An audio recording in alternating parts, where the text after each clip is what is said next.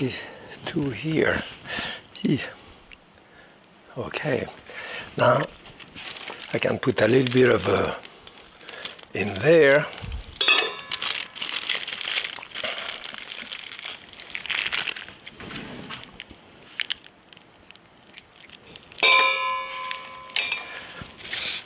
So I can do the state.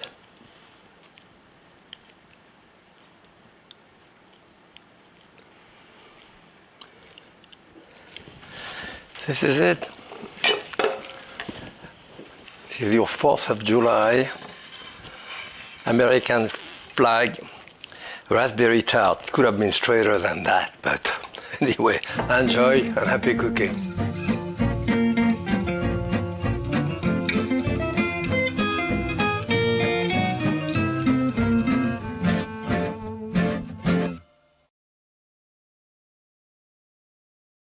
Gathering with family and friends around the table over a game of pool is life's greatest pleasure for me. Cooking simple food that can be made ahead means that you can enjoy a glass of wine with your company. Here are some recipes from chicken wing, cucumber soup, and my merguez sausage to some dips and canapé. I'm Jacques Pépin and I'm cooking at home.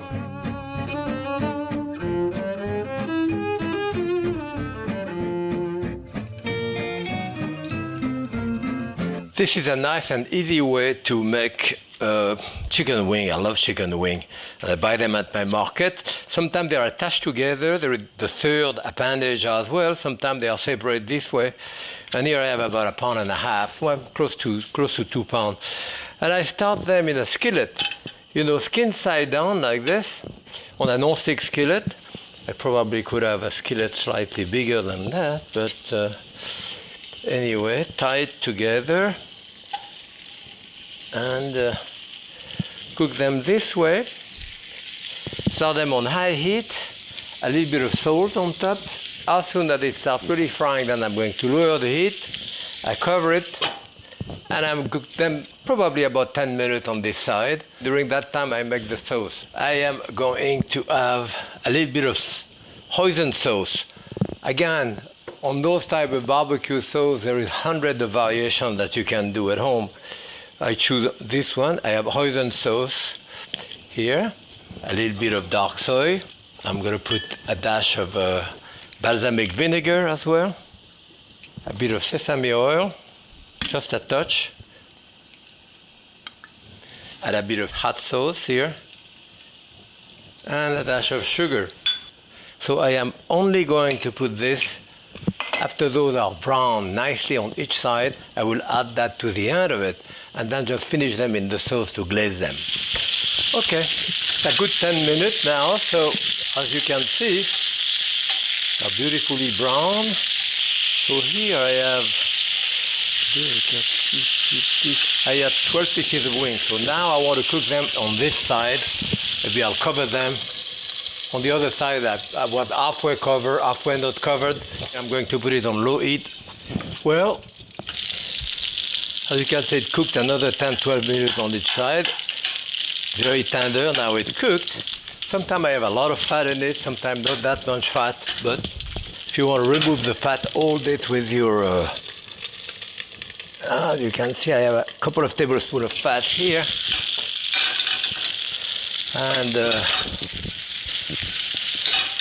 And then on top of this, now we're going to use that sauce.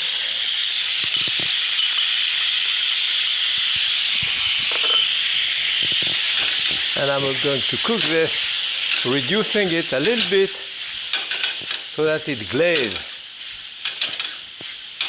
until it's basically all reduced.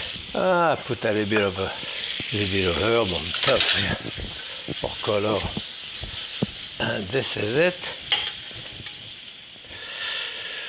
Ooh, the glaze, the hot chicken wing, glazed hot chicken wing. Terrific dishes, easy to do, pretty quick, and very tasty. Happy cooking.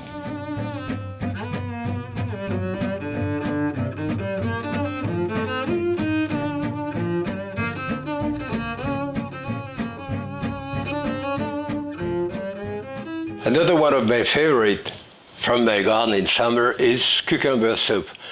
When the cucumbers start coming, they come all over the place. They are not particularly beautiful too, but I do soup.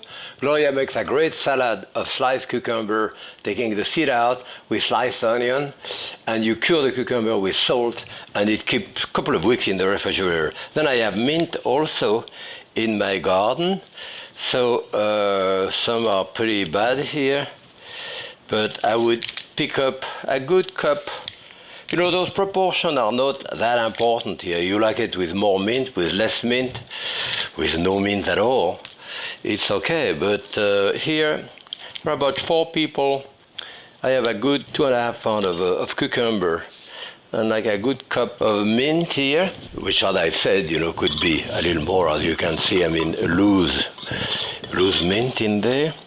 This is spearmint, it's quite strong. I put it in there. About 2 or 3 cloves of garlic. This is small garlic again. It's from my garden too.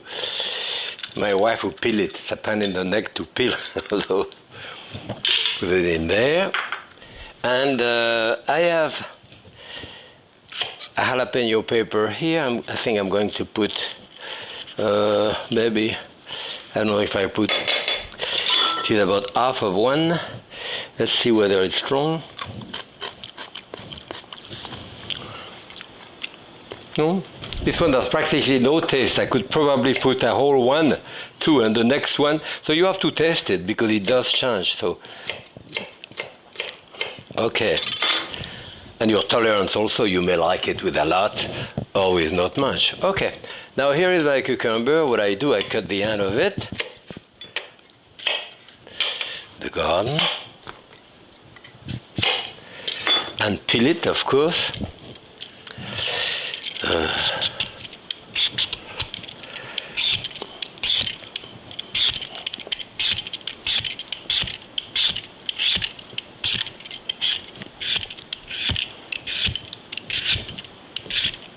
So here with my cucumber, I cut the end of it until I see the seed here and around, a piece here, piece here.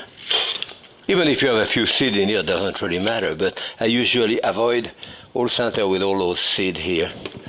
Here it is. Especially, as I say, when those start coming in the garden, I can pick that up every day. Okay. All right. So here it is. I probably have 1.75 pounds here out of 2.5 pounds. And I like to do it in the blender or the food processor is okay. I have a cup of water here. I'm going to put about half of it to start. See, salt, fair amount of salt. And let's see now.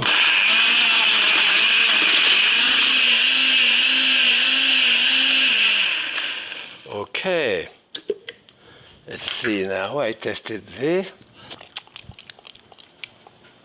Yeah, and I'm going to put a good cup of yogurt here.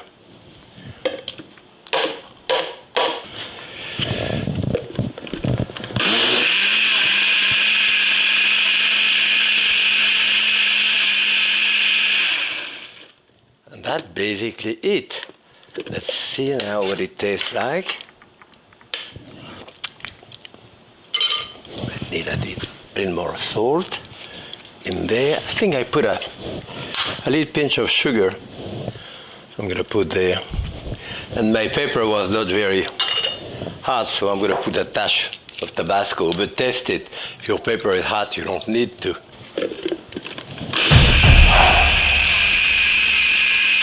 Okay, so that's about here now. Let's see how much I have. Enough for 4, practically. Yeah, you can see I have a good 5 cup here. A good 5 cup. You can have it a bit thinner if you want. The taste of summer. Look at that. A beautiful soup here. But you know what? I forget the olive oil in there. Usually I put olive oil, a couple of tablespoons of olive oil in there. You know what? I'm going to put a little bit on top as a decoration, and I think it's going to be beautiful. Anyway, yeah. Even if you put it in there, maybe you should put some like this. It looks good. And then the little sprig of mint that I have here. And this is it. It's a nice, elegant first course for a summer dinner. Happy cooking.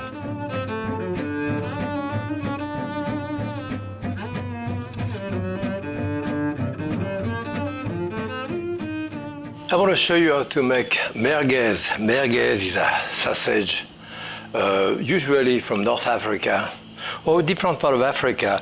Although the last time that I was in Morocco, I had it and it was done entirely with beef.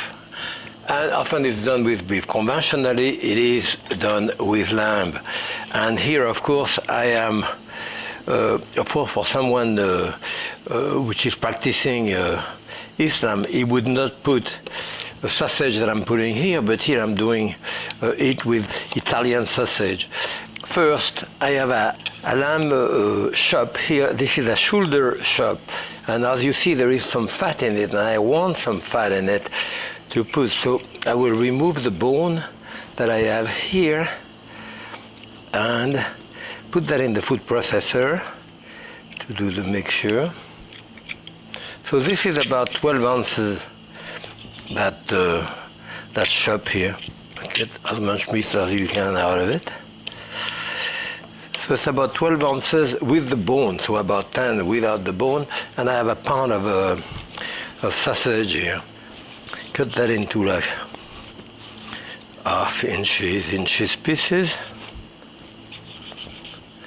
Okay, and I'm gonna put that in my food processor.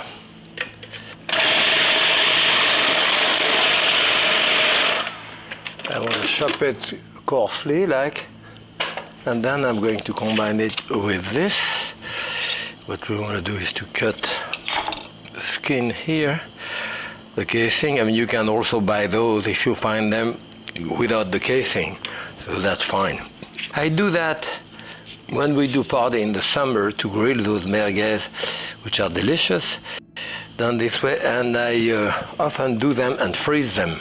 Then I'm going to put a good half teaspoon of cumin and chili powder. Yep, a tiny dash of salt, probably half a teaspoon of salt in there. I think it's pretty well mixed.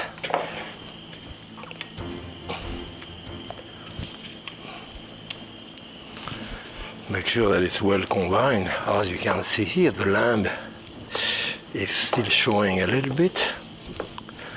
I'll use one of those here, which makes it about a quarter of a cup at the most size sausage. So you mold them, all of them this way. Use a little bit of water in your hand here after to mold them into a sausage shape, and that's how I would freeze it.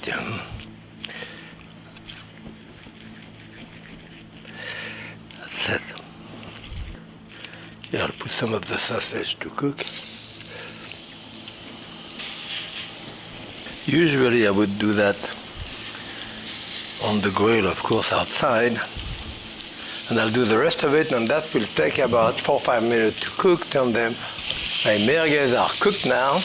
Cook about 6 minutes. Have 6 minutes on that side. So I put that on well, sometimes iceberg lettuce. Here I choose today to put it on romaine like this, crunchy. It's nice. So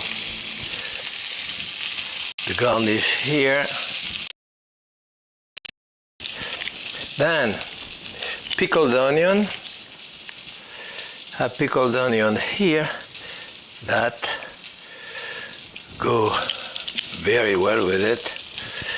So a few slices of pickled onion.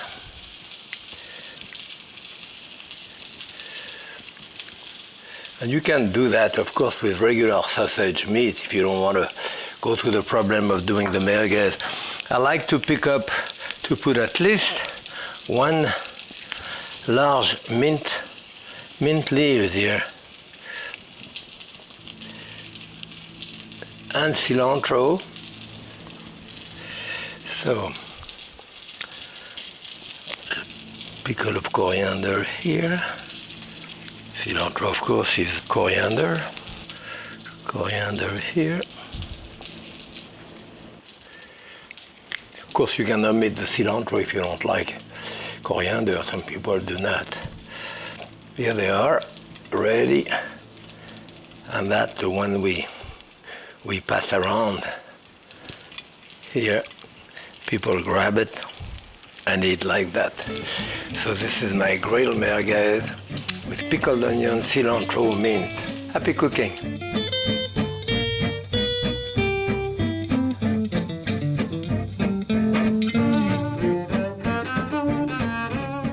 When I have people coming to my house, I like to do a little bit of a canapé sometime for drink. And I'm doing those with those type of baby zucchini.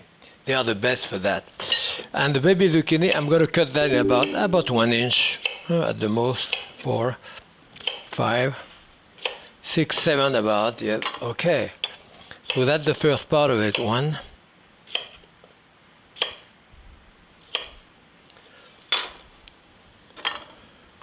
And this, I'm going to put about half a teaspoon of salt on top of it. Mix it a little bit, yeah. And I put that in the microwave oven, 2 minutes. And that's it. They're still hot. Usually I probably would let them cool off a little bit. But here what we want to do, see, they are cooked, I mean they are crunchy. They are crunchy but cooked just the way I want them. So here, putting it this way because as you can see there is probably a tablespoon of the liquid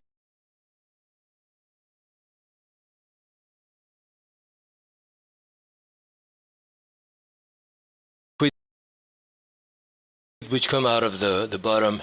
So basically, I will arrange that on that tray like this. Yeah. As I say conventionally, I would let them cool off a little bit. And on top of this, so I can start with the Parmesan cheese, I would say a couple of tablespoons of Parmesan cheese on top of this. Yeah. I have some piment d'Espelette here, which is a hot pimiento from the south of France. I use that, or I use paprika. Kind of smoky paprika, the Spanish paprika. I will put the paprika. So here about, I would say altogether like probably half a teaspoon. Yes. Then the poppy seed here, those are the black one. About half a teaspoon. The proportions are not that important here, you know, whether you put a little more, a little less, or whether you don't put this one more of another one here. Sesame seed, yeah, about a teaspoon or so. And a couple of tablespoons of olive oil on top. Over there. And I have a beautiful little canapé of baby zucchini. Great with drink. Happy cooking.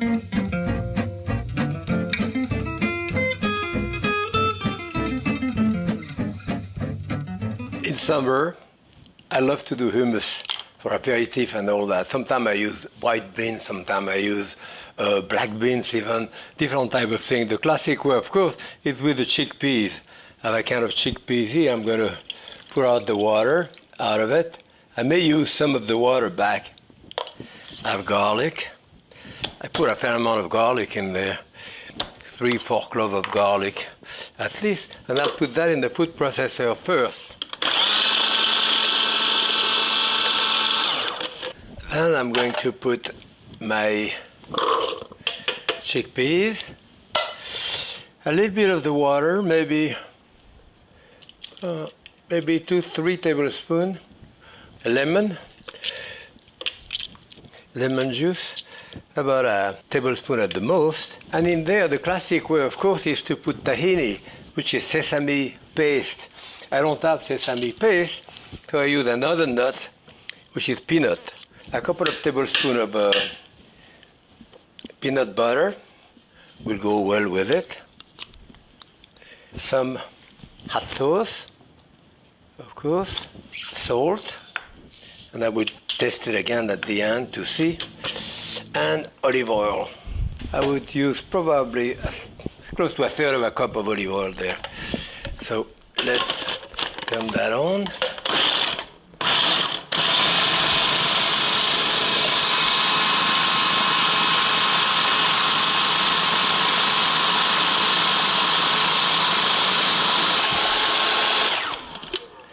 Let's see, I want to test it.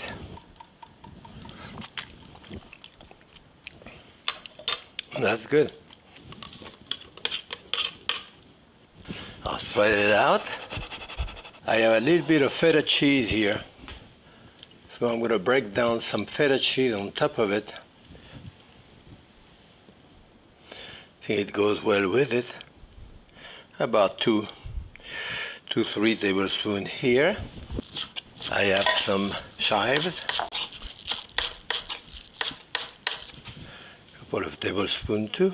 I like a little bit of Spanish paprika, which is a bit smoky. Goes on top of that. Even a dash of oil on top. And I just had in my cupboard here some pepper here. So I put that as a garnish on top. Give it a bit of color. And this is it. I have a beautiful hummus of chickpeas. Try it. Happy cooking.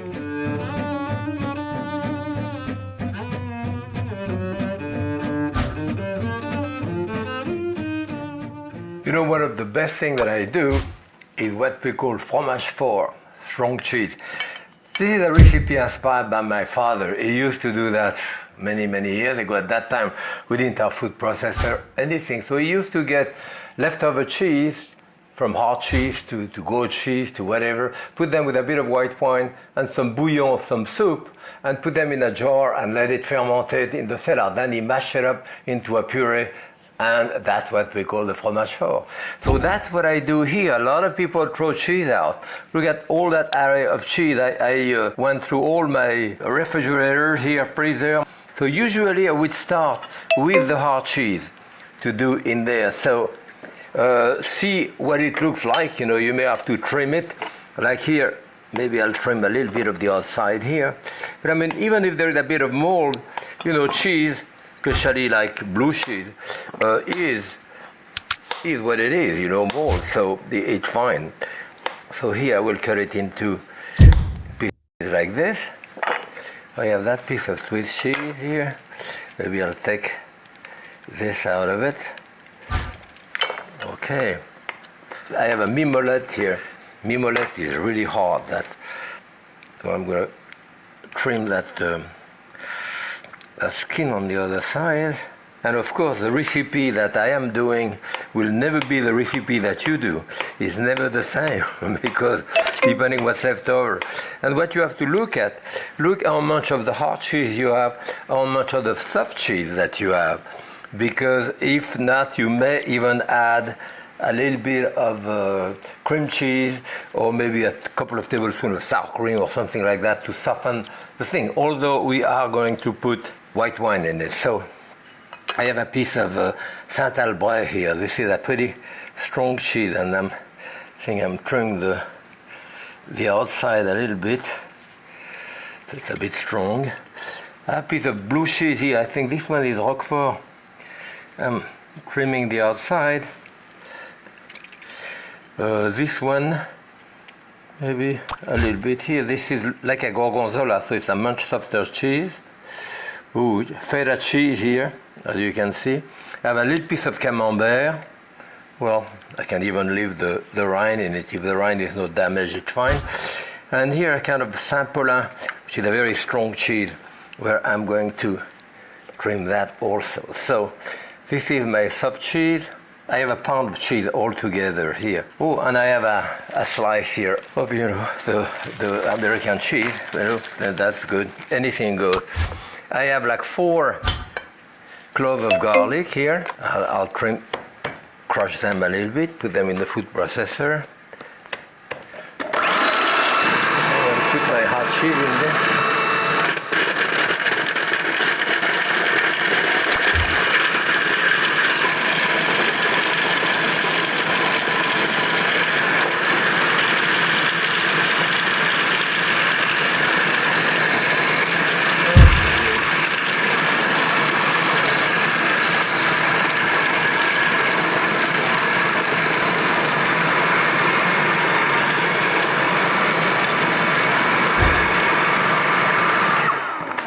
Well, look, it looks pretty thick still, so I'll put the rest of the wine here. I'm going to put a lot of pepper that I put in it. Usually, you don't need salt because the chili is salted enough, but it's always good to test it. I'm going to clean that around. There you go. Quite a lot of fromage fort.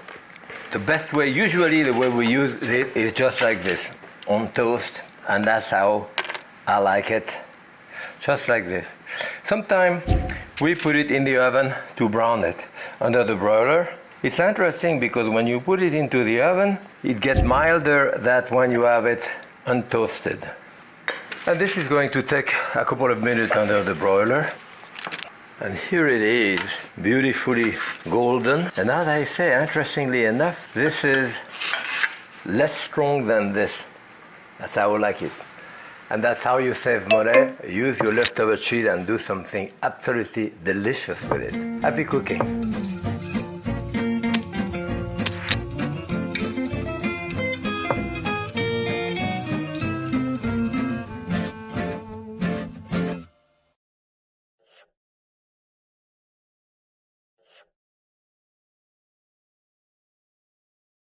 With a well-stocked pantry and a few good cooking techniques, you can make a tasty dish or a simple meal.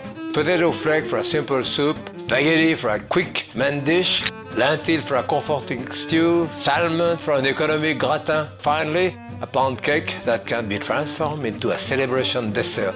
I'm Jacques Pepin, and I'm cooking at home.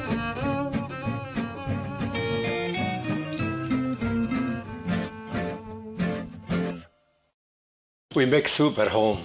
Winter, summer, don't make any difference. Cold soup, hot soup. I want to show you how to make a very easy one. I have a quart of chicken stock here. Of course, if you don't have a quart of chicken stock, you can use water and about a tablespoon and a half, 2 tablespoons of chicken base. So I want to bring that to a boil and cook that with a leek here. Leek is great for mint soup. As you can see, that leek is a little bit damaged. It's been around in the refrigerator for a while.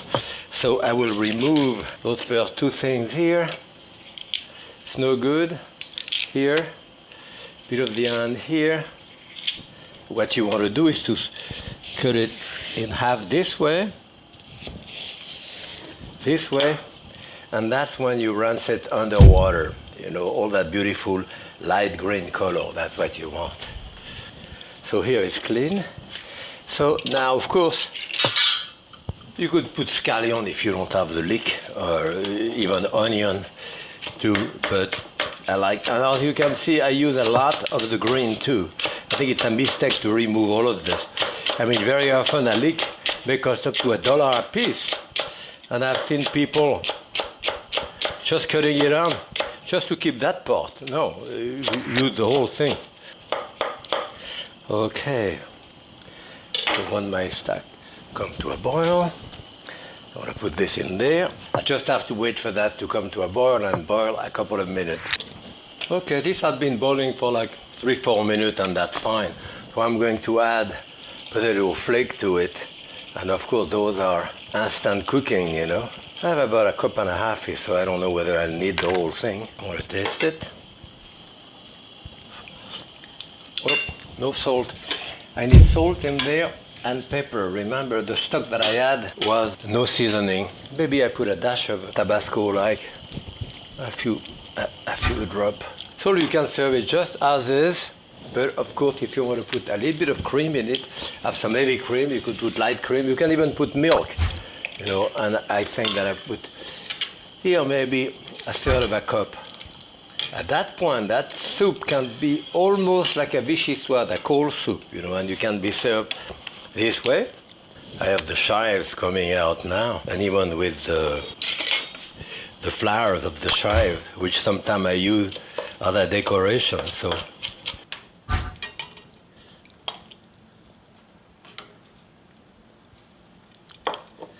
that's a very elegant soup. Maybe a couple of chives on top. And maybe those flowers here, which are edible, you know. Tastes a little bit like garlic. And this is this instant potato soup for a nice dinner. Happy cooking.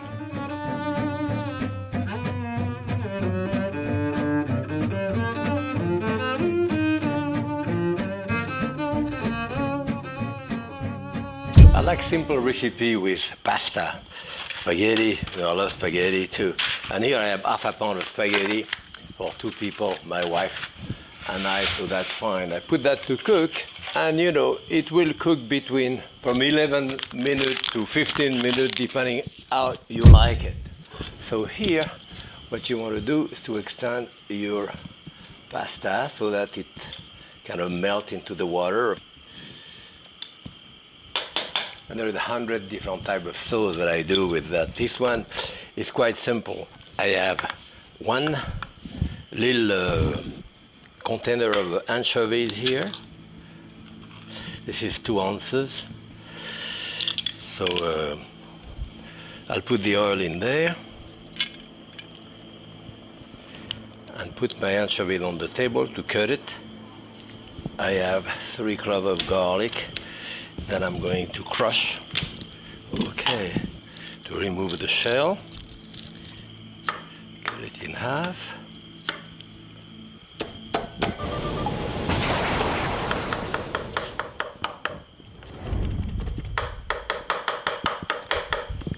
All right.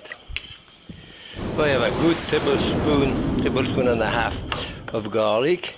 That little can of anchovy fillet, there is about 10 in there. There it goes. And I have half of a jalapeno pepper here. And when I use jalapeno pepper like this, I usually, you know, test it, because this one is pretty hot. So sometimes it's like a green pepper, and sometimes it's really hot. That in there. I'm going to put a couple of tablespoons of Parmesan cheese in there. I'm going to put like 2 tablespoons of olive oil. 1, 2, and that's it. This is my sauce. What I do when I'm ready, close to serving it, even now, I put that in the microwave oven. 1 minute, 1.5 minutes. That's enough to cook the garlic and stuff like this. Okay, my pasta is cooked now. What I do, usually I pick up about half a cup of liquid that I keep there, and I'll drain the pasta. I want it nicely drained. And now that was in the microwave for like a minute, so I'm putting the pasta in there, and of course stirring it. I have half a pound of pasta now. It's more than enough for 2 or 3 people. And you know, depending on how long I'm going to make it wait, if that stays there 5-6 minutes, all of that water will be gone.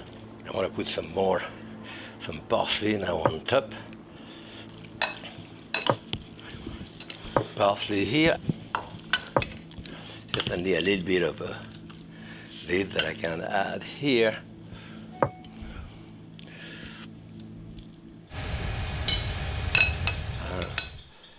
All of those anchovies in the bottom here, anchovies and garlic, cheese on top, and maybe a little dash of oil. And this is it, spaghetti with anchovy and garlic. Delicious. Happy cooking.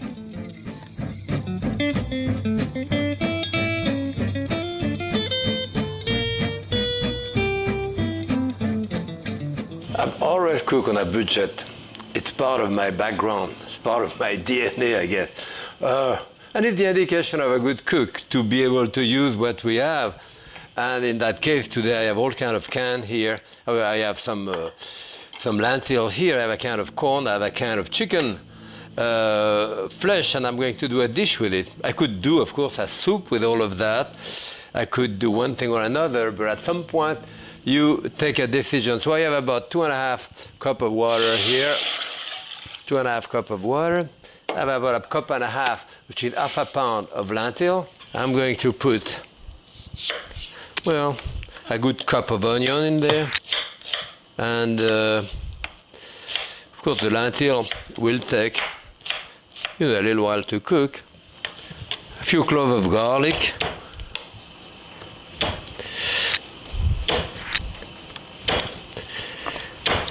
You can never use too much garlic for me. Okay, this. I think a little pinch maybe of a teaspoon of Italian seasoning or herbe de Provence, one of those things, you know, teaspoon of it. Some salt, of course, not too much because I'm going to put, I think, a tablespoon of chicken base here to get more taste, so a good tablespoon of this. Now you bring that to a boil and you cook it about 40 minutes, 45 minutes, we'll see. Sometimes depending how dry the lentils are. And then I have a can of corn, so I will put probably, I should probably do it now, put most of the juice in there. And the juice of the chicken as well. I get some taste there. Okay, stir it. Good, and that should probably be enough for like 6 people, so very inexpensive. So, whoop, my lentils are cooked now. Yeah, that's it, 40 minutes. 40 minutes, and sometimes they take a little longer, and sometimes a bit less. They are tender, and then I'm going to put the can, so that will extend my dish quite a lot, and like the tenders of chicken. All of that, I'll bring that to a boil, heat it up, garnish it with a bit of scallion or parsley or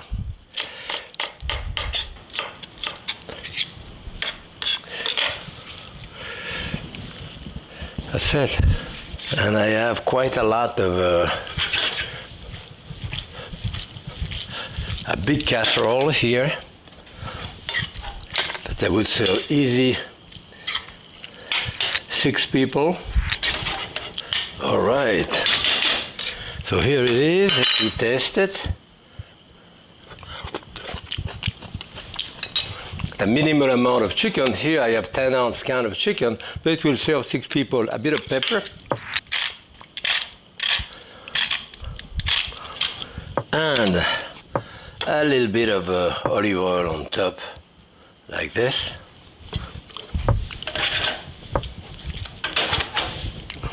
And I have a big casserole dish here. Again, tiny bit of olive oil, parsley or chives on top again, and this is it. The fricassee of lentil with chicken. Happy cooking.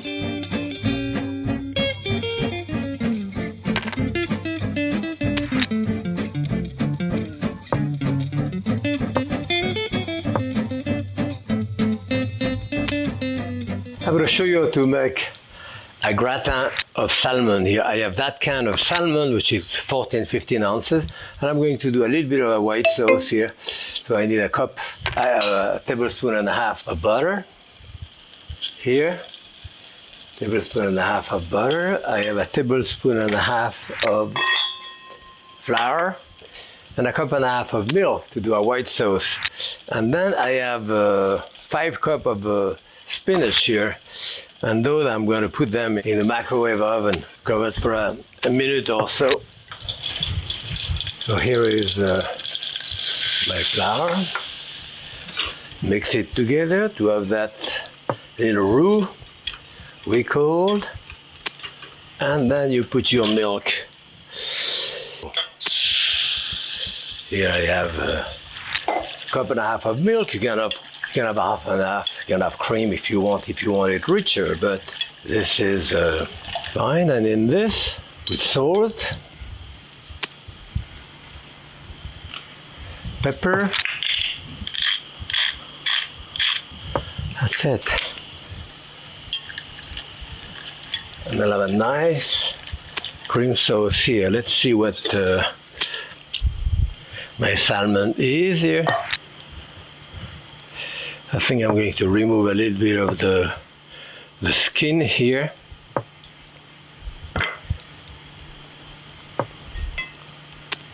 And even the juice, I don't think I'm going to use it. And I crumble it. Okay, now let's see, this is a nice bowl now. Okay, so that's basically it. Okay, the spinach are cooked. Now I would want to put maybe a little bit of salt on top of it, maybe a little bit of pepper.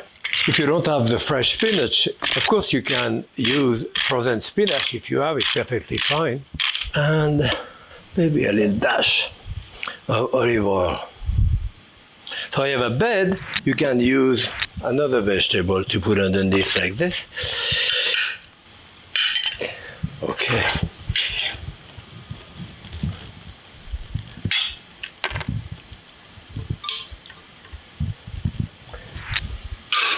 Okay. I could do the same thing with eggs, you know, hard cooked eggs. Do a gratin like this.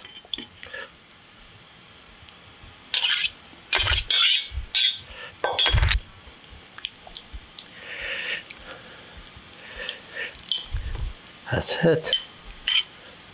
I have a piece of old bread here, so I'm going to cut it coarsely, kind of coarse breadcrumb.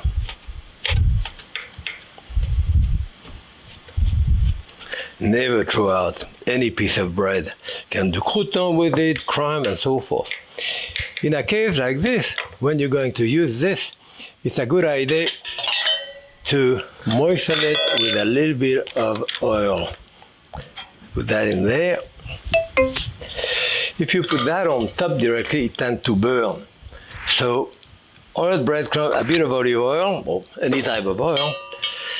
Not enough to get it gooey, but enough so that it's now going to brown. I have a good tablespoon of Parmesan cheese here. Mix with that. If you do it ahead and it's cold, then you can put it in a hot oven, like 375 for 20 minutes too. If it's hot like mine, it's still hot, I may put it directly under the broiler. And this is it, about 5-6 minutes under the broiler. And you can serve it just like this, or individually. As you can see, this is pretty rich with the, with the spinach underneath, salmon cream sauce. And this is it, a gratin of salmon with spinach. Happy cooking.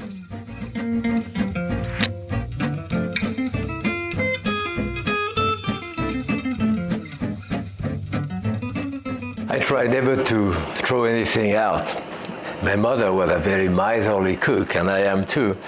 So the other day I did a fennel salad with a bulb, and it came with this. So I want to do a soup with the top of the fennel. Likewise with a cauliflower.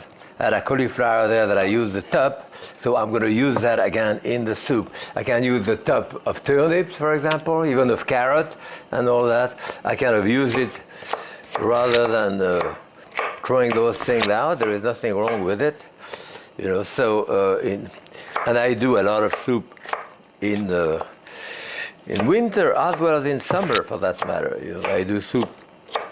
So here, this is the top of the cauliflowers. I have 4 cups of chicken stock here. So you can have fresh chicken stock, your own, and you can also use the powder, I mean the paste. I like to use the paste like the bouillon cube with the water. It's fine, one or the other. That will determine, however, the amount of salt that you put in it, depending on what you have. So here I have the fennel top, and I can smell the smell of anise, you know, from the fennel top. So it's pretty assertive taste. And I guess I put a good cup of onion in there.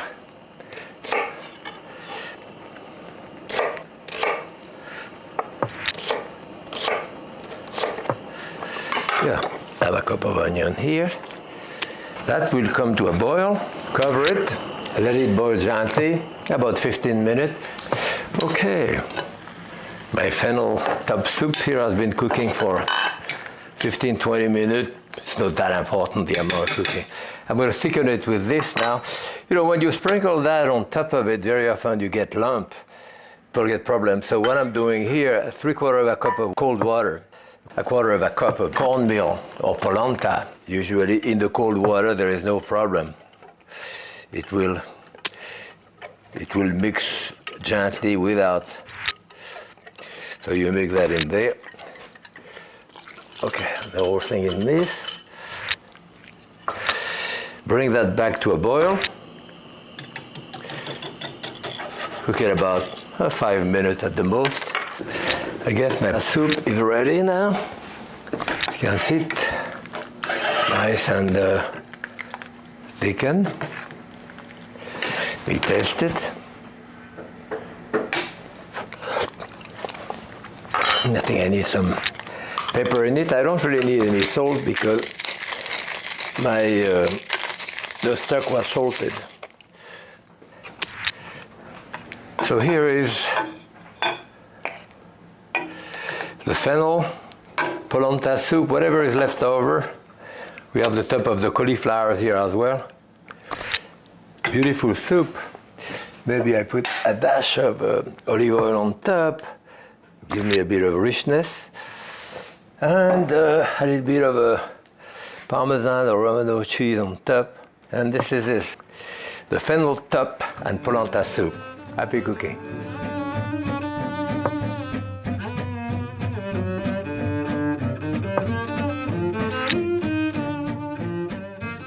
I love pound cake, good butter pancake, and I love raspberry jam. One time my granddaughter came to my house and she said, I want to do a little cake for Mom for her birthday. I said, I'll show you how to do something really easy and quite good. So here is a 1 pound cake. So I'm going to trim it, trim the outside with a big knife like this. Okay, the bottom part too, and the top part. So I have all of those here, which I'm going to use, make breadcrumb, or I mean cake crumb rather.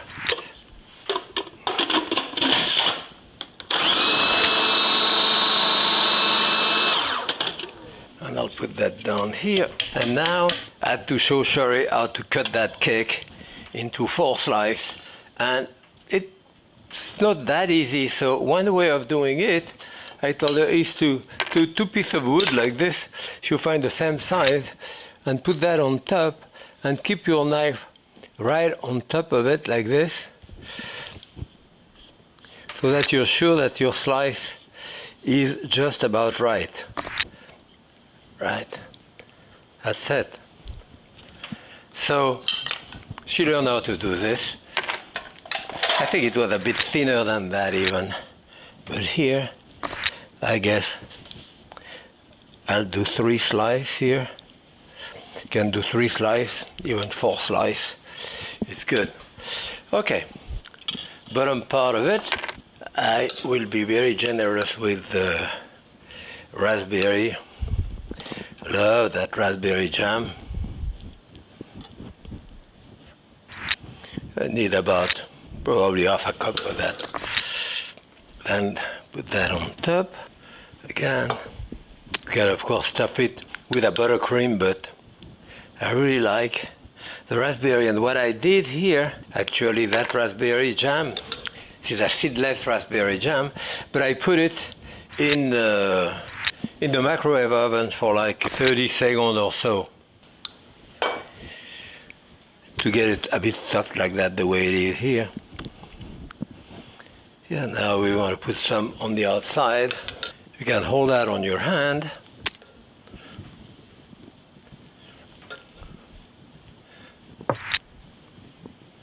Put a little bit here. Don't worry if some fall on the table. It's all right. Maybe I should do that on top of a plate.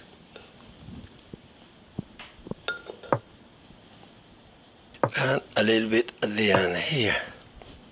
So here now, I can put this on the side and you bring it with your hand like this. What glue to it.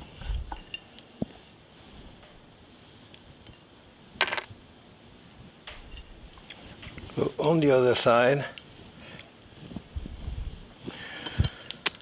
And we can put the rest on top. Now you have a beautiful little cake. Probably better now to let it rest for half an hour before you cut it, but I'm going to cut it now. You have a nice tray like this. You know what? I'm going to use this. I don't like to throw that out. How bad can it be? Yeah.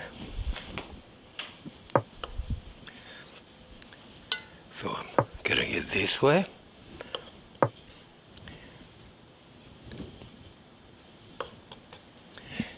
It cut very nicely. You don't have to cut the whole thing. What I like to do is to cut like 5-6 slices like this and put the rest of it right there to present it. I think it's spearmint on top, just to finish it up a little bit like that. And here it is. Happy birthday to your wife or to your kid and all that, and happy cooking.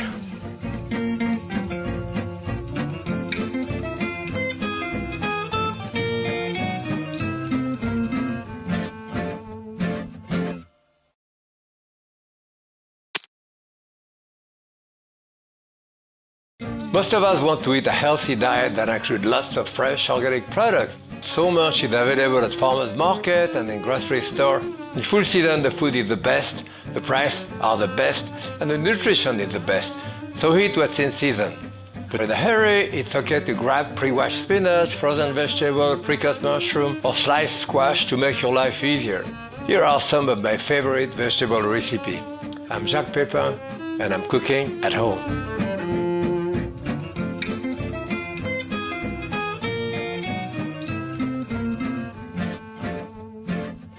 Years ago, we used to do spinach differently than now. We used to boil the spinach in boiling water. When they were cooked, drain them out, cool them up, press them into a bowl, and they were ready to be sautéed or whatever. We don't do that anymore.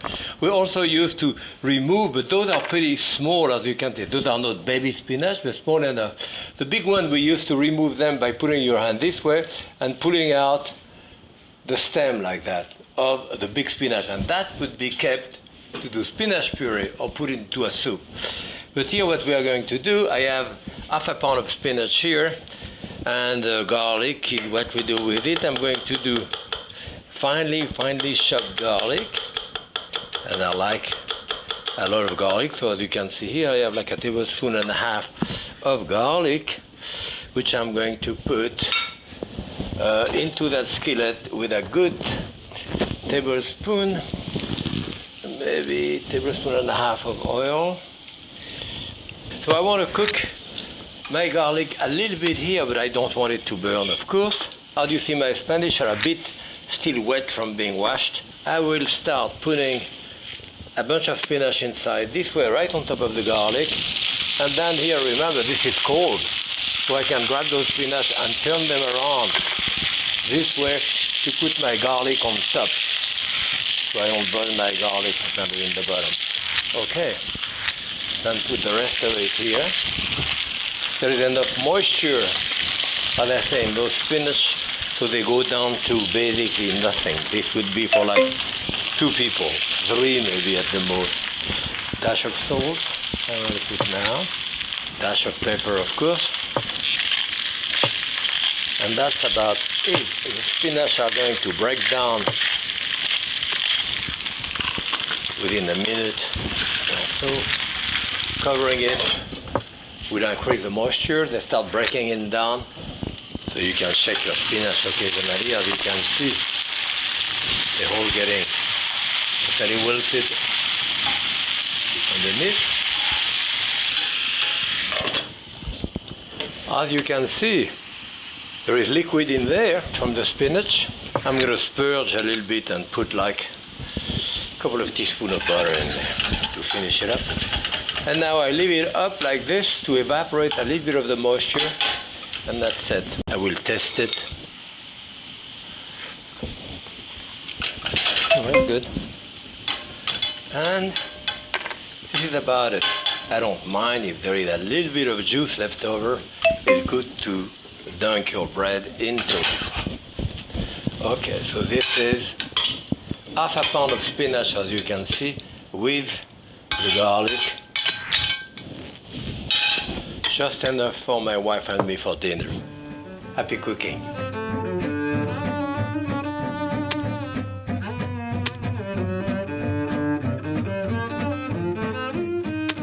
This is a kabocha, K-A-B-O-C-H-A pumpkin. A friend of mine, Cesare Casales, grew it upstate New York. He sent it to me, and I want to show you what I do with it.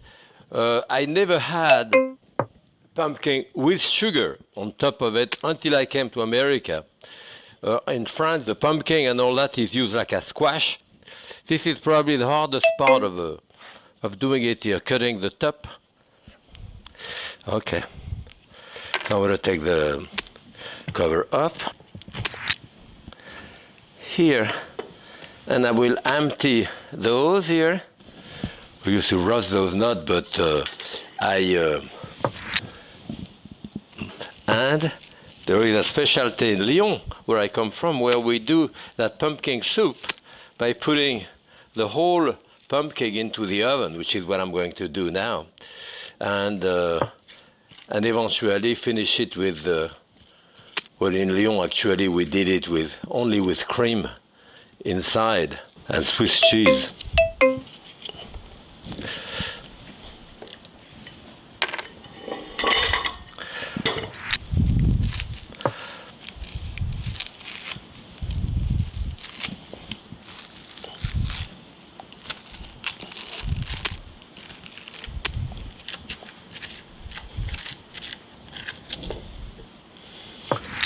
No more seed.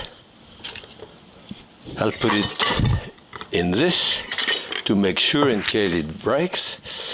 I'm going to put a cup of chicken stock in there. Yeah, and of course we'll need more at the end. And then I'm going to put that in the oven now, around 350 for a couple of hours. We'll see. Okay, and now here is my pumpkin. I cover it at the end the last 30 minutes because it was getting a bit too dark. And it cooked a good hour and a half. And now it's been out of the oven for like half an hour. And here is the cover. Whoop. Now I have the juice inside, as you can see. I'm going to start getting as much of the flesh that I can get here. As I say, we're doing the pumpkin soup here. You could have just peeled the pumpkin and cook it with some chicken stock and the same way, but I wanted to show you that for the presentation.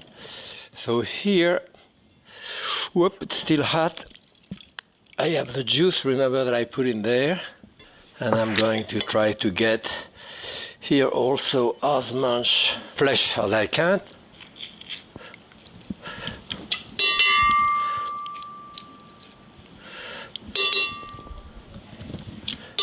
It's a long time in the oven, when in fact, if you were to peel it, cut it and put it with stock, it would cook in like 30-35 minutes. It'd be tender. You want to make a hole in it, because of course you want to use that as a presentation. So I think that I get everything that I needed here. Put back on the stove. I think I'll put another cup of chicken stock in there. See what it looks like. I may even have to put a little more. I think another half a cup maybe. Okay, you can use one of those things, you know, just to make a puree out of it, and it'll be perfectly fine. It won't be quite as fine, but of course, if you have what I have here, the emulsifier, or you can put it into the blender, or into the food processor, or use the immersion blender here. I want to bring it to a boil, and we want to put maybe half a cup of cream here. And you don't have to add this, but in the original recipe, we add a little bit of Gruyere cheese, you know, but if you don't put it, and if you don't put cream, you can put a bit of a half and half or whatever. Here I have about, well, half a cup maybe at the most of Gruyere cheese. And see now, I'm going to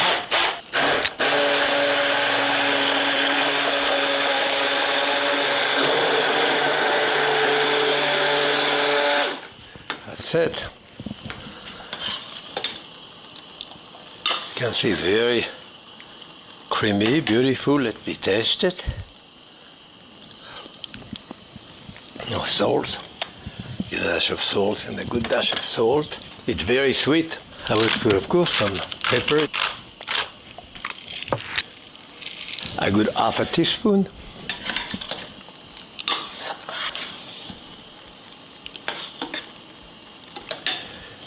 And this is it. Just like in Lyon. The whole idea, of course, of presentation, of presenting that on this, but otherwise you can do it just as well, less complicated.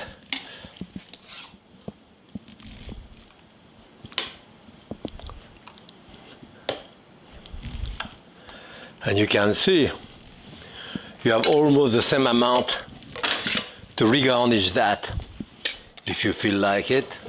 If you want a little bit of color on top, got a few chives. So you will come into the dining room with your guest with this there.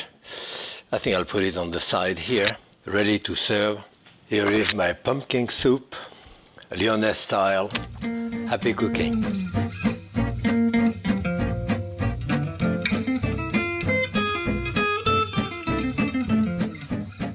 I want to show you how to cook string beans, haricots verts in France.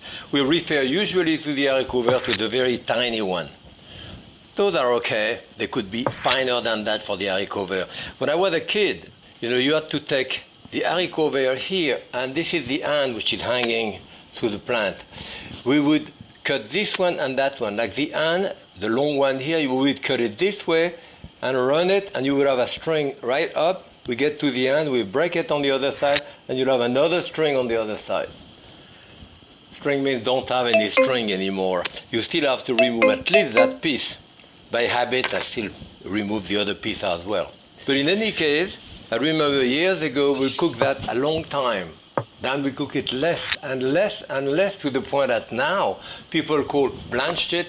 That is, put it in boiling water for a few seconds, remove it. That's not enough for me. So water, a good amount of salt in the water. Put your string beans. We used to do that in large baths in professional kitchens, which were in copper. And the copper itself tends to keep them green. But of course it's not done anymore. I have enough water here. Theoretically also you're told not to cover it, but I cover it, and the only reason is that it comes back faster to a boil, otherwise it takes too long. Coming back to a boil, and we will boil it for a few minutes and taste it. For the time being, that string beans is raw, as you can see. And if I go like this, it breaks. Textures change as it goes along. We're going to saute that with some shallots. I have the shallots here. The shallot, of course, is a type of onion. Yeah. And you put it on each side. It's classic to have the string beans sauté with shallot, of course. But first, you cook your string beans. You cool your string beans. You cool your string beans. And when you're ready, up you start sauteing it. So here I have a shallot which is cut in half. To cut that shallot, again, I will use my finger. Notice that I put them flat, so it's easier when it's round. And here I would go this way.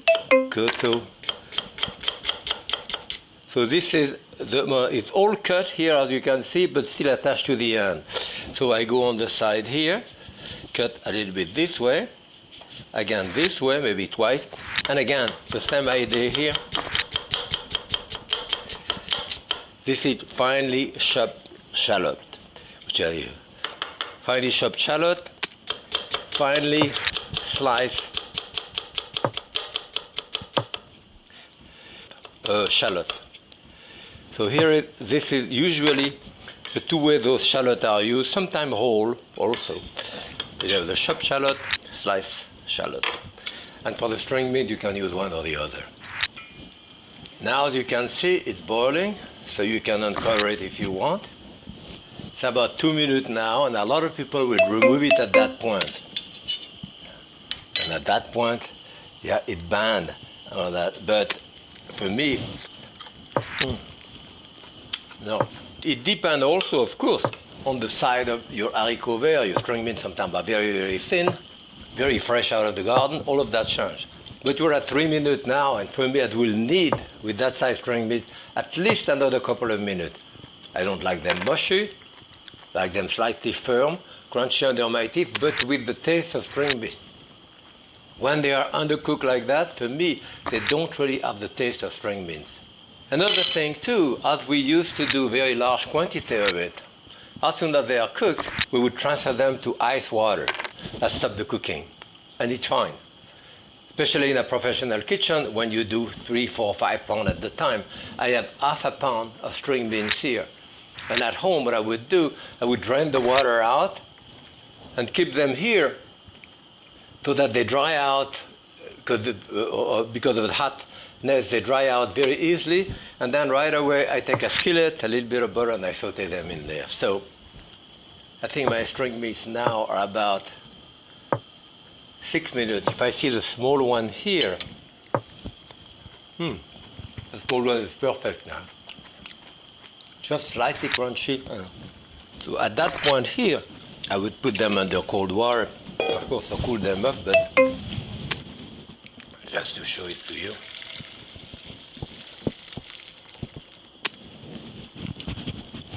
I could actually continue cooking in there if I need it right away. It would be fine. But if I don't need right away, I may refresh them a little bit so that, and then leave them here ready to be sauté. And as you can see, they are beautifully green. To saute the string beans, I will use a skillet, like a tablespoon of butter. And always, I put a little dash of oil. That prevents the butter from burning also. You want to saute that? For different tastes in your string beans, you could let the butter cook enough so it becomes slightly hazelnut in color, slightly brown. It will have a different taste. I have the chopped shallots here. And actually, I'm going to put a bit of the sliced shallot too. So this, remember the shallot are raw. This is cooked. So let that cook for 30-40 seconds on high heat. So even though I add salt in the water, we still need a little bit of salt here. So here it goes. This is cooked enough now. And put that in there. And of course mine are still hot, but otherwise I would let them. Dash of salt, for the pepper. All right.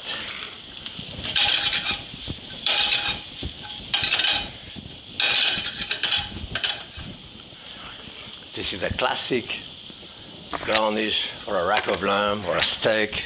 And here we are, spring beet with shallots.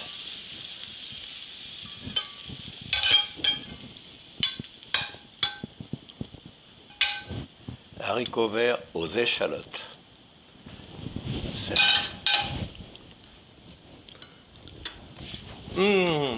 Perfectly cooked.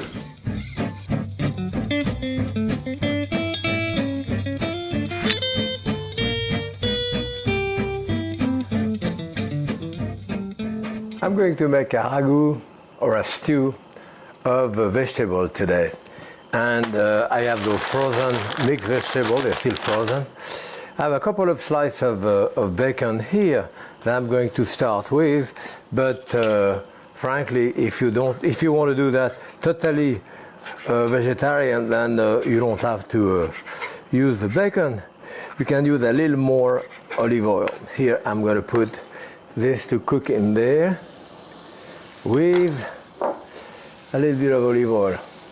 Okay, so here I will start with the onion. Okay, coarsely chopped. Well, I could have less onion. I always love put a lot of onion, and those type of recipe doesn't really matter that much. Okay, here we have 3 cloves of garlic. Okay, the bacon is frying nicely here. We can add garlic and onion. So let's cook that for a couple of minutes. And during that time, I'm going to peel my potato, because I want to put potato in there.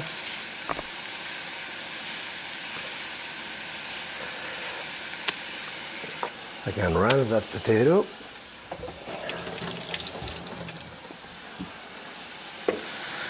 I can see in the bottom of the pan here the crystallization and all that.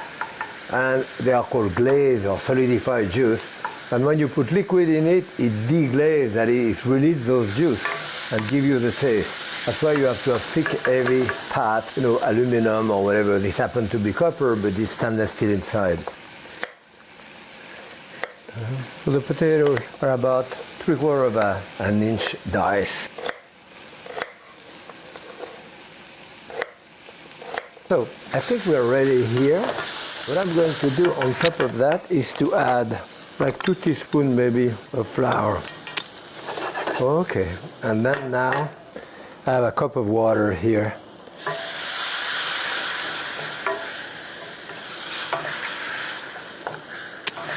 The whole cup of water should go in there.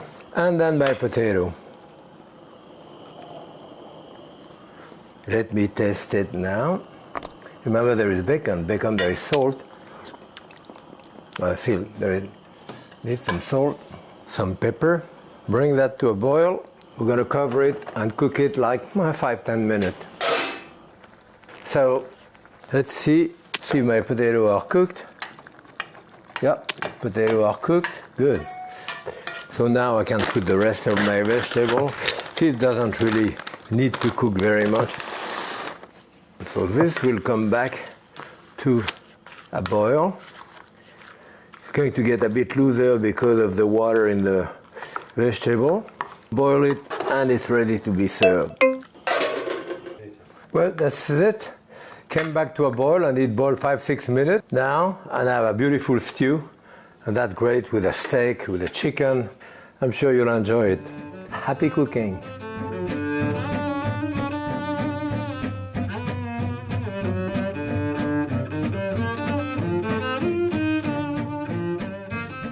I often make pasta at home.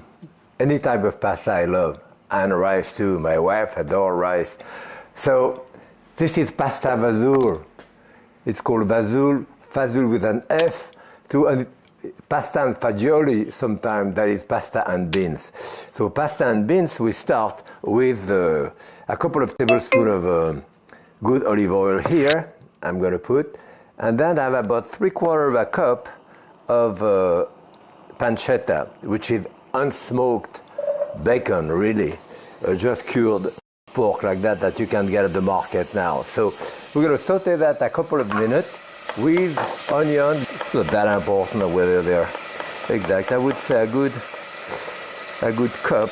So maybe I put the whole onion.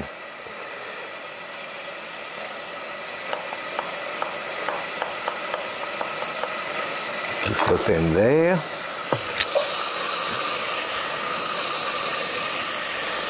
I have 3 cloves of garlic here. Crush it. And I would say I have there probably a good tablespoon of chopped garlic. Coarsely chopped is fine.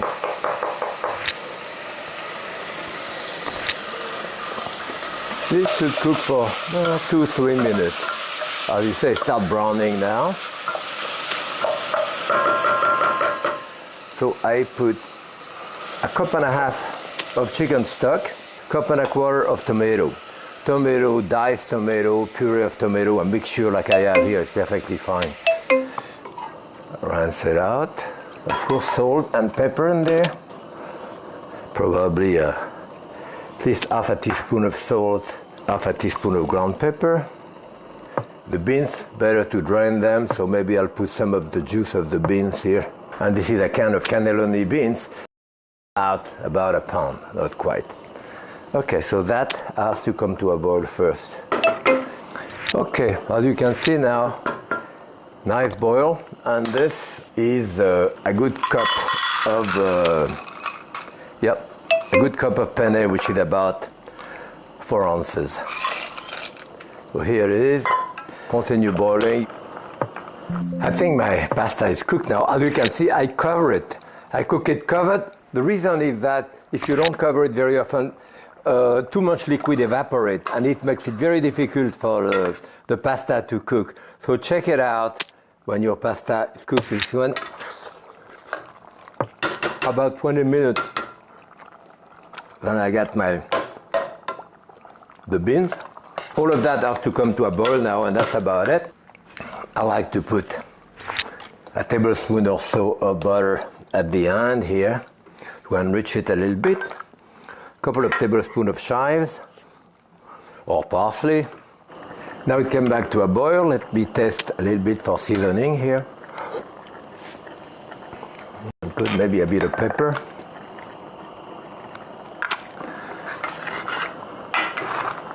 And that's it. You know, a very delicious Italian specialty here. Parmesan cheese on top of it. Maybe a little extra green. And this is pasta fazool, inexpensive and delicious. Happy cooking!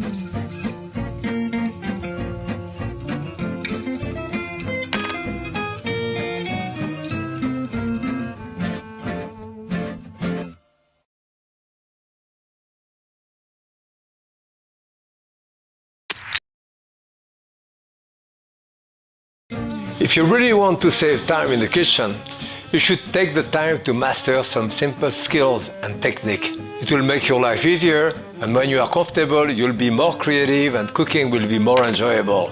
I'm going to show you how to work with a knife, cook perfect eggs, blanched tomato, and make a gratin of eggs with a bechamel sauce. Easy. I'm Jacques Pépin, and I'm cooking at home.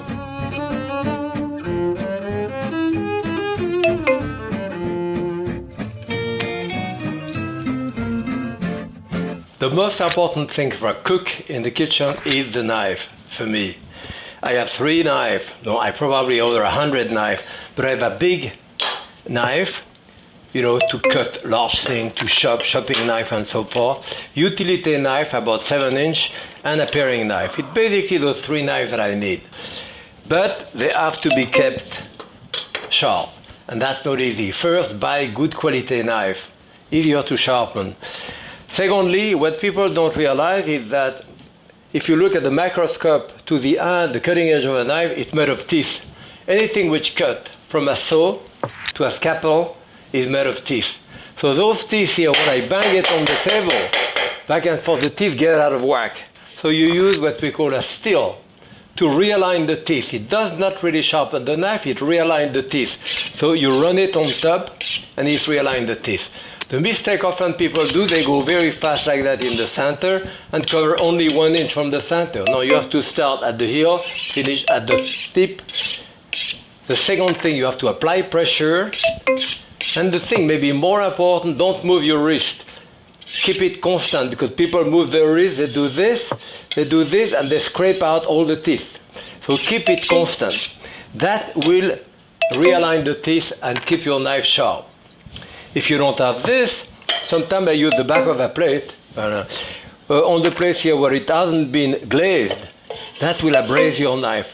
Porcelain like this is much harder than steel. On the Rockwell scale, it's much harder than steel. That's why there is many sharpening tools which are made of porcelain like this. After a year or 2, the teeth are worn out. So you can use this, you can use that, won't do anything. You need a new set of teeth. You have to send your knife out to someone with a lawnmower or thing like that, or you can do it yourself. I often use a thing like that in between two. That's what I use in front. I use it like this one, and it abrades a little more than that. And that's good. But ultimately, you need a large stone like this, and I used to have a very large one. As you can see, there is 3 stones here. 3 stones. One rough, this one, the other one less rough, and this one to finish, finer and all that. Those have to be either wet or oiled. If you wet them, often we used to keep that in water. If you wet them, eventually you can put oil on it too. But if you start with oil, you cannot go back to water. So the point is that this used to be a container underneath. You had a container underneath here that was full of oil. And then you run your knife on top of it. Again, about 20-degree angle. And you have to take time to go to the rougher one, and eventually to go to a finer one. You have to spend 10 or 15 minutes too. And the oil here will keep this clean. As you can see here, if I clean that up with my knife, and if I set it up here to clean that up, you see that. If I don't keep it clean with the oil or water, those segments of stone here get reincorporated into the stone. You rub it on top, and you end up with a piece of marble, glaze, and it has no more abrasiveness. So in order for that to be abrasive, it has to be kept clean. So either you send it out or you do it yourself. You have to spend 15, 20 minutes on a knife to really create a new set of edge. Then you can use your steel again for another year or two. On the market, you also have some electric one. And again, those have different level of grindiness. So for example, here, this will be you can hear it.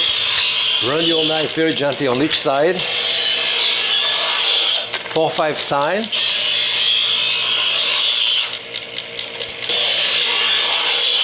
Then you move to the second one, which is a finer stone. And finally to the finishing one. It's like a finishing stone, very, very fine. And that do a decent work. The best one is to do it by hand. And remember, a sharp knife, it's very rare that you cut yourself with a sharp knife. And if you do, you have a nice clean cut, so it's good. But you should always have a sharp knife in the kitchen. And you will enjoy your cooking more. Happy cooking.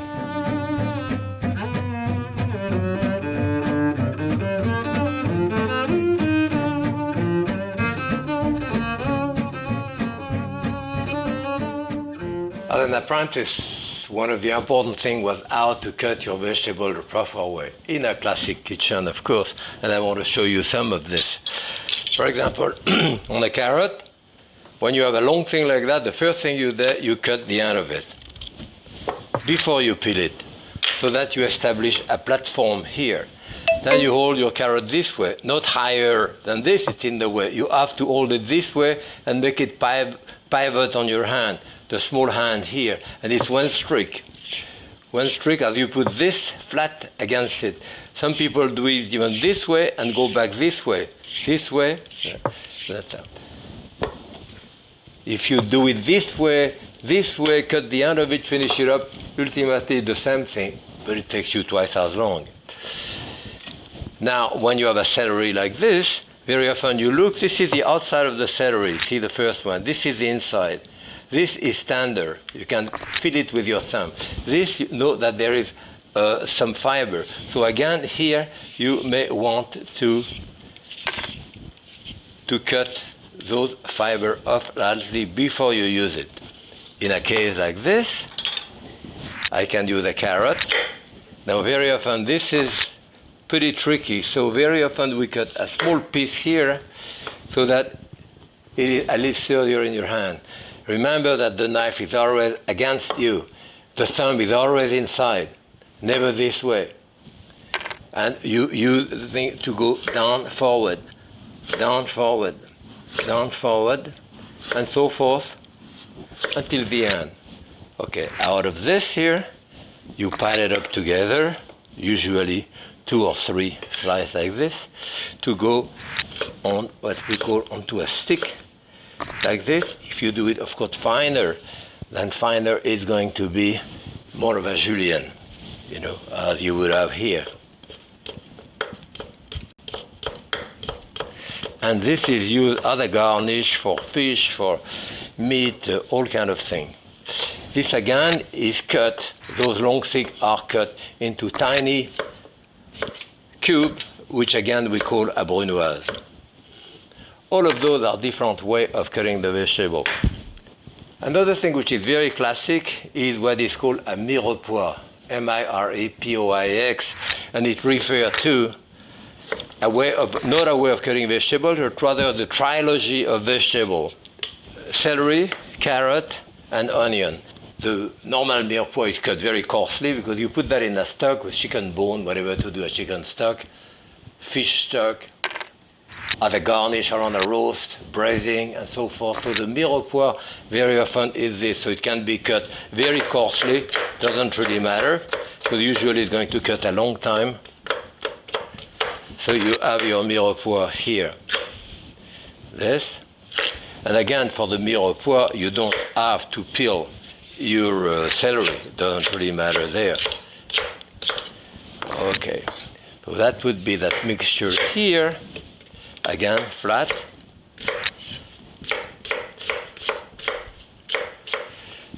So that's a classic trilogy of carrot, onion, celery, your mirepoix. Give a lot of taste to chicken stock.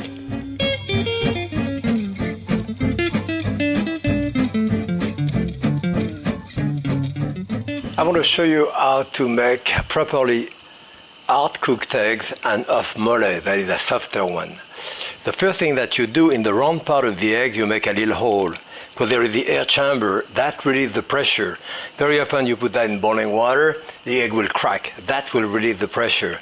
So that you can see it, I'm going to stop the boiling here and show it to you. You will see that when I put that in there, the pressure will be released because of that. So here we go, here, you can see it going down. And the second one here, I'm putting the back on. Very, very gentle boil. If it boils too fast, it toughens the albumin, the egg white will be tough. 10 minutes for the large eggs, 10 minutes, and 7 minutes for the egg mole. When you put the eggs into the boiling water, the sulfur in the eggs, you know what smell of rotten eggs, it gets away from the heat, it goes toward the center of the eggs, and there is a reaction with the yolk, the iron in the yolk, and it creates that blue tinge that you have around your yolk and that strong smell of sulfur. So what we'll have to do, as soon as the egg is cooked, we take it out, put it into ice cold water. Then the sulfur fills the coal, cross the egg white, and dissipate in the water, so you have an egg without any of that green tinge around the yolk, and very nice and tender. Okay, I remove this one at 7 minutes, this one 10 minutes. Ice cold water, I let it cool in there. And now the poached eggs, you do in water with a little bit of vinegar on top. The vinegar, of course, prevent the egg white from spreading out too much. We used to break 10 eggs in a row when I was in apprenticeship, but if you do 1 or 2 eggs, maybe it's good to break one directly in there and then place it into barely boiling water like this. Okay, so the eggs usually will come a little bit to the surface. You help maybe with a slotted spoon like that when it starts going up. And of course it goes between 4, 5 minutes, 6 minutes, depending on how you like your eggs. It's important also for the eggs, you have your eggs cold. Rather, if it's at room temperature, the egg white tend to spread out more. And here, as I said, you can pull it out gently like this, just by running it. That make it move. That's it. Every couple minutes you can lift it up and test it, see the way you like it, usually about 5 minutes. This is the hard cooked eggs. You want to eat it with a spoon like that. It goes into the ice water. And frankly, the best way of peeling it is under running water. Under the shell, you have a skin. You have to break through that skin, and the running water in the sink go under, and it makes it easy.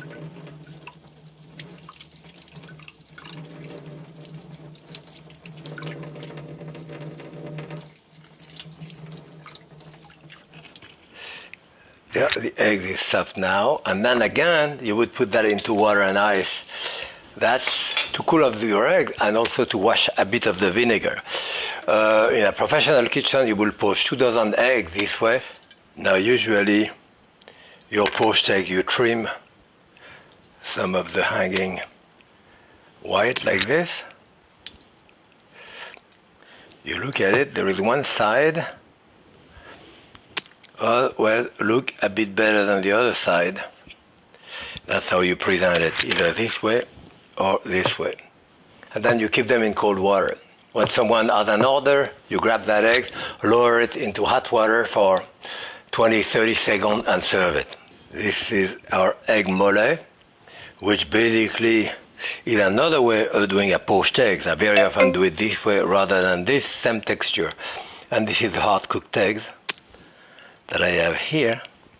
You can see that the hard cooked eggs I will cut right through, and the yolk will be absolutely beautiful. No green tinge around the yolk, no smell of sulfur. For me, going to a restaurant and having a perfectly cooked, hard cooked egg is an indication of knowledge in the kitchen. This is the egg mole, very soft, which is about 7 minutes, 6.5, 7 minutes, and as you can see, it's basically like a poached egg. Sometimes easier to do than the poached eggs. And then finally the poached eggs here, again the texture will be about the same here. Poached eggs, off mole, and hard cooked eggs. There is another egg that I've done here, cooked at low temperature. Usually people do it when you cook sous vide with a circulator or an agitator where the water is mixed. It's cooked at 150 degrees, much lower than the 212, which is boiling water. And it's cooked I cook this one for 1 hour. And as you see, it comes out, you don't shell it, it comes out this way. The texture of the yolk is almost like the same texture of the yolk and the white together. Different texture, quite moist, and a different texture than those. So there are 4 different ways of cooking your egg. You know, I love to do that with the kid. I have 2 eggs here. Which one is hard cooked? This one is raw. One is raw, one is hard cooked. And what you do, you spin the eggs, like this one here. Basically doesn't spin. This is the raw egg. This one here, it goes so much that it stands up like this, because it's totally solid. So you know, the kid loves to do that. So whoop, again, here is the hard cooked eggs, and here is the raw eggs. And the more it cooked, if it's halfway cooked, it will spin more, and more, eventually standing up like this.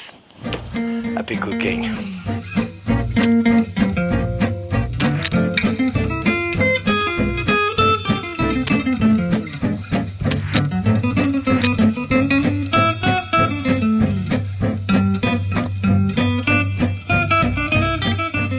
I want to show you how to blanch tomato and to make tomato concassé. That is a very simple, very fresh kind of tomato sauce.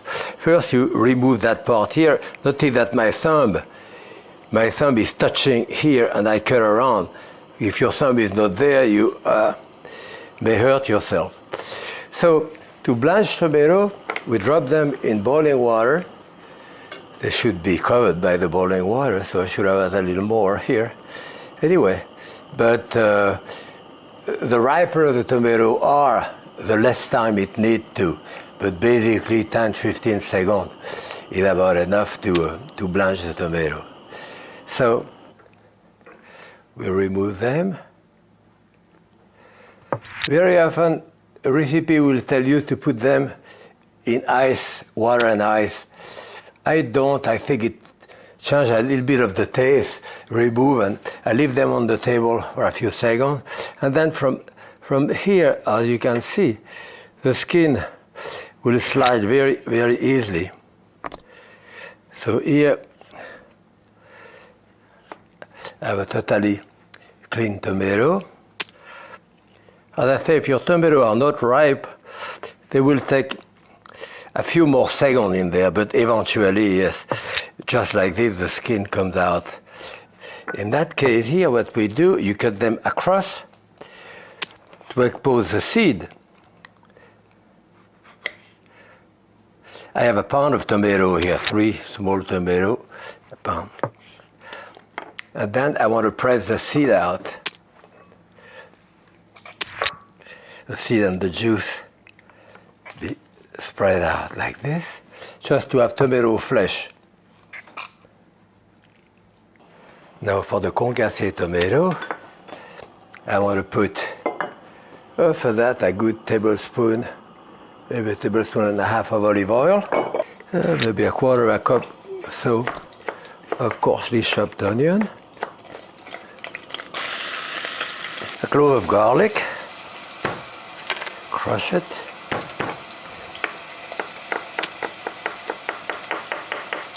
it's about a teaspoon so of garlic, saute in there, and I leave it a fresh thyme.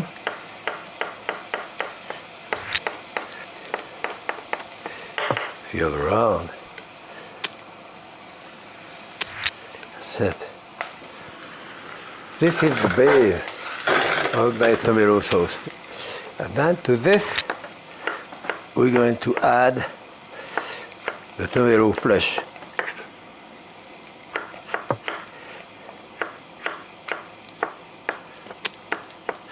I will reuse the juice in there.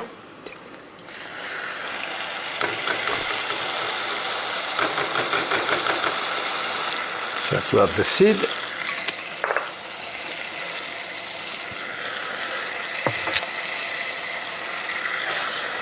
I'm going to put salt in it.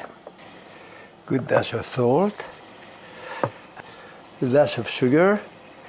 and a little bit of fresh pepper.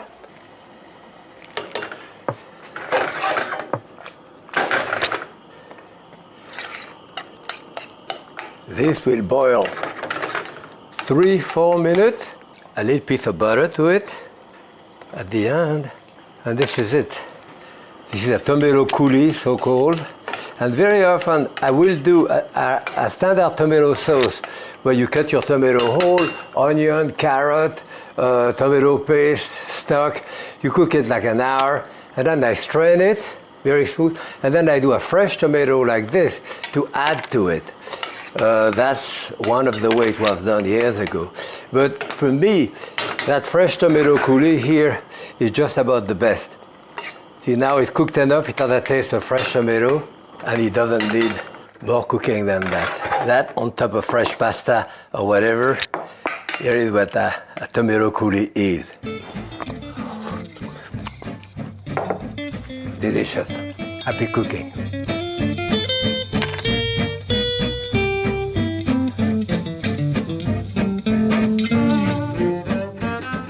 When I don't know what to do for dinner, I very often end up with eggs. I want to show you there a gratin of eggs, how to do it with a little bechamel, a cream sauce. So here I need about a tablespoon of butter in there and a tablespoon of flour. So this is what you call your roux. You know, when you have the flour and butter together. Usually you mix it, and here I cook it, 10, 15 seconds, 20, 30 seconds, that's it. And then a cup of milk. The milk is cold, as you can see. Dash of salt in there, dash of pepper. And you want to bring that to a boil. That's a cream sauce. Occasionally you mix with your whisk. Make sure that you put the palm of your hand on top of it here to go into those corners here. Yeah. As soon as it comes to a boil, it's going to thicken. So at that point, what we have here, I have eggs here, as you can see that I slice. And those eggs are perfectly cooked, totally yellow, no green around the yolk. I have 5 eggs here. I can, any type of garnish that I want to put on top. Let's see that. That's will come to a boil pretty soon. So what I want to do, I have mushroom here. I am going to garnish that. Actually, 1 mushroom, I think maybe enough. I'll put it in my sauce to bring it to a boil. Now it's boiling, as you can see here. And now I will put a little bit of cream in there, probably 1/4 cup or so. And that's it, that's my cream sauce. Very rich and delicious. So in the garnish of this, in that case here I'm putting a few corn, because I happen to have corn here. I'm putting about 1/3 cup of mozzarella cheese. You could put Swiss cheese, you could put and I have a little bit of ham here, 2 small slices of ham. So I put also the garnish on top. I'm going to put some cracked pepper on top of that. I think I'll need it more. I can do that ahead. If you do it ahead, you want to cook it in the oven, a regular oven, 400 degrees, probably 20 minutes. If it's boiling hot when I put that on top, then I can do it under the broiler. Some chives.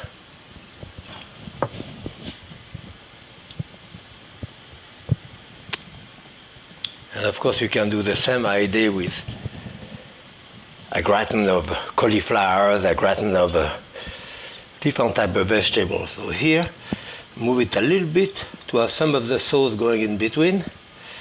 Here we are here. Maybe a teaspoon or so of Parmesan cheese on top of it. Ready to. Now I'm going to put that under the broiler for a few minutes. Of course you can prepare that ahead. and put it in when you're ready. Here is my gratin of eggs. Now 3 minutes under the broiler makes a delightful dinner or a lunch. Nothing like eggs. Making a mess with the cheese. Okay, here is our gratin of eggs with bechamel, a little cream sauce, and a little bit of ham in it and corn. Happy cooking!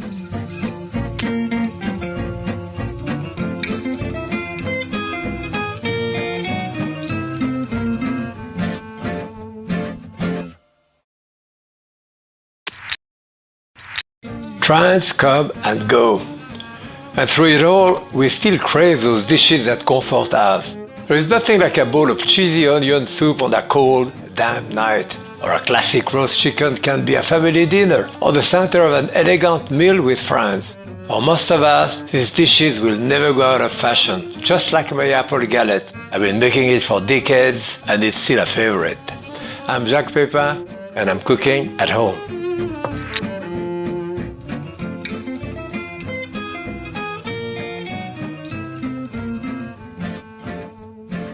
Today I want to show you how to make the real onion soup gratiné, the real. So you can do an onion soup, just the onion, saute, and with the chicken stock or beef stock, and serve it like this by itself, and that would be an onion soup. But when you add the word gratiné, that is gratin, it is done with a crust of bread and of course cheese, and usually the cheese used is always a good Swiss cheese like Emmentaler or Gruyère or something like that. So here I have an onion. I have about half a tablespoon of butter and a tablespoon of oil here, olive oil. I'm going to cut that into coarsely.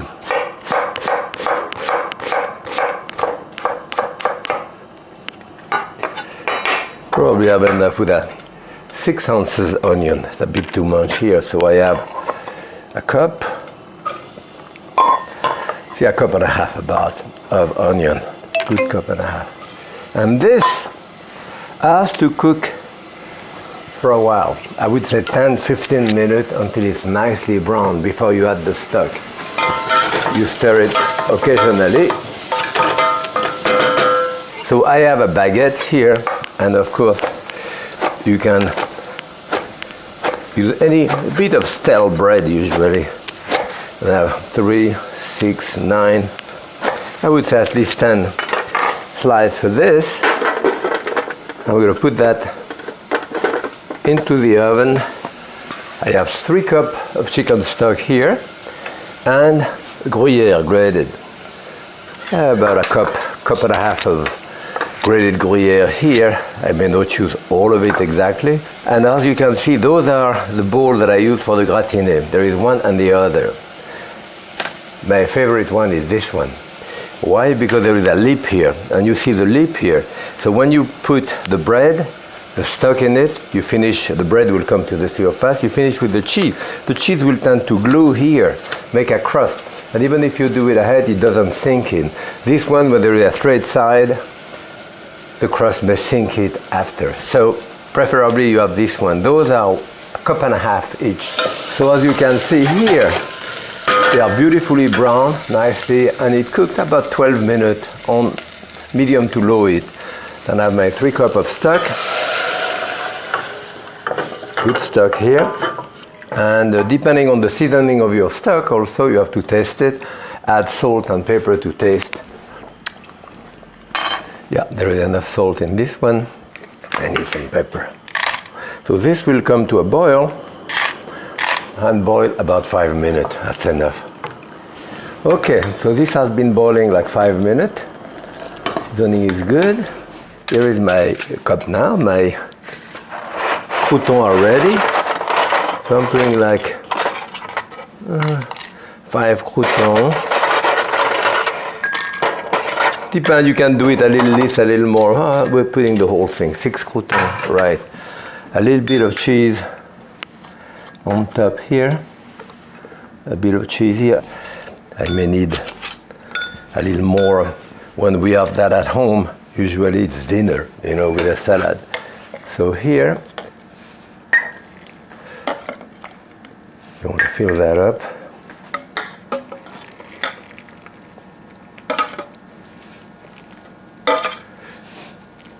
You know, you want to fill that up basically to the top, and cheese on top.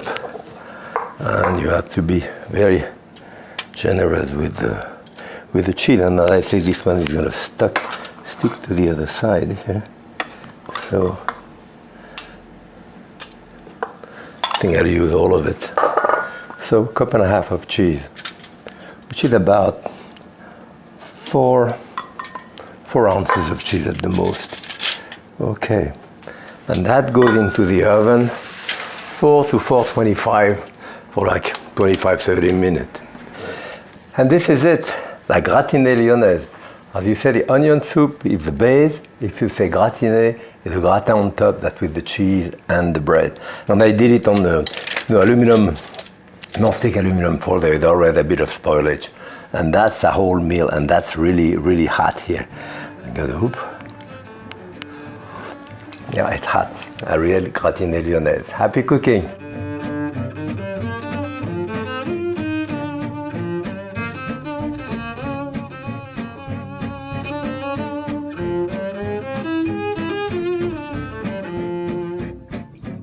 I want to show you a very simple but very straightforward roasted chicken. Simple.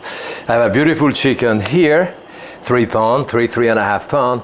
The first thing that I do when I roast it, I remove the wishbone, which is that triangle here that you have on each side here. You can't feel it. You cut on each side, then after with your hand, your finger, and you just push it forward to get to the end of it.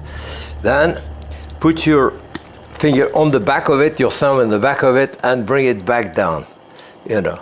So this is that wishbone here, which is really here, and it's a pain in the neck texturally. When you do the carving in the dining room, it's in the way, so I always remove it. Same thing with turkey, duck for that matter. Make sure that when you buy it, you have enough that you have a bit of a skin here. The wing I can bring in the back like this, and I can cook it this way, although I tend to like to truss it so that it holds a better shape. And what I use here is butcher twine, you know, don't use something in plastic. There is about 5 different ways of trussing, with a trussing needle and so forth. This is without needle, and it's relatively simple. I go underneath like this, and you cross above. Then here you go under the drumstick and close it. Then put it on the side here, turn it around, and bringing behind the wing to anchor it. You always do a couple, 2 or 3 turns like this, because when you tighten it, it doesn't open, you know.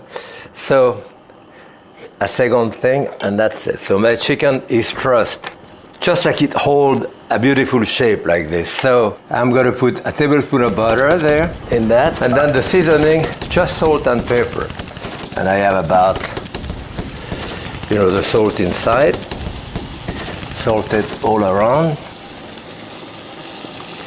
Likewise with the pepper. I will do some inside, and then a little bit on the other side.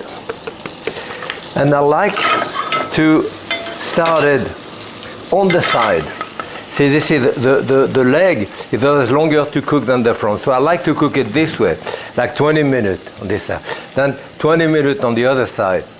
And finally, 20 minutes turning it, and at that point I can baste it, you know. So here, this should be here. So here I would start it on this side here, roll it a little bit in butter, then turn it around to have it this way, and that's going to go 425 degrees, 20 minutes this way to start. So my chicken is 20 minutes now. Never go into the breast or whatever, but at the junction here, I go from this side to this side. And as you can see, this side is now beautifully brown. Yeah, so I'm putting on this side for the next 20 minutes. 20 minutes on the other side, and now again I go on the side. And now here is my chicken. Now I put it on the back. Remember, all that time it was turned upside down. I didn't really have to baste it because the juice was going down. And that's why I put it this way. Now, from the gas, so now we start basting it. So, start basting it. So every 3-4 minutes, 5-6 minutes. So you want to baste it a couple of times. It will go there for another 20 minutes for a total of 1 hour.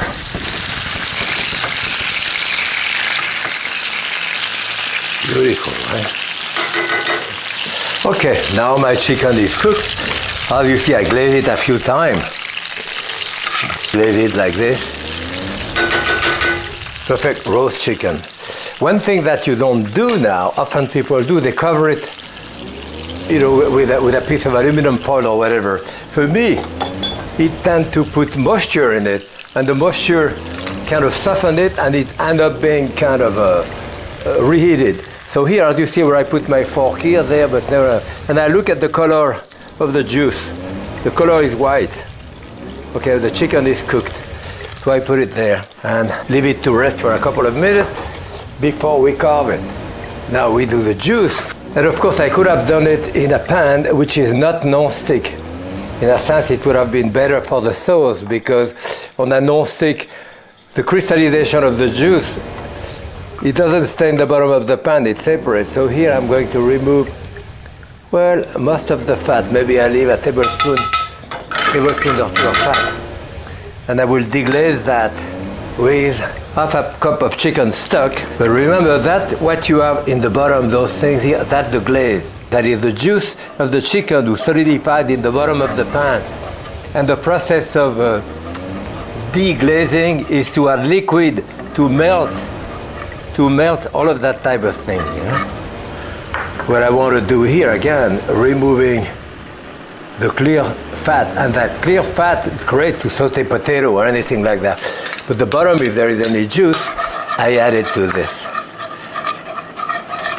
So let's see. I could have a dash of salt. Instead of salt here, maybe I will have a dash of soy, just to give me a little bit of color.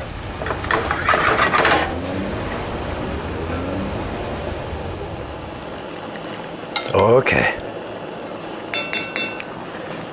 So here I have about a good half a cup of natural juice, and I'm going to thicken it with a bit of potato starch. I probably won't use all of that. A little bit of cold liquid you have to do. I have stock here. You always dilute it. As soon as that mixture touch the liquid, is thickened on contact. That's why you don't really have to worry that much about how much you put. I put some in it, stir it, and I look at it. Maybe a little more. Okay.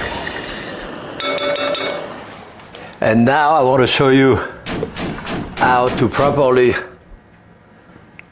carve the chicken. First thing, of course, don't forget to remove the twine, This used to be done in the dining room, with a fork and a spoon. At that point, you would go on the side, cut the bone here, the skin rather, break it at the bone, it comes out. As you can see, a chicken is perfectly cooked.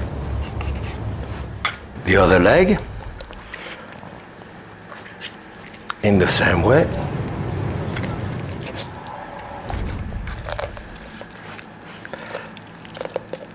You cut there and you pull out this. Now here you have the joint of the shoulder.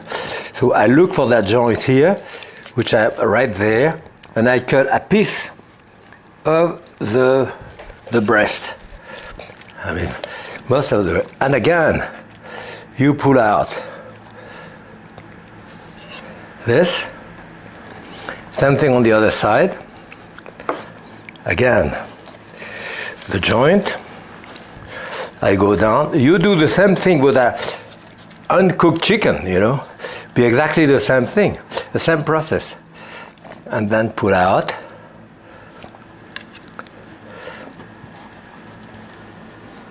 Yes. So the two legs, the two breasts. Now we have what we call le brochet.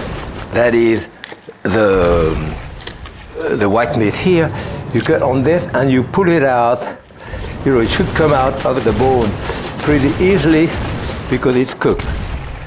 You know, as you can see, it will come out and you're left with the whole carcass like this.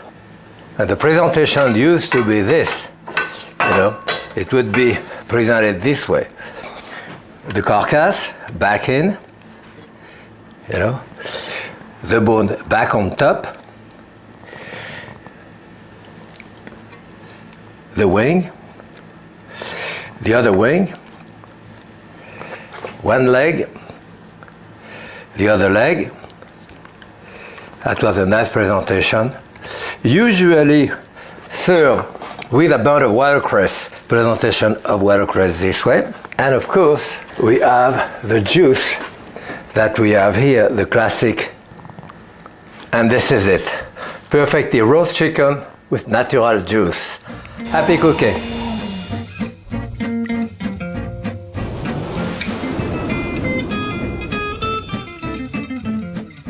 I want to show you how to make really a very classic French apple tart, as I've done all my life. And the first thing is to do the dough. And the dough here for a tart for about a pound of apple, 2-3 apple, for 4-6, I have a good cup of flour. And as you see, if you take the flour this way and level it up, that's about 5 ounces. Then 3/4 of a stick of butter here. So cut into pieces like this here, and cold butter preferably. You can of course do that by hand, which we always, but it makes it so much easier to do it with the machine. I'll have a little dash of salt in there, a little dash of sugar, and I will put the machine on for about maybe 5-10 seconds.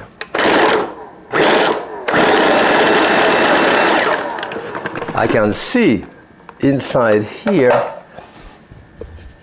you know, all kind of pieces of butter, and that's what you want.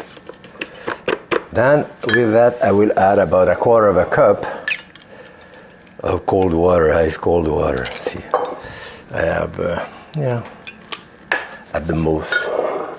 And again, turn it back.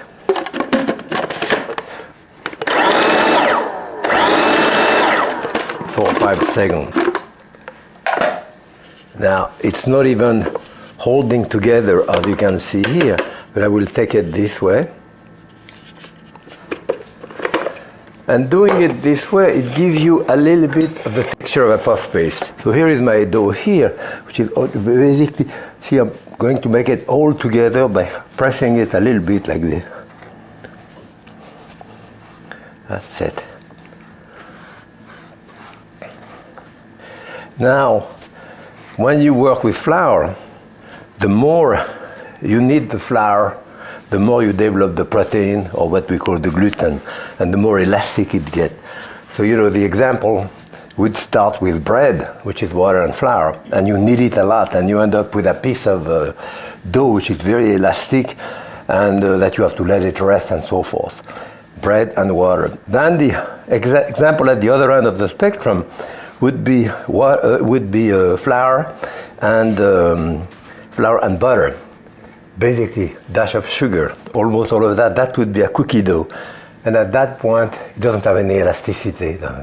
We are somewhere in between here. The more I work it, the more elasticity I will get. But as you can see, I did that in what, 5, 10 seconds, 12 seconds. So I can roll it right away now, and that's what I will do.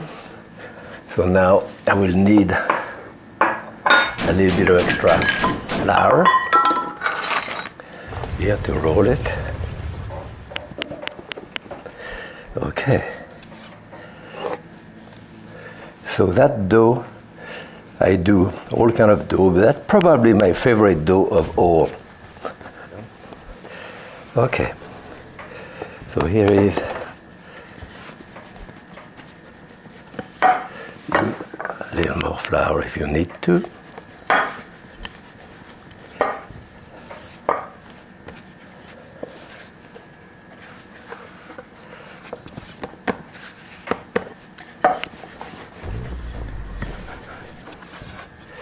As you can see, this is 12 inch, so it's at 11, close to 12 inch across, you know. And you can see there, if you look carefully, tiny little pieces of butter. That's why you have to try to do it pretty fast. Now I will roll it back on top of this. Whoop. Stick a little bit.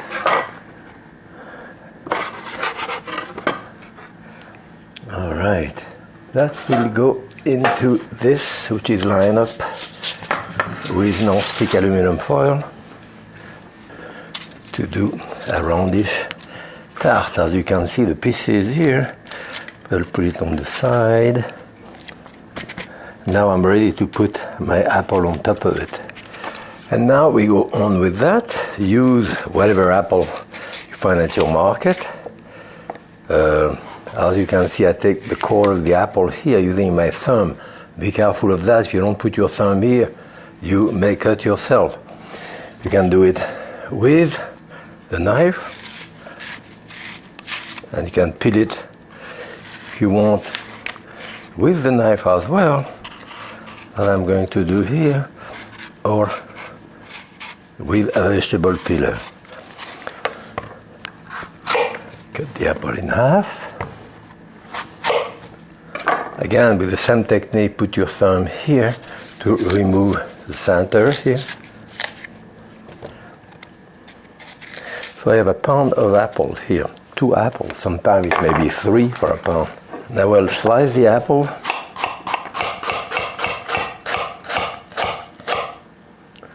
I'll keep the end of it like this.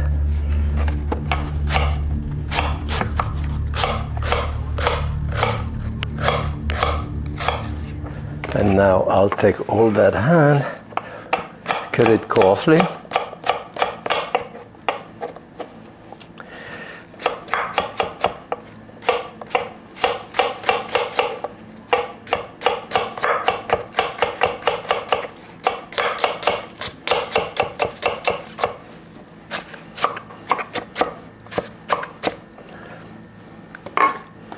Okay, that will be the base of your tart. So here I'll start from the outside, about 1 inch, maybe 1.5 inch of the border, as you can see here. I have place where there is a little hole. Just plug it like this. Set. Bring back that dough form. Use the aluminum foil here to lift up the dough. Bring it on top.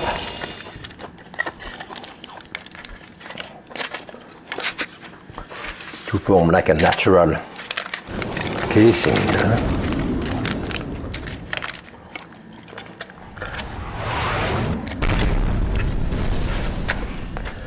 As you can see, sometimes you have a lot of dough like here. I'm going to take a piece of that to add here. You want to try not to see any holes so that it doesn't leak too much during the cooking time, but it may leak a little bit. So on top of that you have about a tablespoon. I have 2 tablespoons here, so a tablespoon and a half of butter at the most. And of course, in the French tradition, the seasoning is butter and the sugar. But you can of course add a little bit of cinnamon, mix in your sugar. Here I need a good tablespoon and a half of sugar. I want to put a little bit even on the dough on the outside to give me some crystallization. So one and a quarter maybe of this, and that will go into the oven like 400 degrees for a good 45 minutes. My classic apple tart is finished now, apple galette we call that. As you can see, it slides beautifully on top of this. It didn't leak really. And you can leave it this way or serve it with a bit of apricot. I have a good apricot jam here, which I love. What did I do with that? You know what I did? I put the whole jar in the microwave oven for like 30, 40 seconds. So it just softens it a little bit. And you can glaze the top like this. About 4 or 5 tablespoons of jam. So that's the apple tart. As you can see, it's cooked now. It cooked for 15 minutes, you know, which is a long time. And what I want to have is a crust. Wow, the crust is just falling apart here, which is the way it should be. But I wanted to show you how beautifully brown it is in the back, you see. And that's what we have. Apple tart or apple galette, my style. Happy cooking.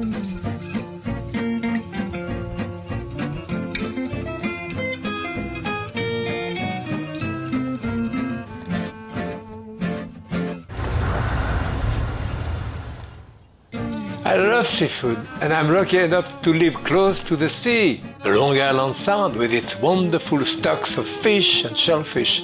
The great thing about seafood is that it can be eaten raw, as in my Asian scallop, or beautiful tuna tartare, fried like my crab cakes. All these dishes are quick, simple, delicious. I'm Jacques Pepin, and I'm cooking at home.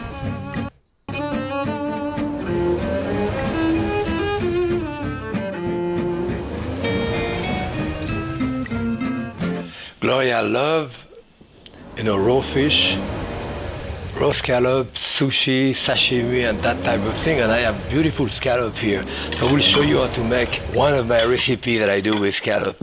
And I have all of those ingredients in my refrigerator, So I did that. This is a chili garlic sauce, and I have a teaspoon of that. You can vary this a little bit because those are pretty strong in taste. I have rice vinegar here, 1 teaspoon also. I have sesame oil, and this is the dark sesame oil, the roasted sesame oil, which is strong, and I have 2 teaspoons of that.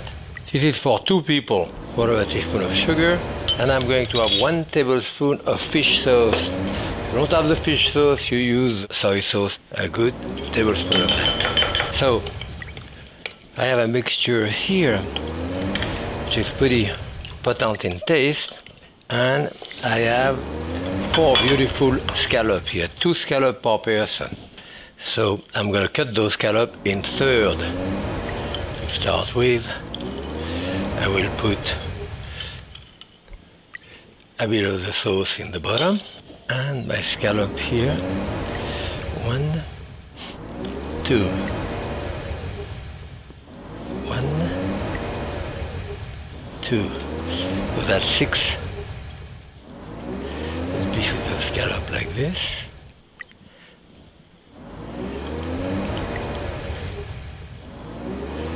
That's it. Yeah, there. Have the rest of it. I'm going to put on top. You can eat it right away, but it's good to let it marinate for maybe half an hour or so. I like to put some poppy seed on top for color and all this. I have the white poppy seed or the dark one. Here are the dark one. They give a little bit of a crunch too. So about a good teaspoon of this. And I have some cilantro leaves here, which I could cut or leave whole like this. If you don't put cilantro, put another herb or put no herb at all.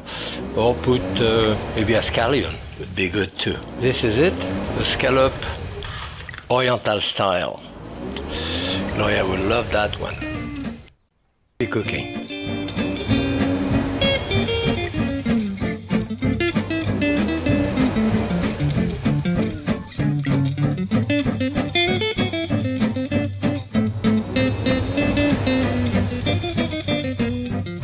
Crab cake. I want to do crab cake, one of the glory of New England. I didn't know crab cake when I came to this country, and I want to show you how to do it very simply. I have two little slices of bread here, and this is thin bread with fresh breadcrumb. Fresh breadcrumb is always better than the dry one. That is, it's not really better, it's only that with one little slice of bread like that, you do like half a cup, 3/4 of a cup of breadcrumb. If I were to do croûton with that and put the croûton in there, I would have 2 or 3 tablespoons of breadcrumb per slice of bread. As you can see here, by 2 slices of bread, I have over a cup of breadcrumb. You know? Yeah, so I may not use all of it, but... So here I have 8 ounces of lump crab, and those are very expensive lump crab, those large pieces like that, but it is the best. They're very, very good. With that, we're going to put like 1, 2, 3, like 4 tablespoons of mayonnaise, a little dash of salt, and some scallion.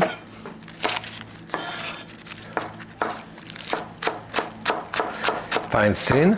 You can put another type of herb if you want. So here I have 2 large scallion, which is probably at least 1/4 of a cup. So I am going to mix this in there with breadcrumb.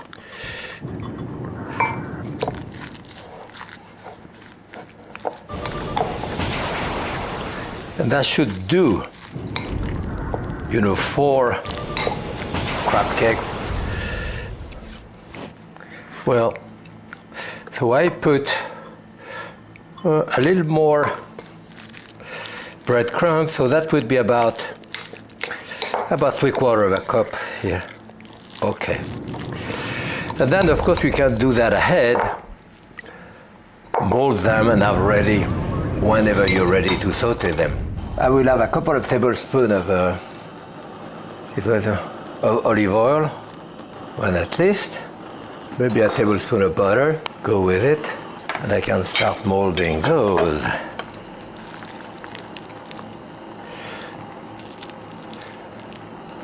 Let me see, 1, 3, 4, okay.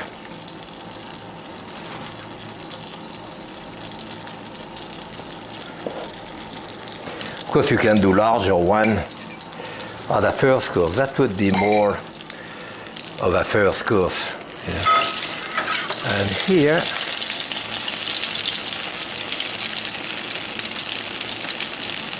I'm going to saute them like this.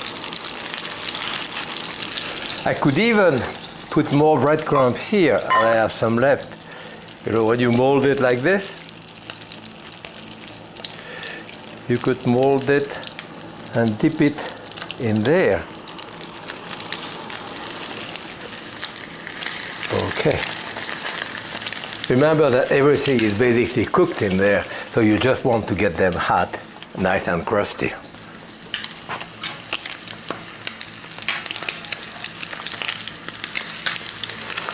Yes.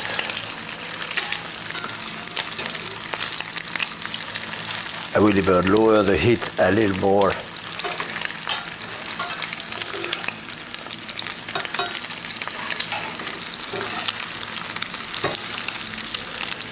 Because there is many variations. You put eggs in it, you can put all kind of stuff. Then we'll do a sauce with that. I will have about, I would say, 1/3 cup of mayonnaise, a good teaspoon of horseradish in there, like 2 or 3 tablespoons of V8. Give me the color and a bit of spice. If I want it more spicy, I can even put a little bit of the hot sauce at sambal, like half a teaspoon maybe.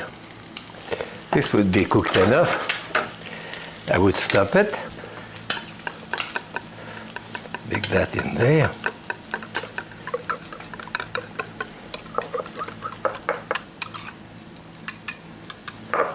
Good. I think I'll add a little bit of lemon juice to that too, for acidity. A couple of tablespoons of chives, and that's it. So, I would probably, as I said, serve that as the first course.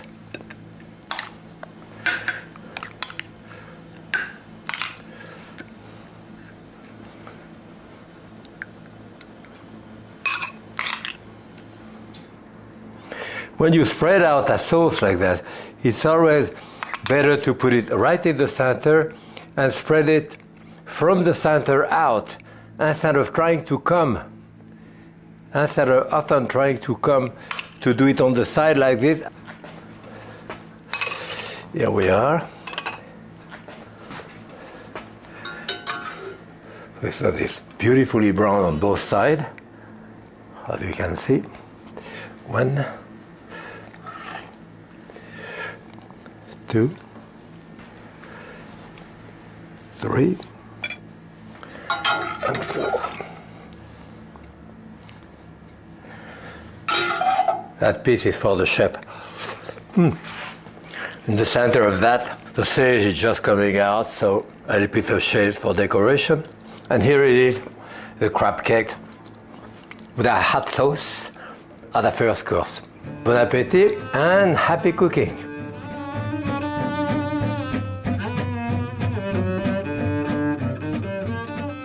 I want to show you a very easy way to cook fish. And I like any type of fish. The freshest possible is important. This is cod. Actually, it's not really cod, it's crud, which is a type of cod. And as you can see, that piece from the center is thicker. That piece is at the end longer, so I fold it in half so it has about the same thickness. That's important. So on top of this, I'm going to put salt on each side. Pepper, freshly ground pepper, and basically a little bit of oil on top of this. That's it. Just because I'm doing it in a non-stick pan, so I will cook it this way. That's it here. Just on this side, and I cover it. By covering it, I create steam. Again, to cook the top of it, I don't have to turn that fish. That fish will cook only on this side, about 4 minutes, 5 minutes. And for the sauce here, what I have about 3/4 of a cup of tomato, fresh tomato too. I'm going to put salt on top of it, good dash of salt, again pepper. And I do that sometime in full summer as a soup. Half a tablespoon of butter in there, in the blender here, with a good tablespoon of an extra virgin olive oil here. Okay, that's it.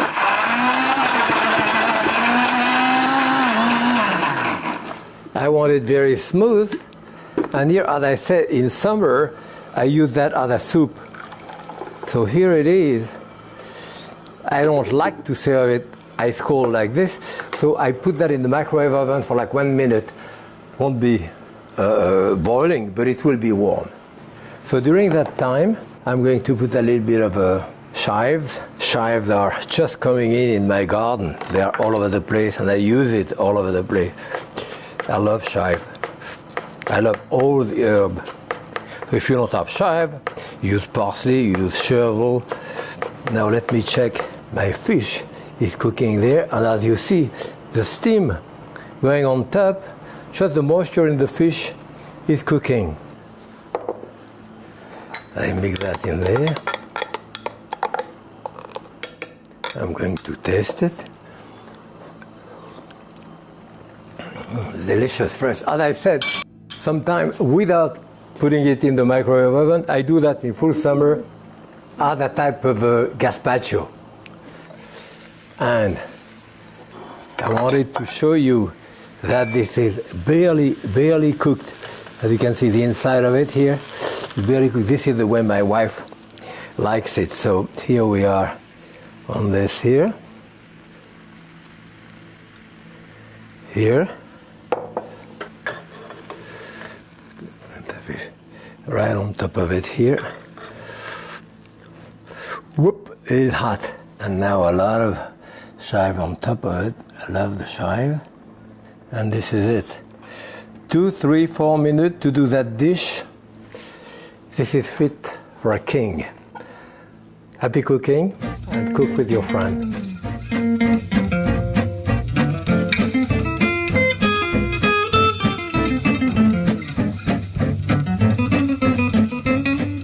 When I find a beautiful piece of tuna like this, very often I decide to do a tartare with that. And you know, sometimes I cook it, of course, but I like to do the tartare now. One of the biggest, I think, a mistake that people do, they try to chop it, you know, and don't chop it like in a food processor because the thing becomes kind of mushy, you know, mushy, pasty, and all that. See that beautiful piece of fish here? I'm cutting it into like a 1/4 inch dice. And that piece is half a pound, 8 ounces, and it will be 2 beautiful tartare. So in there, I'm going to put this a good half a teaspoon of salt here, and probably Tabasco, maybe a little more, like close to a teaspoon of Tabasco, like a tablespoon of olive oil, top, and then some onion. Keep it pretty simple. Again, make sure that those are, you know, Vidalia type of onion, so that they are not strong. And if you think they are too strong, you can take those onions, put them into a sieve, rinse them under cold water, and that will remove the compound of sulfuric acid in there. So what I have here is a good, I think 1, 2, like 3 tablespoons of onion. Yep. You can add a lot of other things. And probably I have a scallion here, which is beautiful. I'm going to use the scallion as well. And you can do that ahead. Very often in those type of things like ceviche or tartare, you put some acid like lemon juice or vinegar, but I would not put it now. I would serve it with it, but not put it, because otherwise the citric acid kind of it cooks the fish, and it looks sometimes, you know, you put a piece of salmon and lemon juice on top, it changes color, it becomes all whitish. So you do it at the end, not now. And so basically, it's a very simple seasoning, like it's simple, and it will take 15 minutes or so, and that's going to be, let me see, yeah, enough salt, beautiful. With that, I want to serve some bread, black bread that I have here. So what you can do, well, doing this, bread and butter, with one on top of the other.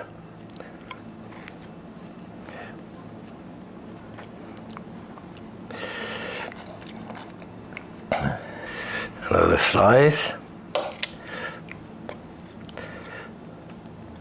You can do that for any garnish.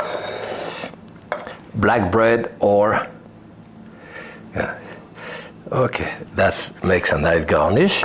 Oh, I want to put a little bit of cucumber as a garnish outside. So I'll peel the cucumber. You don't have to put the cucumber. You know, those type of recipe, you can always vary it. So what I'm doing here, I'm cutting it around the, the seed in the center, which I discard. Cut that into little dice again.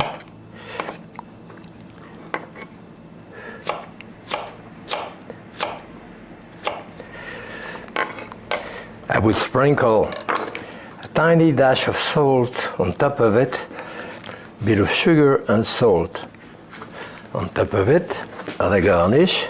Now I can serve my tartare here. Well,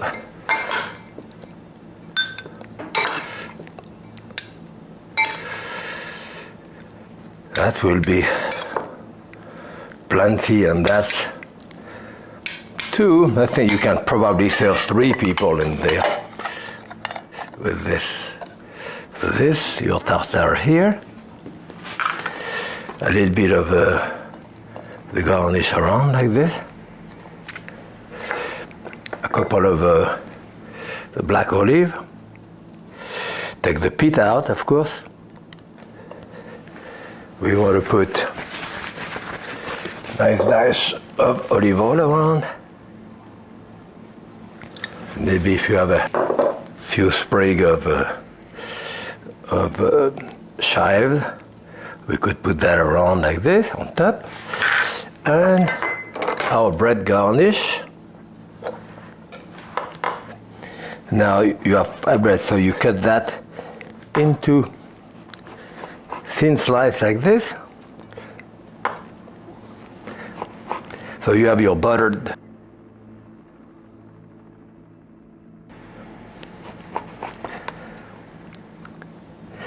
makes it elegant too. And this is my beautiful tuna tartare. Do it for your friend or your family, and happy cooking.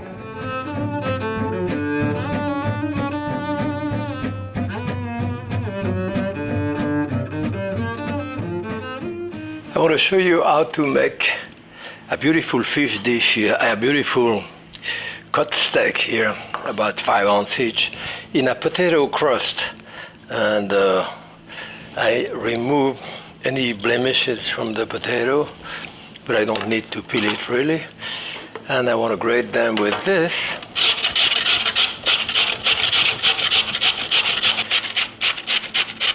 I already have a little piece of skin here. Those are large Yukon Gold. I like Yukon Gold potato, but I mean, any potato will work with this.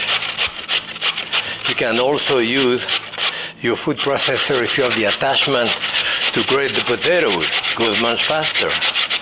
Make sure you hold the potato with your whole hand like this at the end, so you don't crack your finger. You can stop earlier than I do if you evaporate. So I have 2 potatoes here.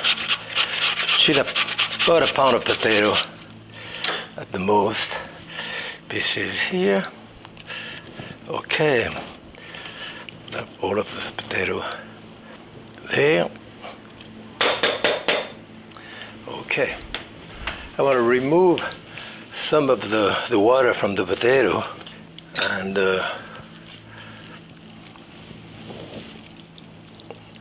I press that in there, and as you can see, I will get a fair amount of liquid out of it. I can let that liquid rest for a while. The starch will go to the bottom and the liquid to the top, and you can use it as potato starch. I often use potato starch in my cooking. So here I want to put a dash of salt in my potato, a dash of pepper,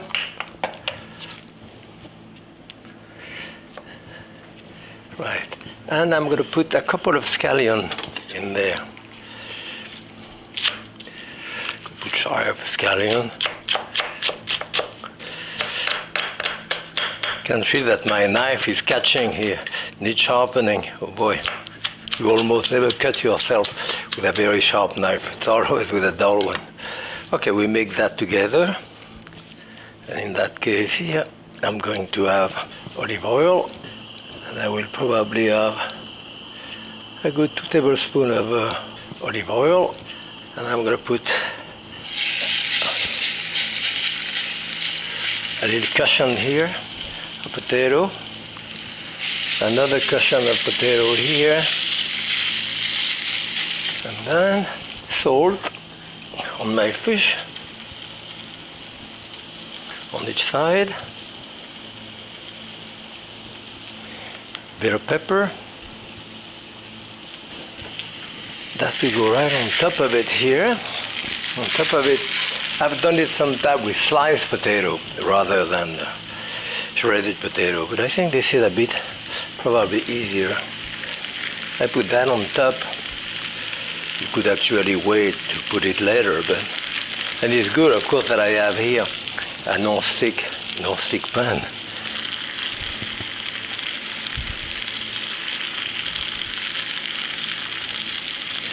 Yeah, I have plenty potato here. Okay, so that has to cook for 5 minutes on each side. I cover it and I'm going to lower the heat to medium. Okay, this has been cooking for 5 minutes now. It's not cooked, of course, but ready to be turned over.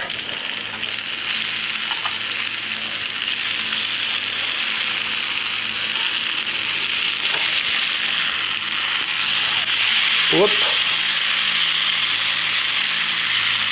With the crust of potato here. As you can see, the fish is cooked there, it's flaking. Look like a large piece of fish. It is because there is a layer of potato on each side, but it's beautifully browned. So again, I'm going to cover it again, lower the heat, and cook it another 5 minutes. Okay, my fish is cooked now. Let it rest a couple of minutes there, and as you can see, two beautiful fillet of fish. Be careful to grab it. Ooh, still hot, but it's very flaky. You know, that type of course, cod is a very flaky type of fish. Okay, voilà. Maybe a bit of chive on top.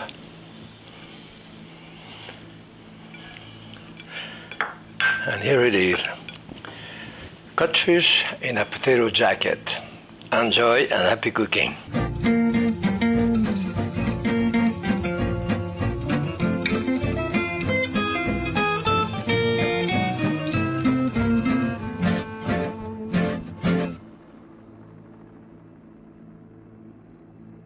I love eggs.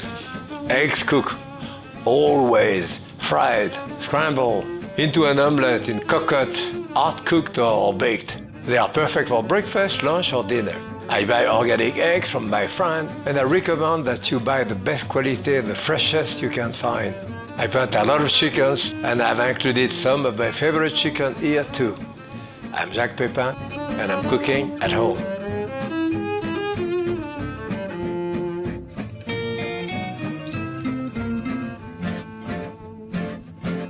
There is nothing as simple and as good as just a fried egg. There is a way of doing it. I mean, my way of doing it, not everyone's way, but mine. So, a tablespoon of butter in there, 2 eggs.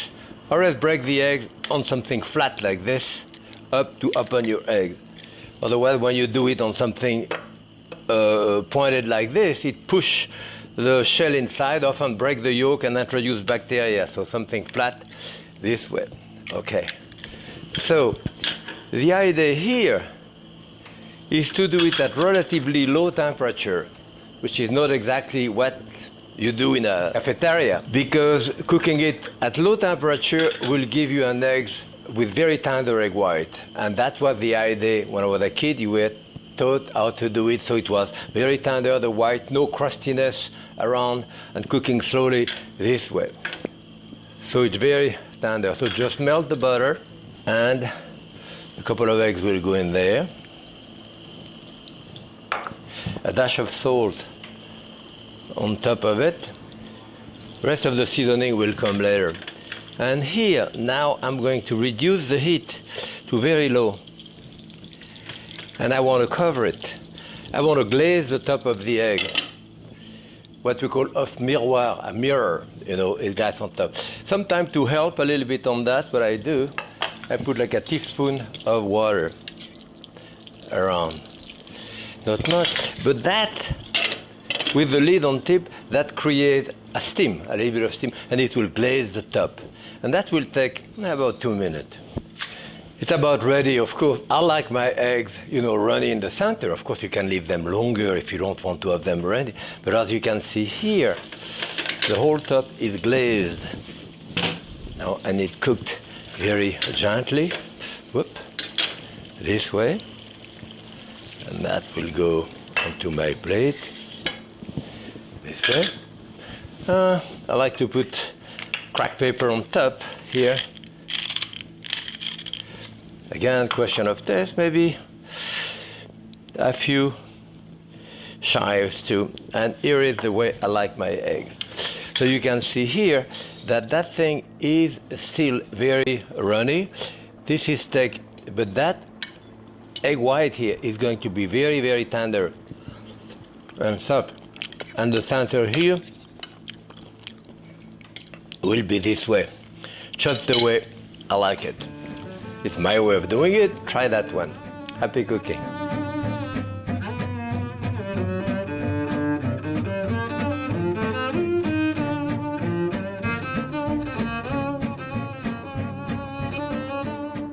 You know, when I don't know what to do for lunch or dinner even, I usually end up with eggs. And I wanted to show you here how to make a kind of country omelette. Very easy to do, very inexpensive, and always great to eat. So the first thing on this one, I would start with a couple of tablespoons of oil. This would be an omelette for 2 people. I mean, very generous. Yeah. And there I'm doing it with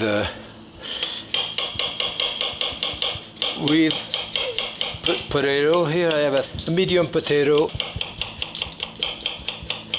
half an onion, and you want to saute your potato and your onion first. Okay, so here they are, potato and onion. It's going to take about 4 or 5 minutes to cook, a dash of salt on top of it, of course.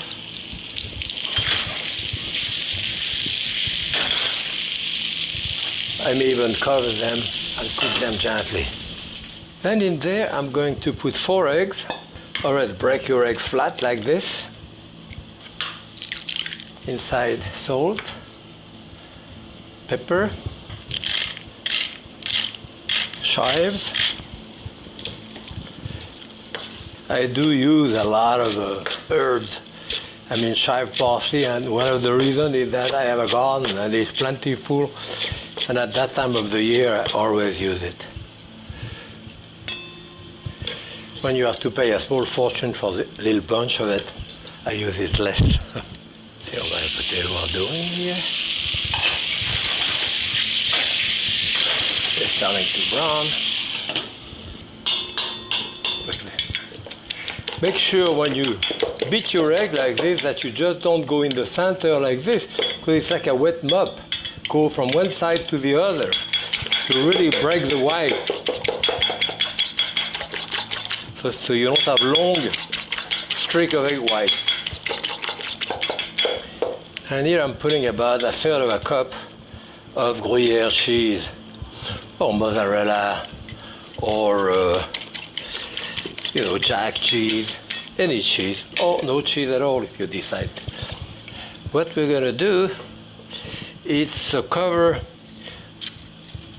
the omelette with a tomato.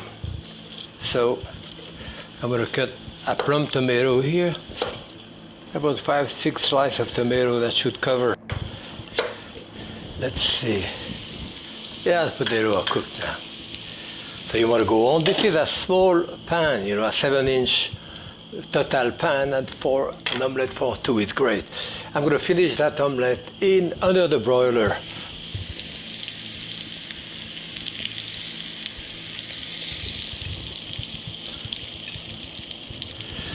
And as you can see here, I'm going to bring them around to mostly cook them. but I still like it slightly wet in the center. That's purely a question of preference, you know. So now I'm going to put my tomato on top.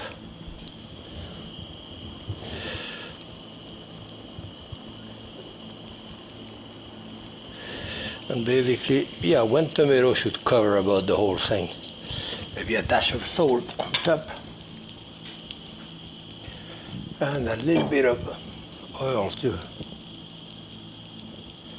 And then I'm going to put that under the broiler. I have my omelette now underneath, as you can see, so that I could unmold it, you know, or make it slide. Usually, with a good non-stick pan, it should slide out. You can put a little bit of oil around on the edge. Okay.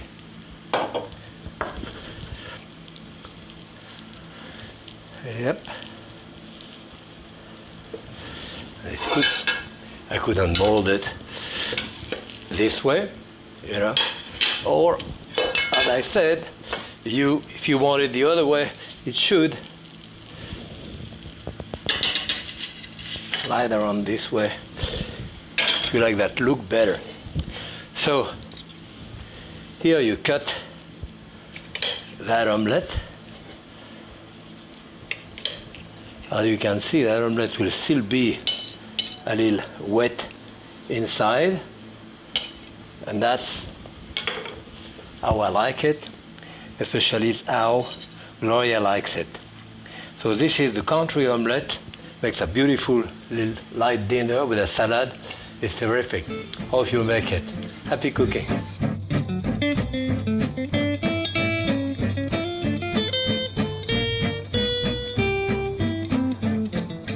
I do those eggs, scrambled eggs, for a special party in summer when we play pool.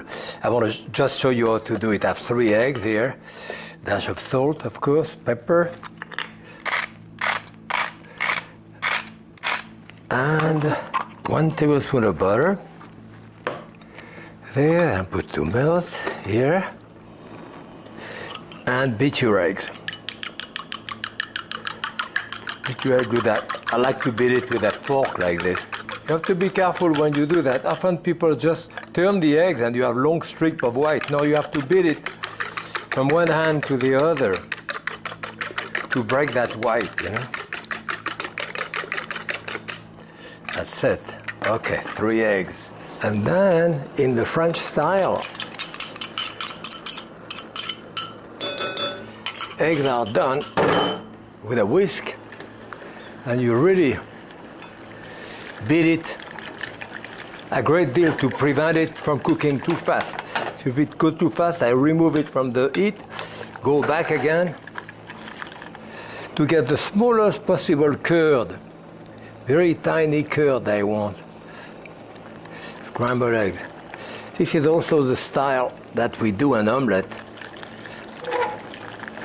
So you want a very creamy mixture. Watch out, because at the end, especially on a small quantity like this, the pan is going to continue getting really hot, and it continue cooking. So sometimes if I do a large quantity, I keep a little bit of the raw eggs, and the raw eggs I put at the end. You see, I can see the bottom of my pan now, so I know it's basically cooked enough. And this here, okay, but I have it this way. I remove it so it doesn't continue cooking more. And as I say, I can cool it off with a little bit of raw eggs, or basically we use a bit of cream here. 2-3 tablespoons of cream. That will stop the cooking. Stop the cooking a little bit, give some creaminess and so forth. So the eggs are done in second there, and they want to be very soft and creamy. This usually I season with a little bit of chive. Here I have a tablespoon of chive. I like tarragon sometimes. And we serve that at room temperature, and for the special party, I use those Chinese spoon like this to serve the eggs.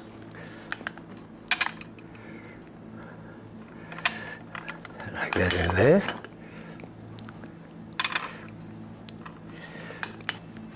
You pat those eggs around just like this, it's perfectly fine.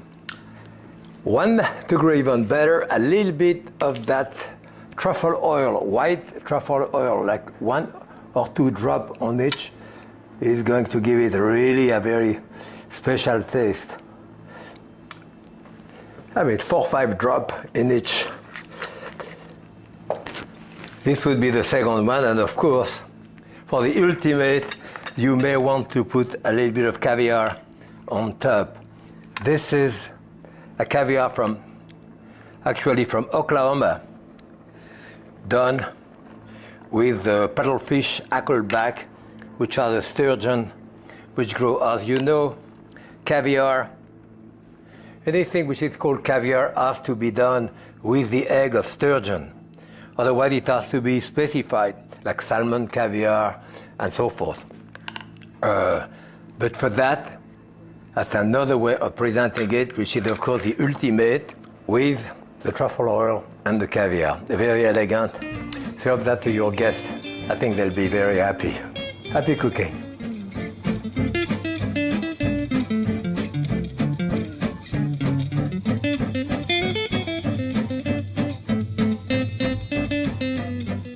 I love eggs, and often for my dinner, I cook an off cocotte like that. I'm going to show you with seafood sometime. When I peel the shrimp, those shrimps right here, make sure that very often you get the end of it, and very often I press the bottom like this to pull it out so that I get the tail also here, you know. Okay, a little bit of saving. So here, I cut that into 3 pieces, let's say. I have 2 scallops here that I'm going to cut in half, and 1 mushroom that I'm going to cut in 2 pieces also. Okay. And all of that, I'm going to bring that to a boil into a skillet like this with a little bit of cream. Okay, just to make it set. Okay, I have a couple of scallions here. Give me a bit of taste and color. Okay, dash of salt there. I'm going to put a dash of, the hot sauce here. A couple of drop if it comes out. Yeah, here it is. And like a 1/4 cup, 4 tablespoons of cream, which is basically what I have here.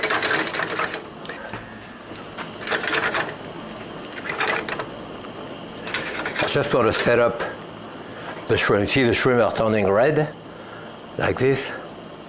So that's all I want to cook them just a little bit. Of course, you can do that with salmon, with other fish, and so forth. Okay, so I put it into my bowl.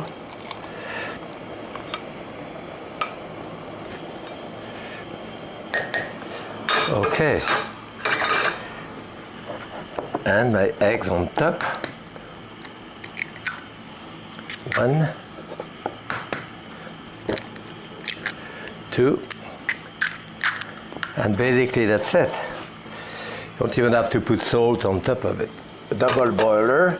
Your pan has to be high enough so the cover can go on top, and there is enough of the steam to come and cook the top here. That will take like 5 minutes. 5-6 minutes, depending how you like it. I like the egg white to be set, but the yolk to be pretty runny. And that's about it. Let me check it out. Yeah, it's a question of taste too. Some people like their eggs much more cooked than others. And you will see this one. And of course, there is a mixture of cream and, let me see there. Whoop, it's hot. Usually I put herb on top of this. Of course, in that case here, went into my garden and I asked some chervil. That would be one of my favorite herbs to put on top like that. But What I wanted to show you is that when you eat that, the yolk is going to be, the white is set up. You see the white, this is the egg white is set up. The yolk, however, as you can see here, the yolk is running like that. And of course you have all of the seafood underneath. It's a delightful dish. And I'm sure you're going to enjoy it. Happy cooking.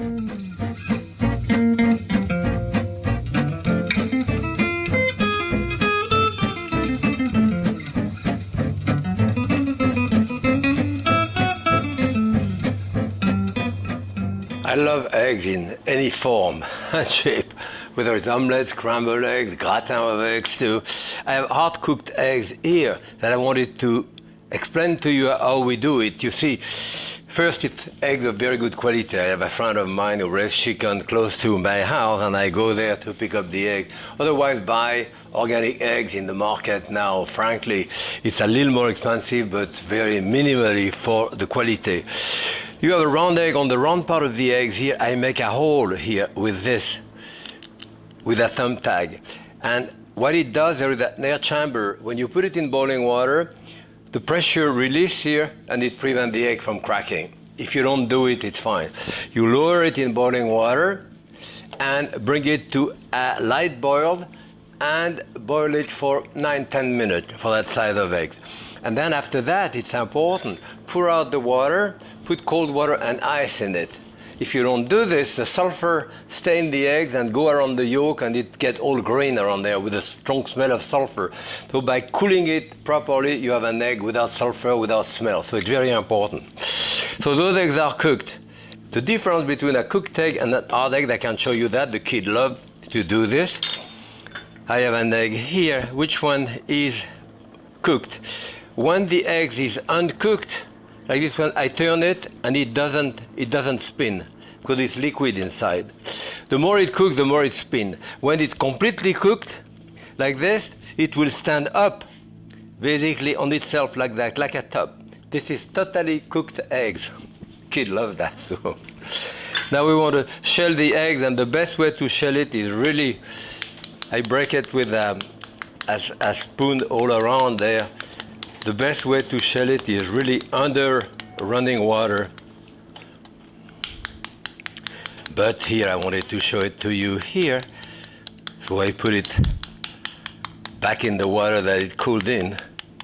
See, the idea is that you have to break the shell, and there is a skin underneath here.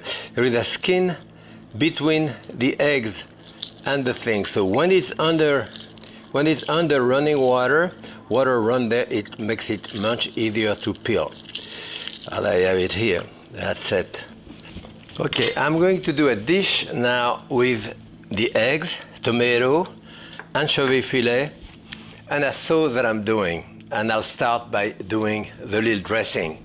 3 tablespoons of mayonnaise, 2 tablespoons of water, a little bit of like a teaspoon of rice vinegar, and a good tablespoon of sour cream. So you have a nice creamy mixture here. Pepper, a dash of salt, and some herb. In that case, I'm putting some parsley in there.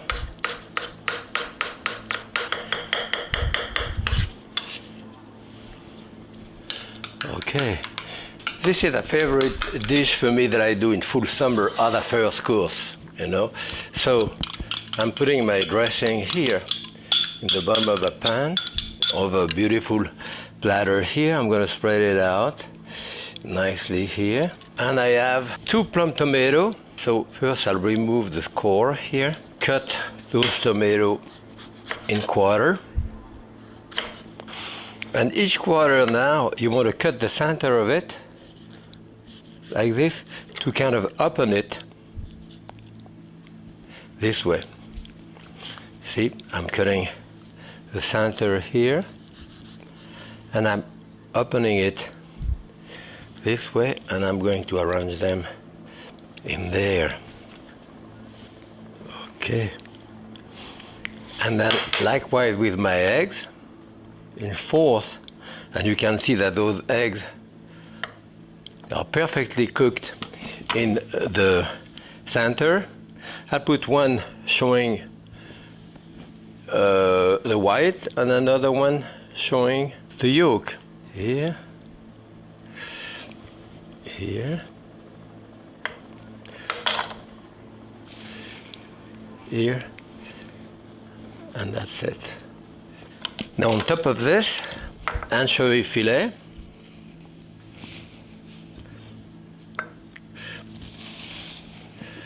At the first course, you could probably serve 4 anchovy,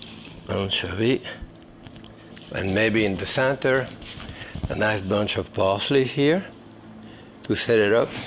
And here it is, my hard-cooked eggs, tomato, anchovy, special sauce, great first course.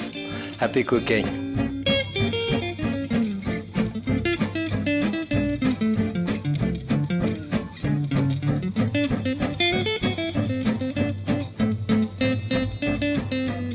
I like eggs in any form, in any recipe and so forth. And here I'm going to do a little bit like a gratin of spinach with the eggs on top. And one way that I do that very often, I have 2 eggs here, 2 eggs, and it sounds like a lot of spinach, but it's about 5 ounces of baby spinach, which I'm going to put in the oven, just like this, so it gets wilted before I put the eggs on top. So about 400 degrees, 10 minutes in the oven. Okay, so my spinach here was like 12 minutes in the oven. As you can see, it's kind of all wilted. So now I have to season it. Remember, there is no seasoning, a little bit of salt. Yes, I'm going to put some pepper. A good dash of olive oil here. Now you can do that ahead, or if you're ready to use it, as I am now, I can put my egg right back in there. So I have 2 eggs here. So I'm doing 2 nests for my eggs. Okay, 1 egg here.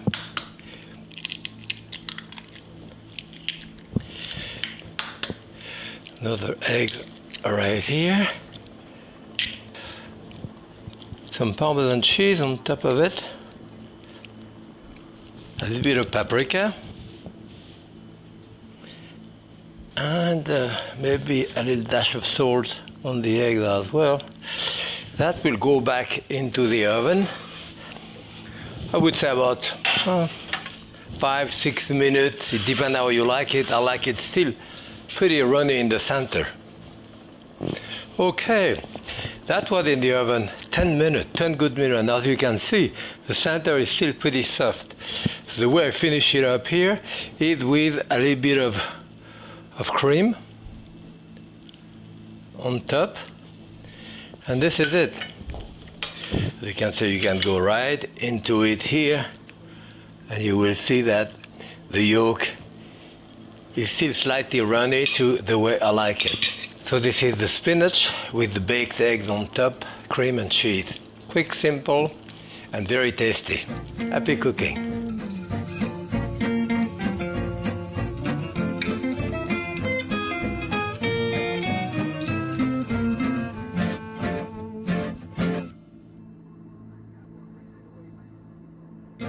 When the weather begins to warm, it's time for me to go in the field to pick up dandelions, to enjoy the salad my father made every year at this time.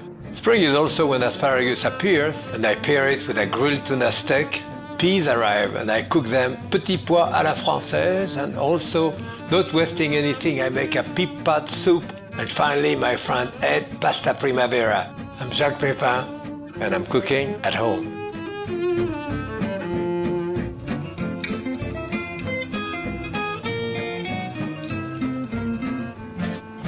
We call it pissenlit in France, dandelion, lion teeth.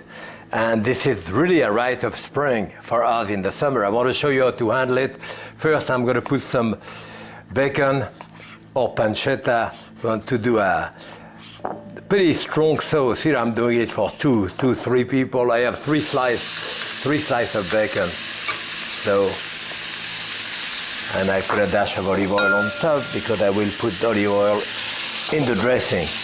And I want to cook that until it's nice and brown. Now here is, they come out of the ground. Usually, you don't pick them up when the flowers is there. The flowers is what they do. You know, Italians do dandelion wine, and that with the flower or the bud. But this one is small enough. So basically, you want to go deep enough into the ground to get the root here, because the root is what's nice and white. As deep as you can go into the ground here. And often I split it in half. As you can see, this one here is a bit bigger, so I have a nice bottom here. Cut the black, clean up around. Maybe I cut it in half, separate it. Oh, I have a bad leaf here. And that's it. This has to be washed 2-3 times, you know. I wash it. When I do it, I let it soak in water, you know, water out of the tap. I have about 2-3 cups here. And of course, after it's washed it, I put them into the machine so that I really take the water out of it. So here, I have bread in the oven also because we have croutons with that, and I have eggs. So when I do that, for me, it's basically a whole meal. So here, we'll start with the garlic. Crush the garlic here. Well, maybe another little piece.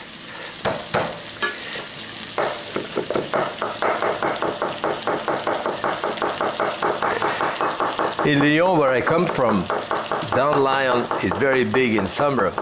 That's where I say we call it pissenlit, P-I-S-S-E-N-L-I-T. And often we do that with a smoked herring. So here, for 2 or 3, I have a good teaspoon and a half of garlic. I put anchovy paste, or a couple of anchovy that you crush and put that. So here I will put, like, I would say 2 good teaspoons of anchovy paste, salt, of course, pepper, a dash of vinegar. Yeah, not much, like a teaspoon of vinegar, you know. That will be the base of my mixture. And of course, the oil that I have here and the fat from the bacon, that's going to go in the dressing as well, instead of olive oil. So that's kind of ready. And I have my crouton right out of the oven.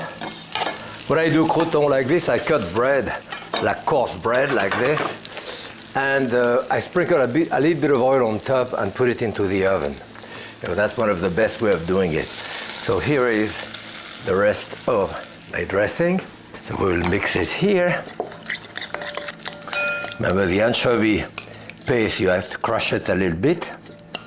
Sometimes, you know, I only put the fat of the bacon here and keep the bacon to sprinkle on top. I could have done there. I forgot. And here I have my dandelion here. As I say, when I do that, it's basically a whole meal for me. So we mix this. My father was very big dandelion. I learned with him when I was a kid. He always said in spring, you have to eat dandelion at least 3-4 times to clean your blood. I was cleaning your blood. Okay, highly seasoned. And I would serve that into a plate like this. A big portion. So I love the bacon. I like to put the bacon on top. Here it is. And then the croutons are going to go there. And finally, the eggs. And those eggs are cooked 7 minutes. drop them in boiling water, bring back to a boil 7 minutes, and then I cool them up too. So as you can see, they are still just slightly wet in the center.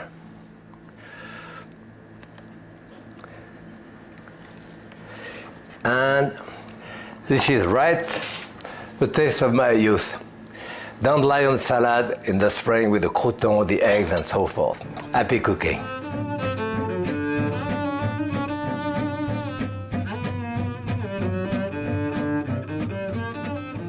I wanted to show you how to do, I have a beautiful piece of tuna here. I want to show you how to make a little steak out of that. I'm doing 2 small steaks, like 4 ounces at the first course. I could cut it in half like this, but I like to cut it, to leave it all like that, to get it quite thick like this. And I'm going to put salt, pepper on top of it. That's it.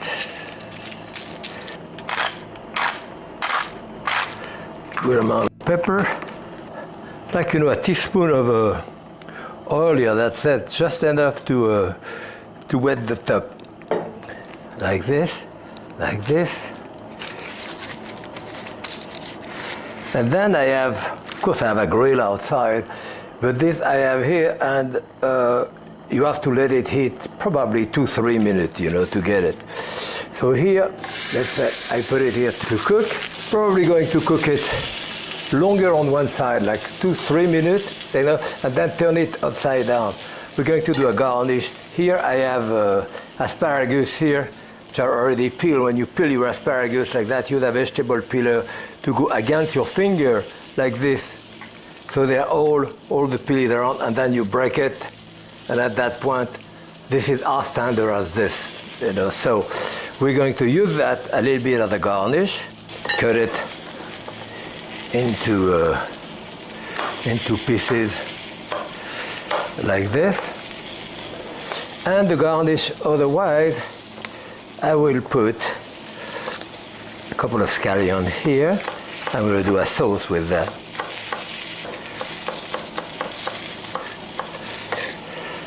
And a little bit of garlic. I have a tiny clove of garlic here, not much. And you want that garlic to be really in a paste. So I'll put the garlic in there, the scallion, and I have some cilantro here that I'm going to cut very coarsely. About 2-3 tablespoons. I will put a good tablespoon of lemon juice in there.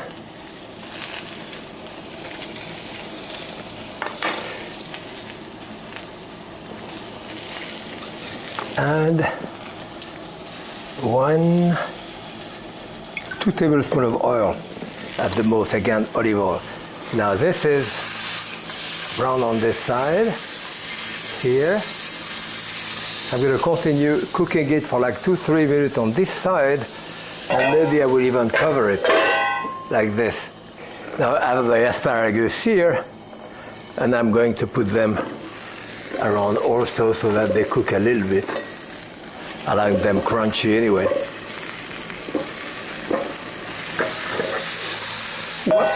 That cooked 5 minutes, and it's still a bit rare in the center, just the way I like.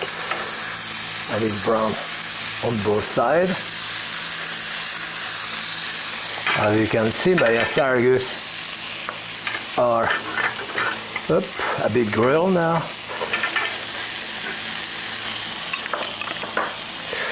Mixed with the oil. And I like to add my secret ingredient, a couple of tablespoons of V8 here. A spicy V8 at the base of my sauce here. Give it a zip and a special color like this.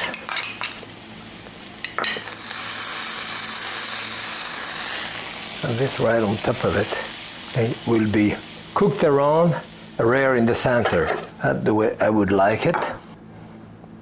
So here is our grilled tuna with asparagus and V8. Happy cooking.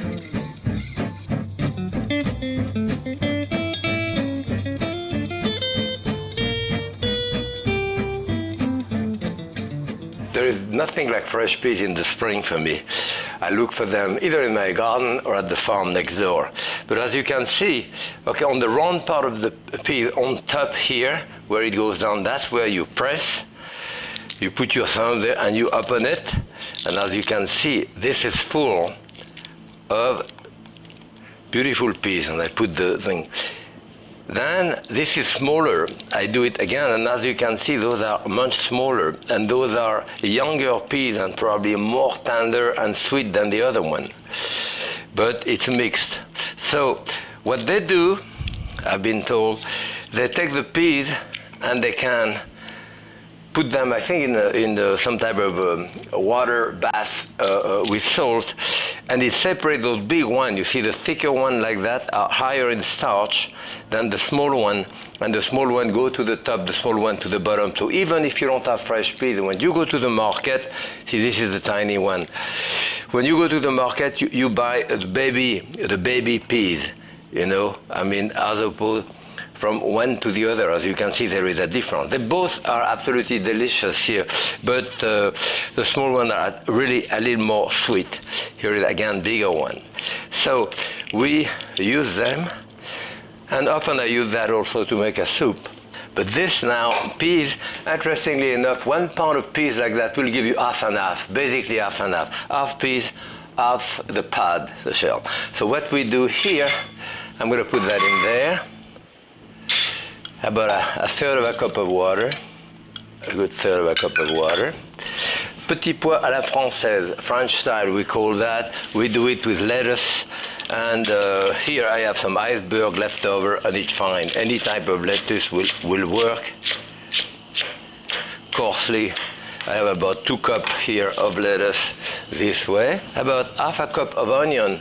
The classic one is done with tiny boiled onion and Boston lettuce, but this is fine this way. So I will cut my onion very coarsely like this. I would say a good half a cup of onion. Okay, this cooks. You know, the freshest it is just out of the garden. It's just like corn, you know. That's when it's the best. So here I will put half a teaspoon of sugar in it, maybe a quarter of a teaspoon of salt, and some freshly ground pepper.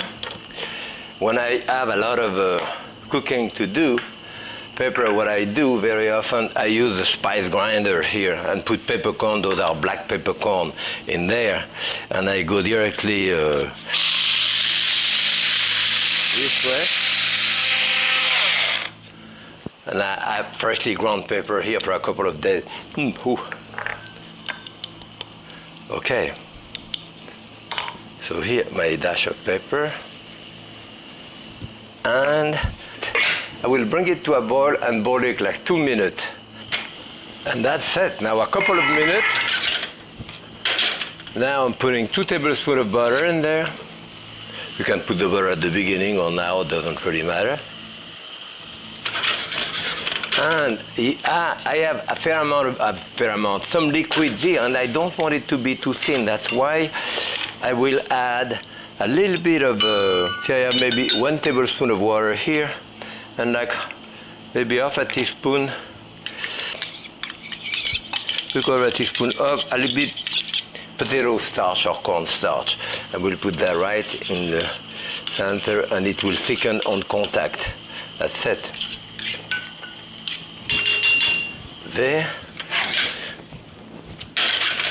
We want to test my peas.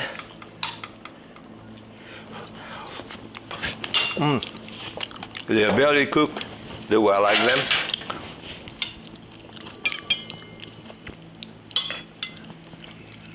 And here we are. Petit pois à la française, you know. French style, happy cooking.